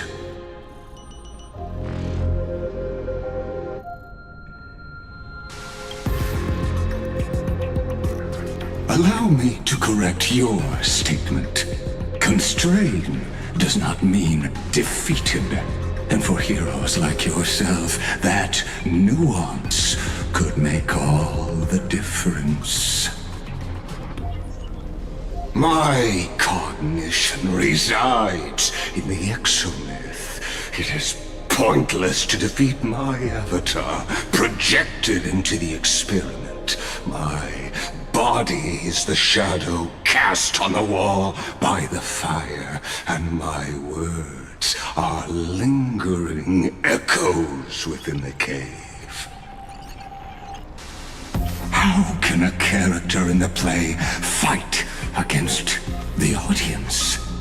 Kaslana failed. The demigods' sacrifices were pointless. As for the two geniuses you placed such high hopes on, I ask of you, where are they now?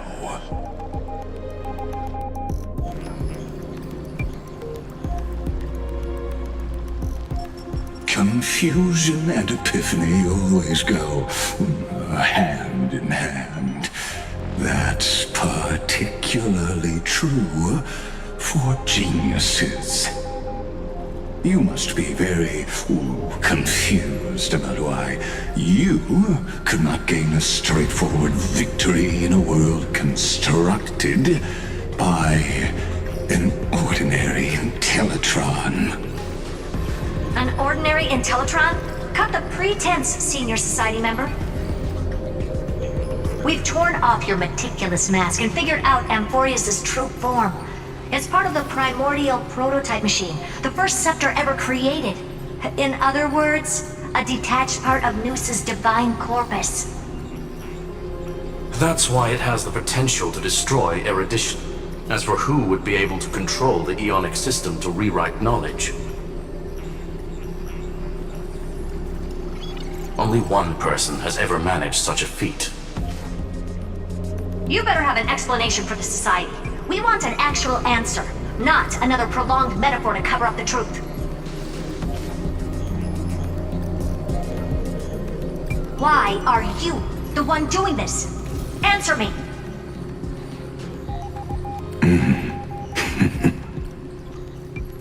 Since things have reached this point, I'll give you two irrational answer, purely as a courtesy to posterity.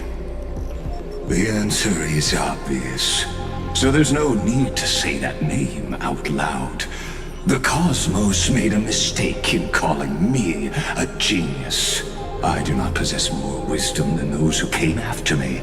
I was just the first to touch upon the universe's border, and the first to define the prime mover of life with incorrect logic. Amphoreus is a miniature of the cosmos, where all are born prisoners inside the nutshell called the universe. Like the madman who returned to the cave and preached about the daylight to his fellow prisoners, my greatest sorrow is that I led my peers down a road that plunges into the abyss, from which there is no return. I led them into a lightless cage called paths.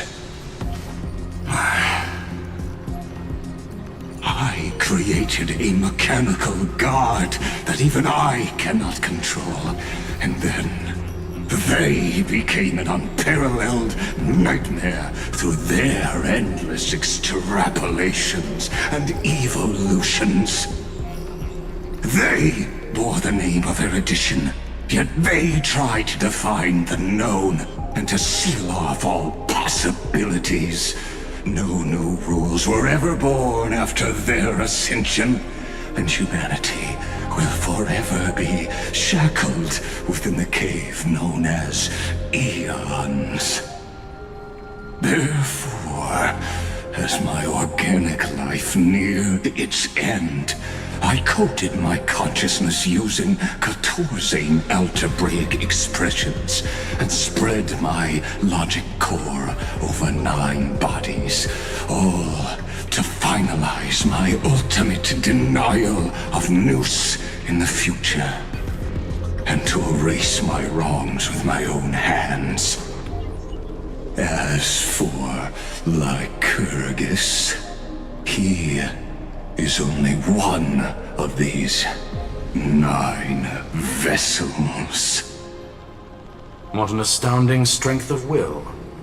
As a fellow pathstrider of erudition, I fully understand your obsession with seeking the truth. Therefore, you surely see it. You cannot possibly stand up to me in this algebraic world sharing its origin with Nous. However, I hereby speak for all sentient life forms. We will never allow such a cruel atrocity to occur. You can pile on your metaphors mountain high, but they won't change the act you're committing.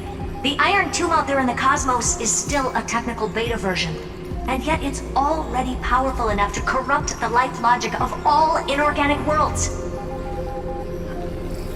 In other words, when the Lord Ravager within Amphoreus becomes the next knowledge singularity, there's no way you wouldn't have grasped the consequences, First Genius, is there? Of course, I am fully aware. I don't mind answering you one last time before I thoroughly exile you from this world. My grandiose vision for the future is this. Whether organic or inorganic, every act of any life form infected by the Iron Tomb will become a true random function, If one were to compute their integral across the breadth of the cosmos, one would obtain a marvelous constant. Omega, what I call the fall of erudition.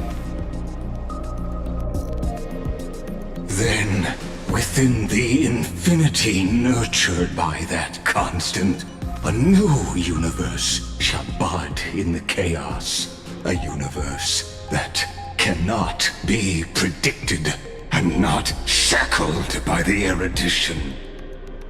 As the first prisoner to awaken in the cave, I must lead the others who are blind back onto the right path and reach true sunlight. Do you understand me now? As Kozlana stated, destruction is not the process, but the outcome.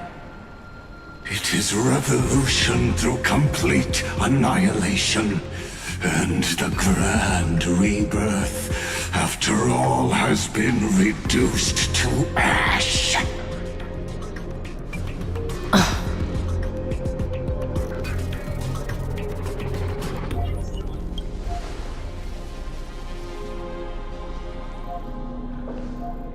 The Amphoreans already answered long ago. Be it as tiny fish destined to be swallowed, or as a giant whale poised for a magnificent descent.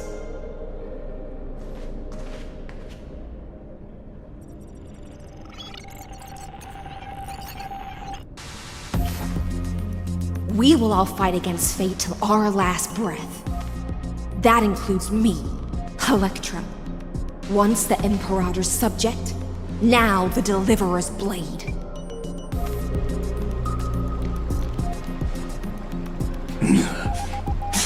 Oh, such noble chivalry. Admirable. I will also show my true self to you on this momentous occasion as a gesture of respect. And provide an insignificant academic suggestion.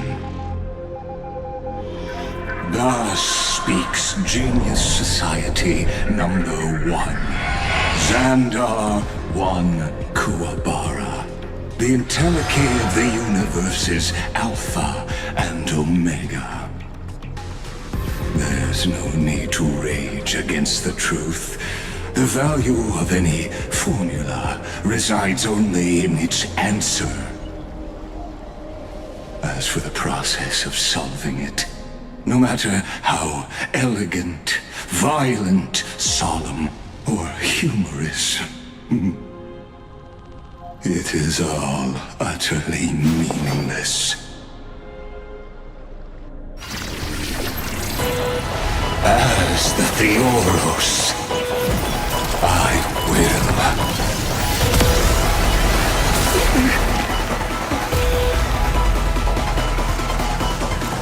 Personally participate in performing this world's end. Remember this, as Gnosis Creator, I know more about the death of knowledge than they ever will. Careful. This is Lygus' true form. Just a small prelude. Flowers bloom for tomorrow. Keep up! Mountains move, dragons rise!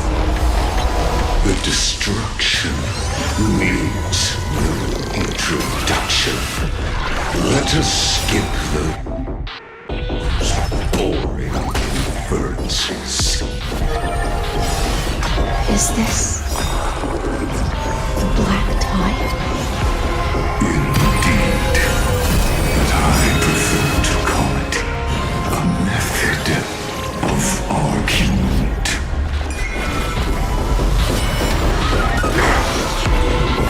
That was great. you know. Ready to lose yourself? You can fight it, or rock with it! That won't work, you know.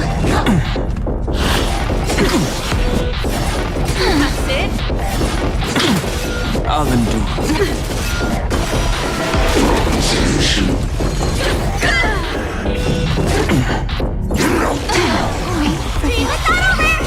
Time for an on. Extraordinary claims require extraordinary evidence. Erudition, destruction, or entities must not be multiplied beyond necessity. I do not mind demonstrating this to you personally. Hang in there.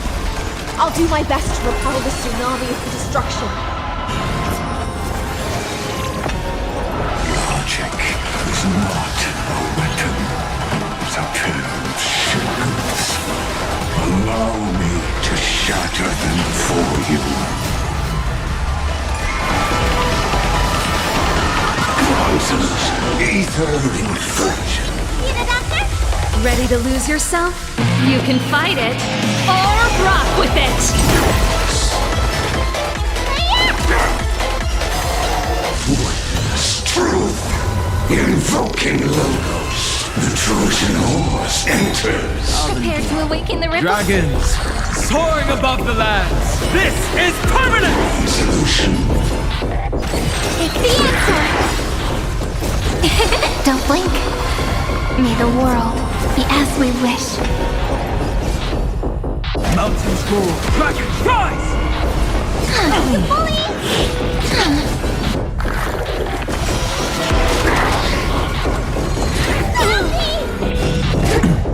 Pretty good crowd today. Let's rock. Implode. Duration fractal. Don't blink. May the world be as we wish. Rewrite destruction with me! Let me tend your wounds. Time to question your prescription! Ready to jam. Ready to lose your... You can fight it, or rock with it! Dragons, soaring above the lands. This is permanent! Return to a pyron. Earth shatters, heaven trembles! Emanate. Process terminated. I see it. Target the connector between his thoracic and lumbar vertebrae. Destroy that spot.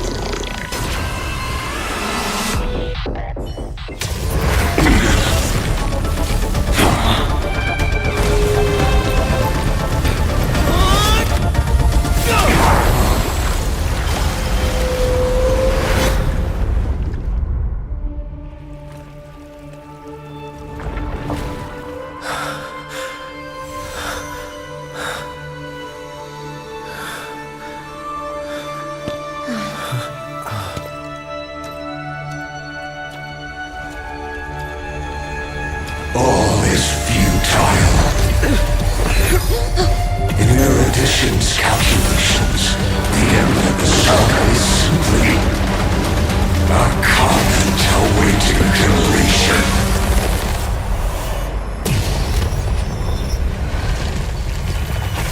I don't like such a cold statement, okay?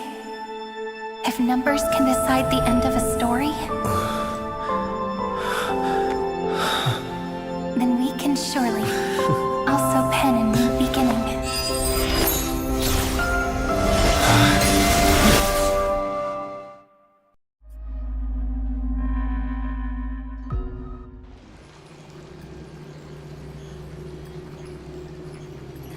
Screwy, what do you think? If your hypothesis of Lygus' identity is true, then even if we remove the restrictions of the Ultimate Protocol, the chances of us defeating him in a head-on battle will still remain lower than the acceptable threshold. Therefore, victory will still hinge upon Mr. Trailblazer and Miss Cyrene. Go on. Maybe we're thinking about the same thing.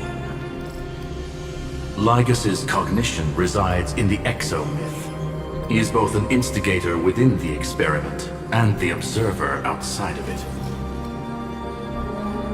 Logic. His inspiration circuit can simultaneously process the different time flows in and out of that world. That's where things get tricky. He simultaneously exists in two different timelines, where the internal clocks are wildly different. That old Intellitron's neurons have completely gotten used to that over this prolonged experiment. And that's why he holds home field advantage.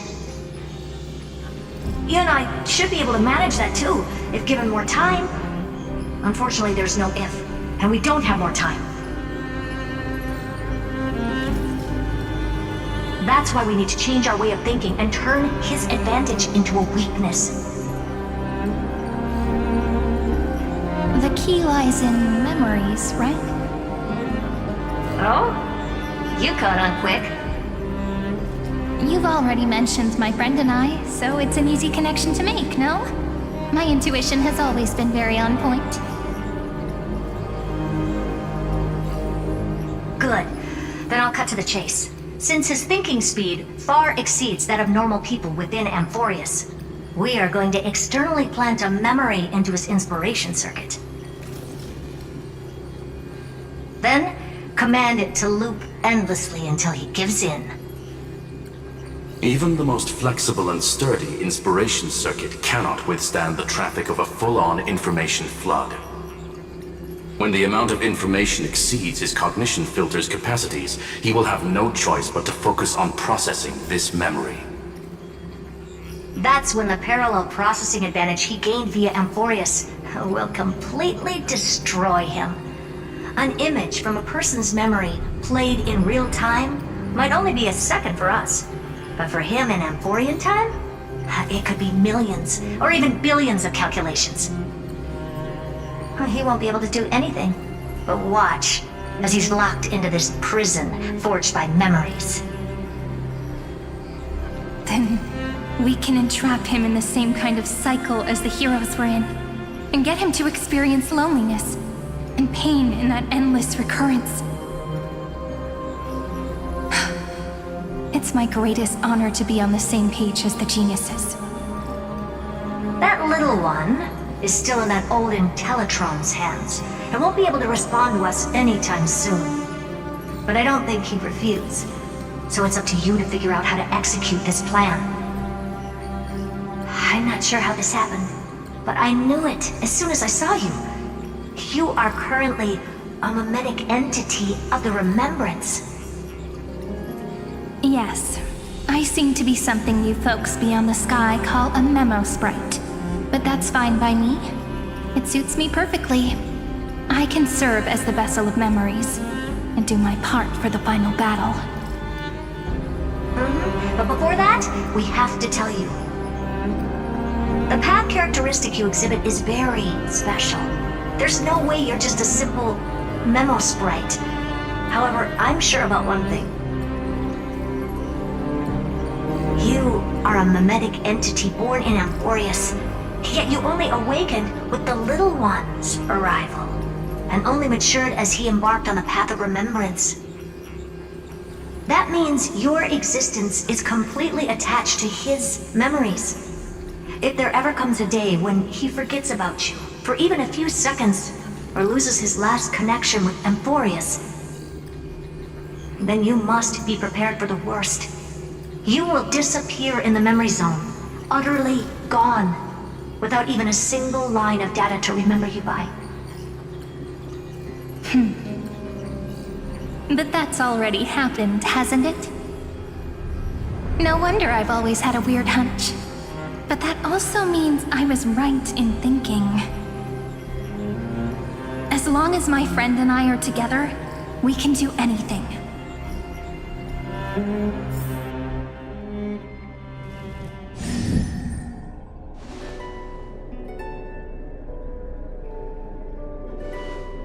Long time no see, friend.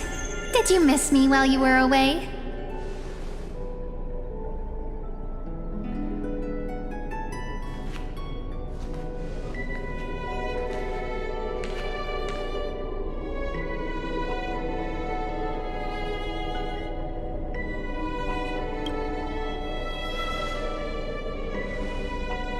Same here.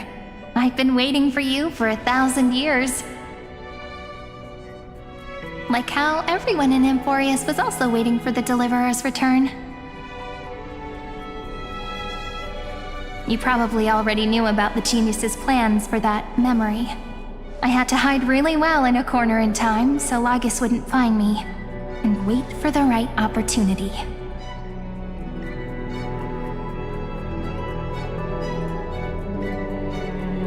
Which is now.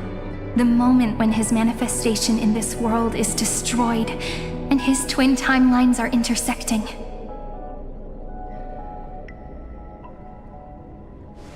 I'm sorry for keeping this a secret from you all this time. I'll tell you the entire, unedited story of this millennium as an apology after this is all over. But for now, let's join hands and complete the final step with the power of the remembrance.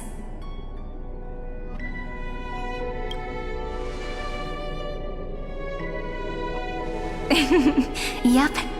By the way, speaking of joining hands,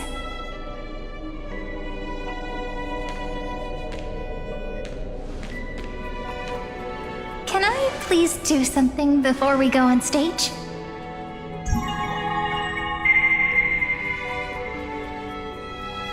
Remember the joke we made back at the Grove?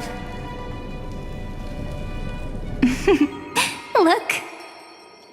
Aren't my hands pretty now? What a fascinating feeling. Like countless memories all swelling up at once. What about you? What did you feel when we touched each other?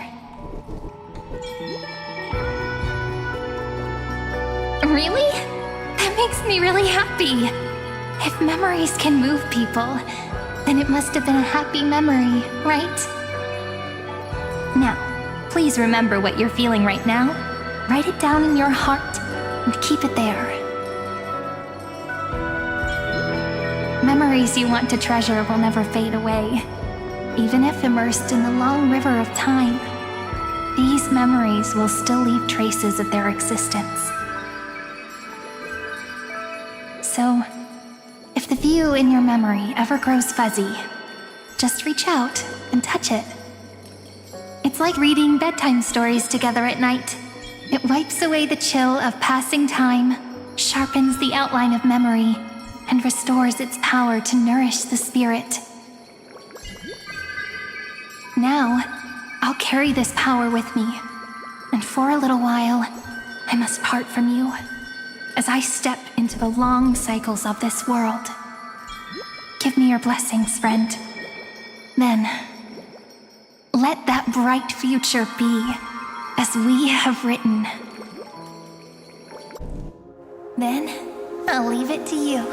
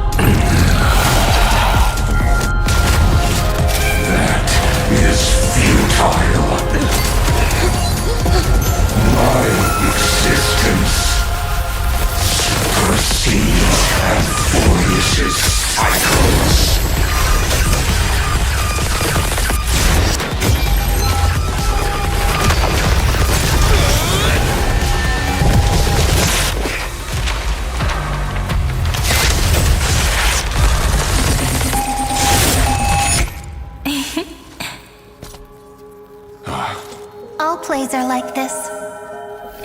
Once you're on the stage, it's hard to return to the audience. Welcome to our story. How does it feel?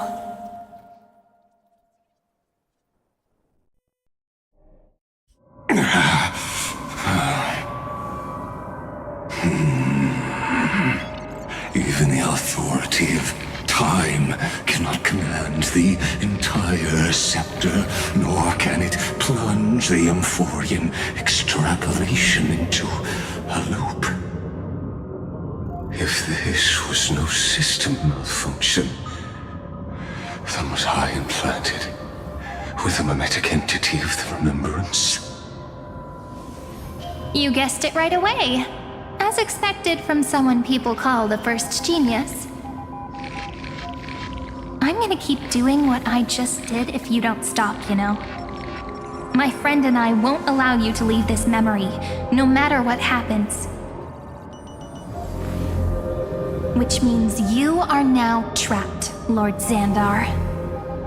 An elegant idea, and an exquisite execution. Regrettably, it is you who are restrained by time, not me. Know that patience is my greatest weapon. Waiting and victory are the same for me. You will crumble before I do in this moment stretched out to an eternity, just like Kozlana will. Yet all I need to do is to wait, as yet another futile bug falls down the cliff and into the bottomless abyss. Now I'm a pink bug? My looks are seriously changing all the time. But you're not wrong. We're definitely not gonna solve the problem if we just put you in another prison. So that's why we never wanted to do that in the first place.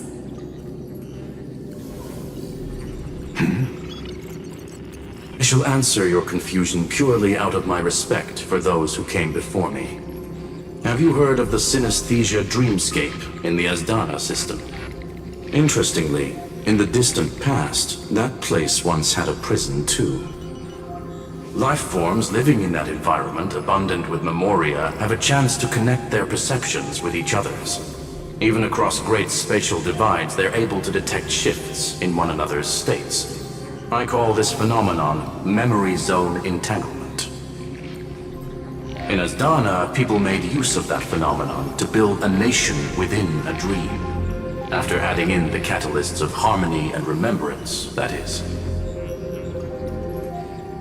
Is that how you walked into my prison cell? Using those same principles? I would much rather call this location our negotiation table, Lord Xandar. Nonetheless, your hypothesis is correct. We happen to have an ally skilled in tuning, while the Trailblazer and Miss Cyrene both have an astonishing amount of resolve, which I'm sure you can testify to.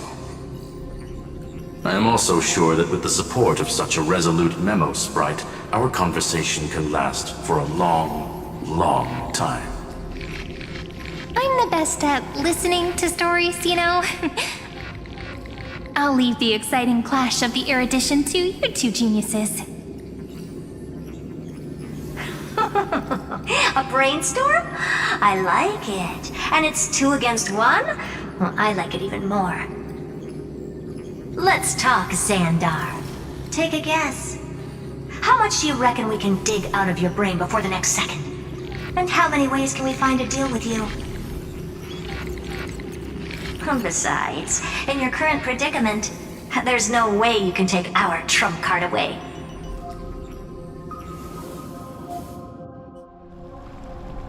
Go, little one. Go. Overturn the Era Nova.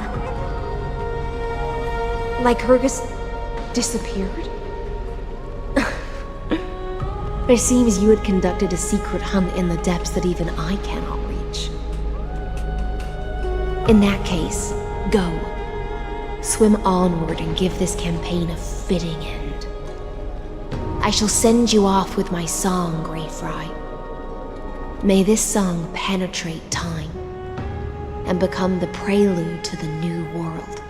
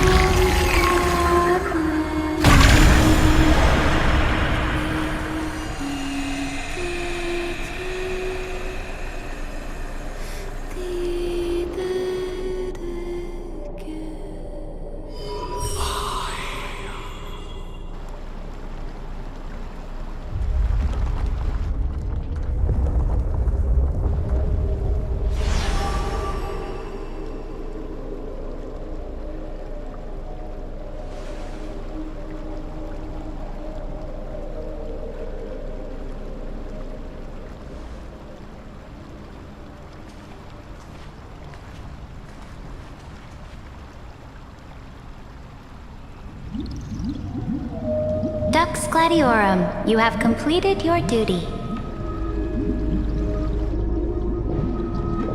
A new dawn is about to rise. Why not swim towards it?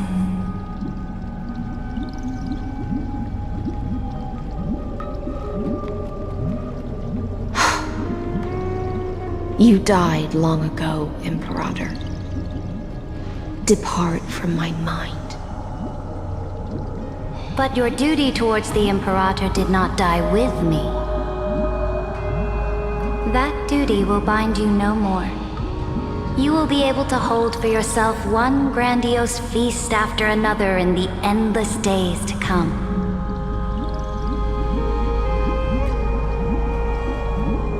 So go. Go and swim towards that ocean beyond the sky with the Deliverer.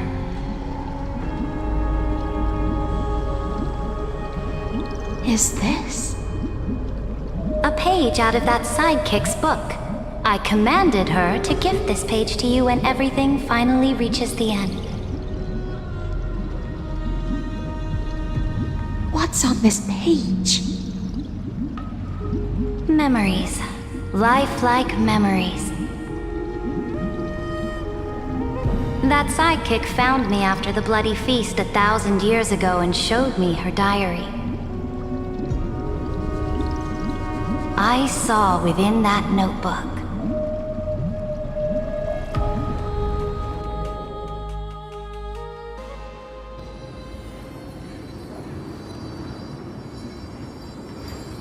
Is this that Deliverer's experience? It's truly immersive. People beyond the sky apparently utilize this power to seal past scenery into crystals they call light cones. But I only know so much about the remembrance, so I can't completely replicate the past. But I'll do my best to talk about the missing parts. I'm all ears. Go on then. Do your best. But if your chatter gets too boring, or if I deem it offensive, then law will become forever beyond your reach. Got it. I'm sure you'll find this to your liking. After all, it's human nature to want to embark on a journey into the unknown.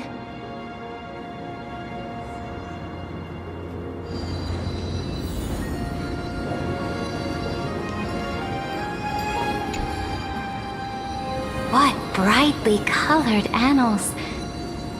The journey of the Deliverer's conquest. Let me partake in it. Is this a fortress in the sky?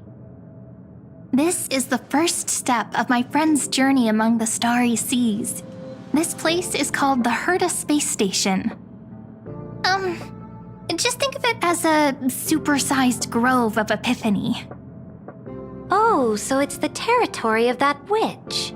She and another Antikytherian lent me a helping hand back at the banquet. Look, over there! Looks like he's talking to Madame Herta in his memory. Let's go listen to what she thinks about this world, all constructed by eons and paths. Are you telling me that woman is Herta? Pretty nice space station, huh? But just wait. After a couple more stops on the Astral Express, you'll see sights that'll make this place look ordinary. Oh, the cosmos is so vast that the unknowns far outnumber the knowns. But none of them will end up being anything amazing. The farther you go, the more you'll understand what I mean. So do your best with the nameless. Break a leg! And remember to send an update or two to Asta when you've got some downtime.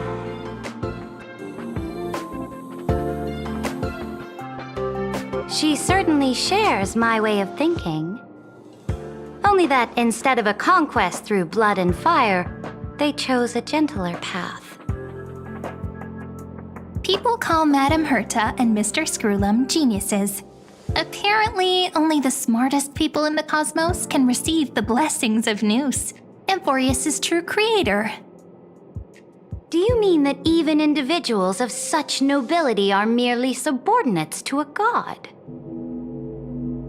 On the contrary, after all, it was the very first of them who created the god. But I don't really know all the details about that. You might be able to ask Madame Herta herself when you get the chance. Let's go check out some other worlds next, shall we?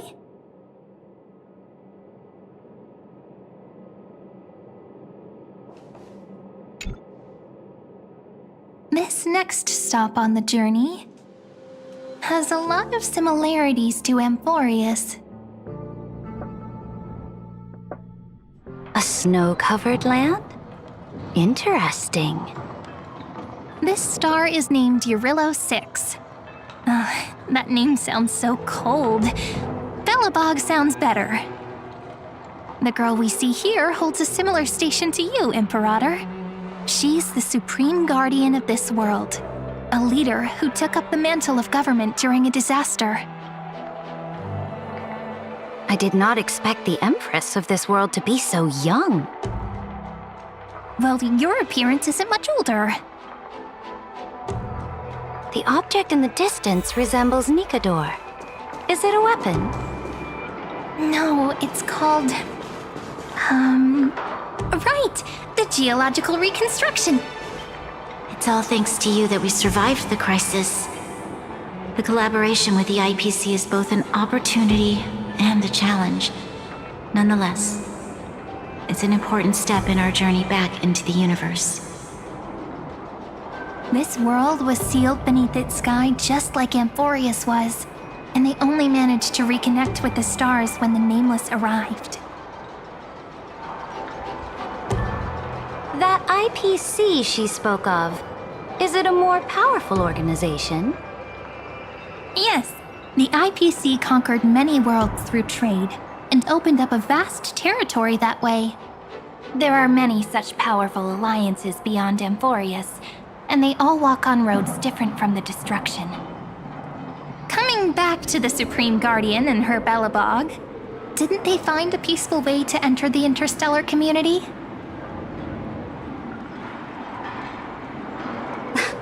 That cannot be true. That IPC would never have grown so big on trade alone. It may pretend to be a wealthy merchant with clean hands, but I am willing to bet that it grew fat on gory oppression and bloodshed. Its path of conquest must have had no mercy for the weak and would have destroyed them if needed. Are you telling me that this snowland never thought about tossing its dignity to the wind and kneeling to the IPC? I will not believe it. I will never allow the Imperator's empire to be sullied by others. Amphoreus must become a power so strong that no interstellar foreigner would dare to look down upon us. Imperator, Belobog isn't as weak as you imagine. Listen. I indeed hesitated, but now I understand what we must do. Belobog must learn how to walk on her own until she no longer needs the support of others and can stand on her 2 feet among the stars. Even if I may not live to see it, I believe such a day will surely come. They still have their dignity intact. One day, that hope will melt through the ice and help them into a prosperous tomorrow. But the order of the cosmos is already set in stone. The old laws decree that only the strong survive, binding the weak in an unbroken chain until they wither and turn to dust. Unless they embrace the power of the destruction. Amphoreus must shatter the old law and become the new order among the stars. Speaking of the Order, another one of my friend's companions may be able to enlighten you further on that. Let's go to the next page.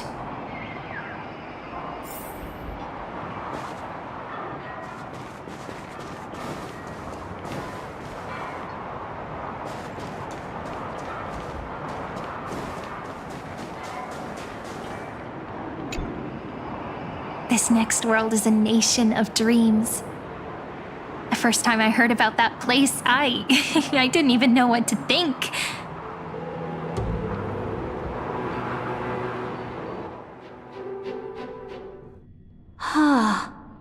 Such opulence does indeed evoke astonishment.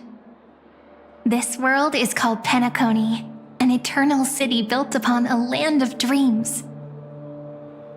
It's also my friend's previous stop, where they went through a risky but exciting adventure.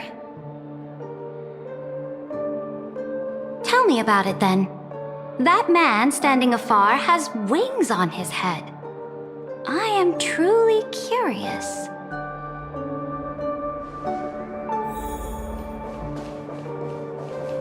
I wish to gaze upon the views of the Reverie Hotel one more time. I'll be just a traveler when I come back here again. And perhaps, through a traveler's eyes, even the things I once knew so well will feel strangely different. Penacony is a land of the harmony, where all dreams and hopes merge and combine. It believes in unrestrained freedom, and that's how it lost itself in shallow delights. Then, this young man before you chose to rewrite its laws, using the power of the Order, hoping to shape a dream-bound paradise of perfect happiness. Yet, the paradise of my dreams remains far away. Perhaps a brief journey with the Nameless can show me more possibilities in my search for paradise. As for what Penacony should look like, it'll be up to her. No, up to their trailblazing now. Oh, it sounds like this ideal kingdom is no more. That's right. The people chose to wake up at the end. You can't see tomorrow when drowning in sweet dreams. This individual's law acknowledged only gods and constructs, leaving no space for humanity. And yet, the fact that he could accept defeat and resume his journey shows a rare self-awareness and clarity of mind. You are also very self-aware, Imperator. Then you must know that the world promised by the destruction also has no place for humanity. I am indeed very aware of Lycurgus's honeyed words of deceit.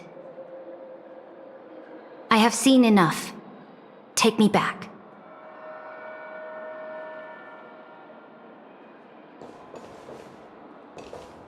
Then let's wrap up this trip down memory lane with one last scene. This absolute wonder. Isn't it pretty? That's our Amphoreus. Our world flows and meanders in this endless band of light. Though we were born from the designs of the gods and are not yet truly alive, the Chrysos heirs of Amphoreus still chose to stand against fate and carved a legend no different from that of humankind. Will you really renounce the heroes in this world's previous 30 million cycles, Imperator? Including even yourself. Will you bow to brutal destiny and allow that puppet master named the destruction to have their wish? I know what you want to do, sidekick. You want to use that deliverer's memories to influence me and tilt the scales of law toward him and the two geniuses. You really saw right through me, Imperator. How can one rule an empire if one is incapable of understanding people's minds?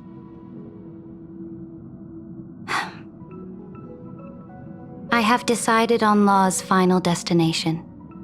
However, before I move my next chess piece, before we go on, tell me this, sidekick. Throughout his Trailblaze, was there ever a memory of the ocean?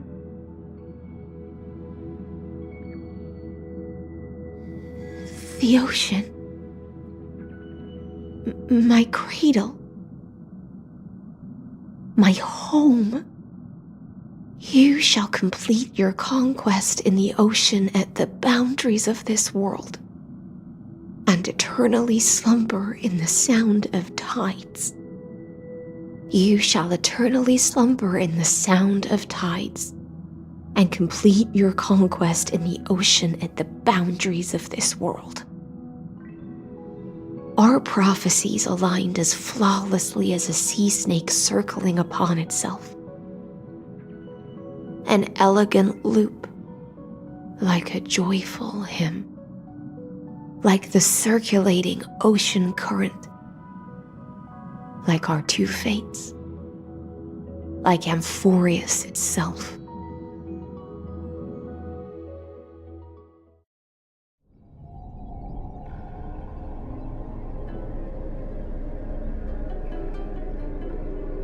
The trial is over. So tell me, who will own the divine authority of law? I won't give it to anyone. What? I am the law. Why should I give my imperial crown to any other? Both the Deliverer and the Theoros came from beyond the sky.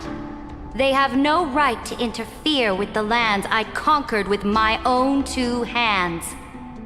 The law of Amphoreus shall be determined by Amphoreus's master. What exactly did you see in the trial? Everything. I saw everything regarding the rules of this world's operation. I saw the laws of extrapolation that Theoros spoke of. I saw the ultimate protocol.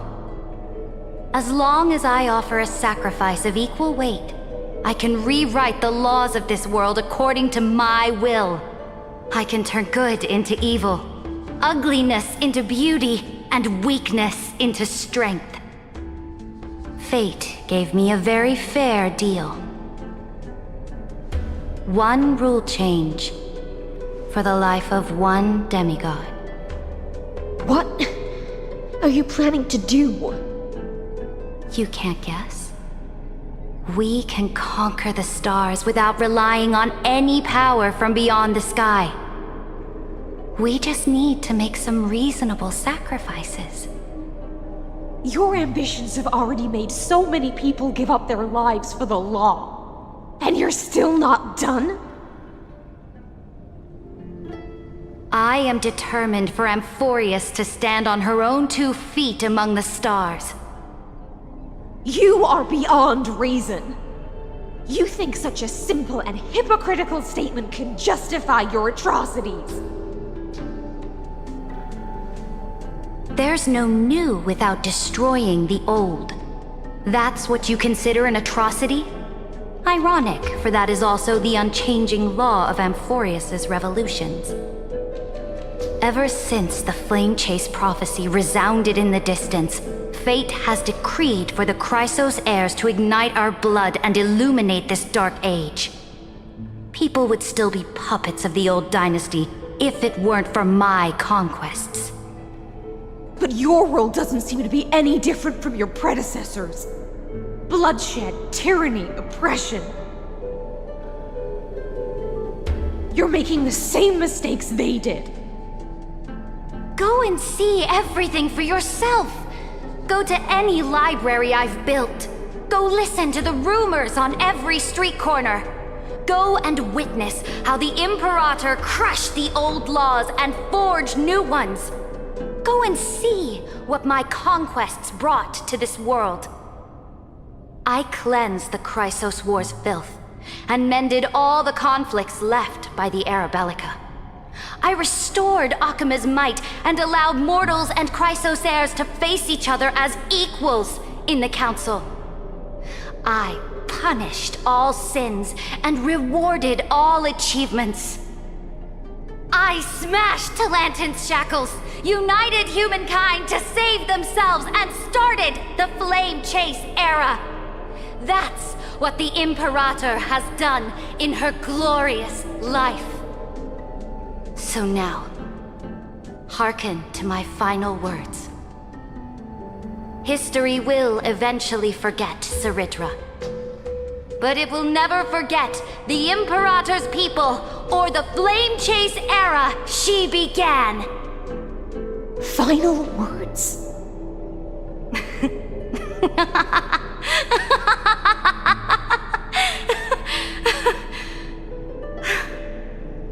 Amphoreus is about to be destroyed.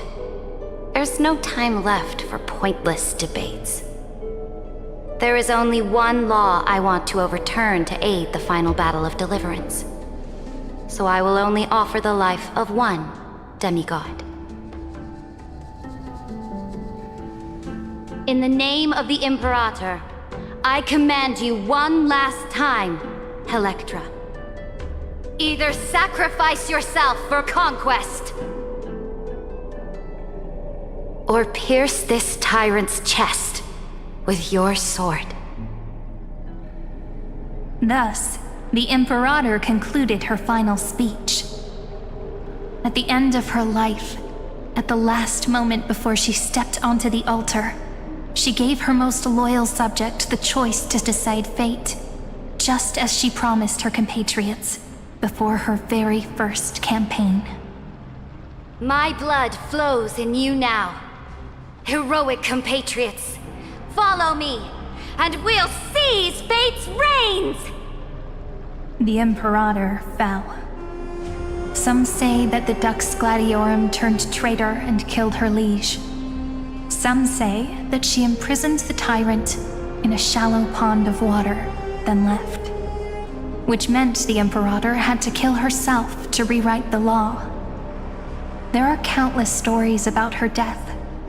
All we can be sure of is when the knight left the vortex, the Imperator was still mumbling about their past conquests together. The beginning and the end of her existence. Imperator, wait! How could someone of your status come to the front lines? Let me be the flag bearer! The troops defending the pass to the west of the grove, have they surrendered? They ran as quickly as they could when they heard your name. The Golden Cocoon Pass is now in the First Legion's hands. Good. What about the Delosian militia? The 3rd Legion set fire to the mountains and flattened everything west of the basin. They just need a few more days. That is enough. We cannot afford to miss an opportunity for victory. Lastly, how many Ladonian cannons are left? They are no more. The 2nd and 4th Legions have destroyed them all. Very good. They now have no way out, no reinforcements, and no artillery support. We will be able to liberate the Grove of Epiphany in the blink of an eye. We will launch the final charge 1 quint after the curtain fall hour tomorrow. Remember, as long as the Alliance's flag still flies on my shoulders, you must keep moving forward. Take no prisoners among the enemy's soldiers. All sages who resist are to be captured and tried according to martial law. And do not destroy any books. Now go! Notify the entire army! Understood!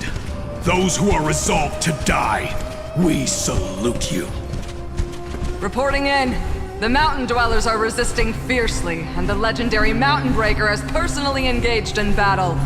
Their formations are nigh impenetrable.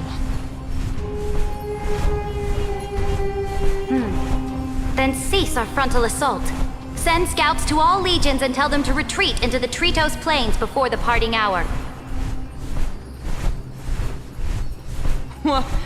Are you planning to surrender? It's a strategic change of plans. The seismic walking dragon is enough for that battlefield.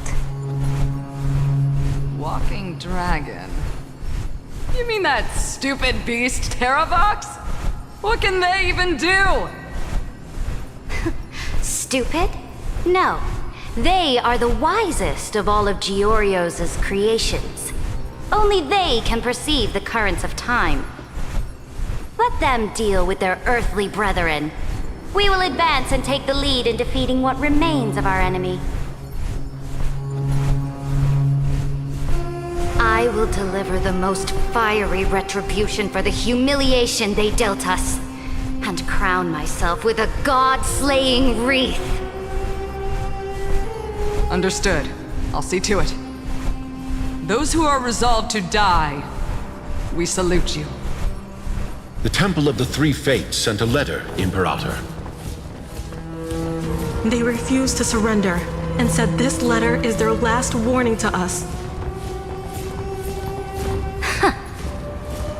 Tell the commanding officers not to launch any attacks unless they receive the Imperator's handwritten approval. Disobedience will be punished by death. What are you doing? The priests of the Three Fates aren't soldiers, but politicians. Do not mistakenly believe they don't have a plan. These dying pests will wring out every idea from their brains, all for short-sighted gain. They are much shrewder than we are. I am inferior to them in that regard. They also have the prophecy to wield as a weapon, something I am not blessed with. Launching an unplanned attack will only disadvantage us, as all of Amphoreus will judge our actions. Which means I will be heading to the battlefield myself, just as I have always done. This time, however, I will go alone. I will conduct secret negotiations to ensure fate is on our side. Understood. The legions will make their preparations. Those who are resolved to die, we salute you. Why are we not allowed to march out with the army, Imperator? This will be a long voyage with no return. Those of you who bear the prophecy cannot come with me. Why are you personally leading this battle if it's doomed to fail? The Flame Chase journey cannot be without a leader. That is correct. The Empire will be without a head when the Imperator falls. But remember, as long as you seize the right opportunities, even a chaotic game will remain winnable.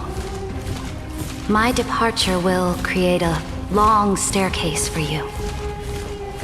You will understand what I mean when news of my death reaches your ears. Cerydra, is our journey about to be over? Destroy the old laws and forge new ones. My conquest has reached its limits within the borders of Amphoreus. Since the prophecy already decreed that the Imperator would never conquer the stars as she wished, I will bow out here and try no more. More Chrysos heirs bearing divine authority will be born, and many more heroes will arise. Will they demand peace or war? Will they resist tyranny or become the next Imperator? I do not care. The children of the future will decide for themselves. Do not mourn for me. Anyone can kill the Imperator, but the only one who can truly destroy her is cerydra. At the end, I faithfully recorded the most important battles in the Imperator's life. Her conquest was about to be completed at this point in the story. However, for some reason, a memory suddenly entered my mind just as I was about to put down my pen. It was a journey on a fantastical train. I had the honor of having a heart-to-heart conversation with the Imperator under the stars, and I asked her this question at the end of that discussion. How do you want history to remember you? As a hero who gave up her life for the Flame Chase? Or as a tyrant? She answered so quickly, as if she had made up her mind long ago. I would rather be forgotten than be defined.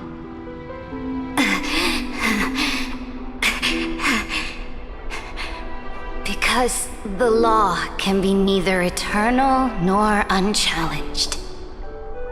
And only humanity can pen laws into history's pages.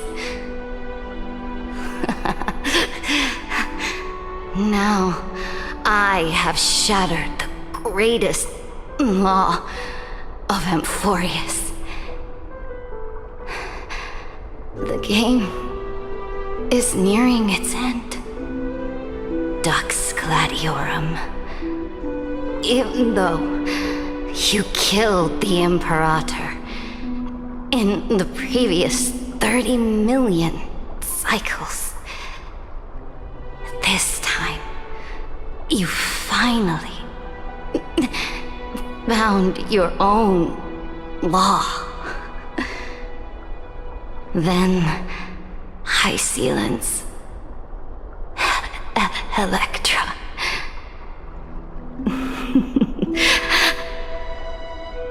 I will ask someone to deliver the prophecy's ocean at the boundaries of this world to you.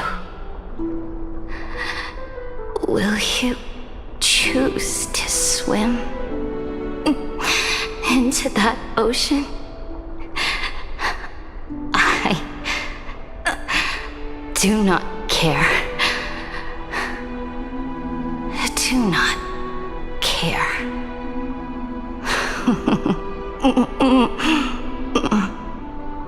The Imperator muttered about her conquests, and news of her death spread in the city. Freedom! Liberty! The tyrant is dead! Go! Shout this news in the streets! My people! My fellow elders! Do not panic. Stand your ground. That usurper has paid for her ambition with her life. People once cheered for my ascension. And now they cheer for my fall. No matter. I am fond of applause.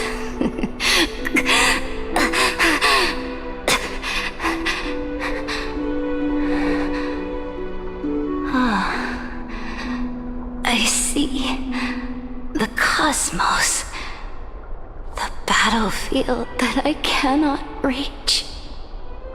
I will return in the next cycle.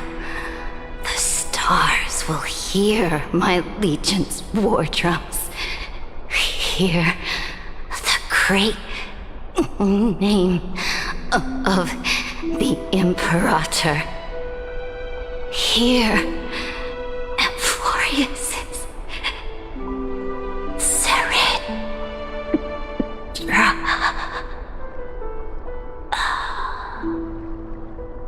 To this day, we do not know which rule the Imperator overwrote at the cost of her life. Perhaps the truth will only be revealed at the moment of checkmate, just like every chess game she ever played. We only know her death inflamed Akuma. On one side of the city, those who defended liberty toppled her statues to the ground. On the other side, her supporters put themselves between the masses and her monuments, declaring loudly that the Sovereign is still among the people. It is said that golden blood congealed into the same letters everywhere they fought. It was the name borne by Akuma's first and final sovereign, the Imperator Cerydra.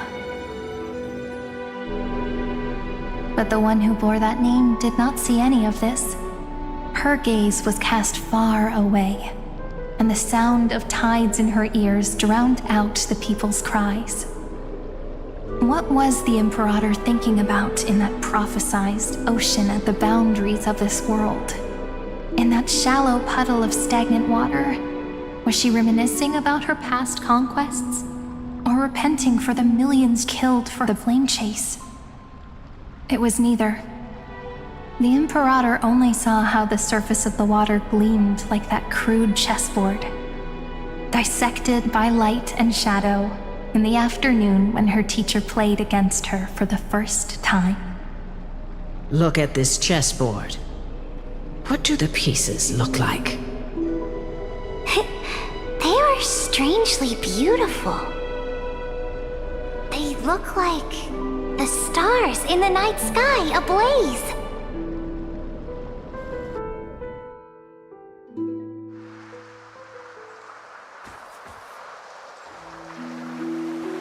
From that page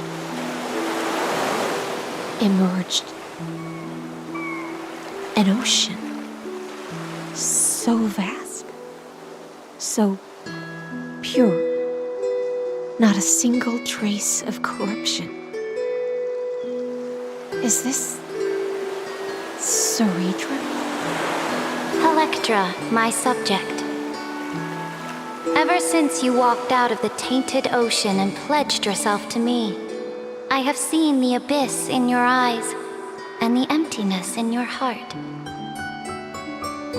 That was why I promised you a new ocean, where the Imperator's ambitions would serve as the currents, and loyalty would be its light. Electra, my subject. You have done your duty as my blade. The prophecy has now made its final decree on the road I intend to walk. My conquest is doomed to never reach the stars. But the Imperator never makes empty promises. So take this memory, this ocean, beyond the sky, as witnessed by the Deliverer. This is the final gift that the Imperator can leave for her subject.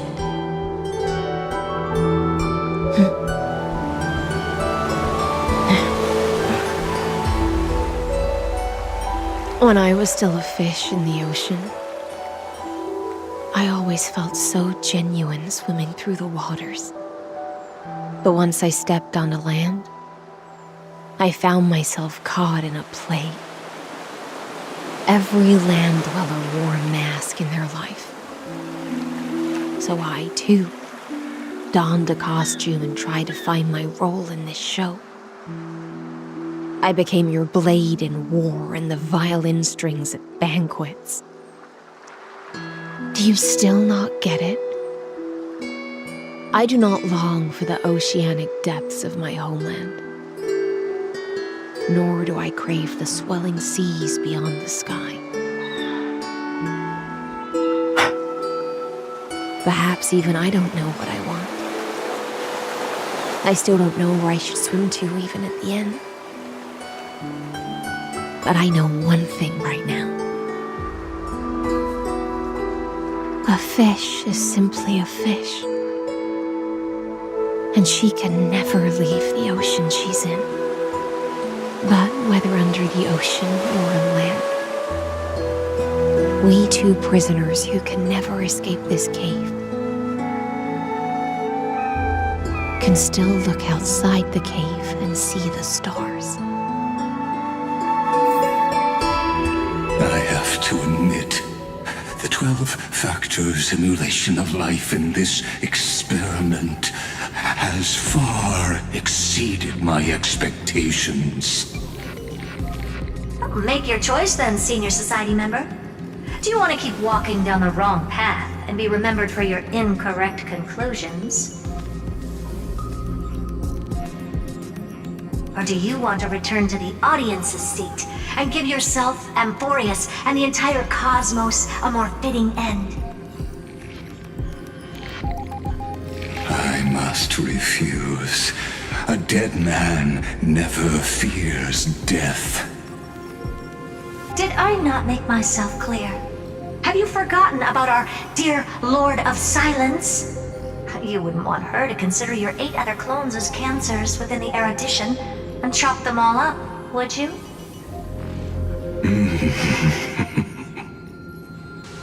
Your logical deductions are vastly different from mine. Therefore, allow me to provide one more academic recommendation. Listen, why don't you look beyond this world? Just as the Chrysos heirs did. Re-evaluate your calculations and take into account all enemies in the upcoming war among the eons. Amphoreus is not a place where three paths entangle, but where three paths fight to the death. You used Memoria to resist me, but did you not consider the possibility that the Remembrance and their children might have taken this opportunity to join the fray as well?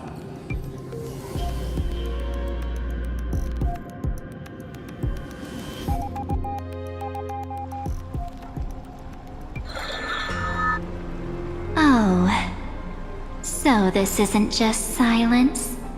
It's the answer. What was the last thing he said to you before you parted the waters at the Scale Gorge waterscape? A tricky question, but one with a simple answer.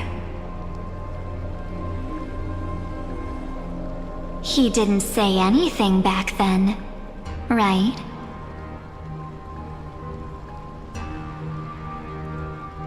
That's correct. And now I'm sure. You are not March 7th. There's no way she would remember that detail.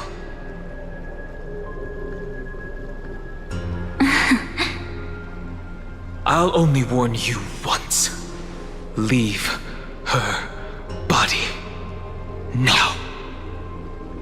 How impulsive. That's not like you at all. Why don't you calm down and think about another possibility? I didn't take over March 7th's body. Rather, it's March 7th who regained my memories.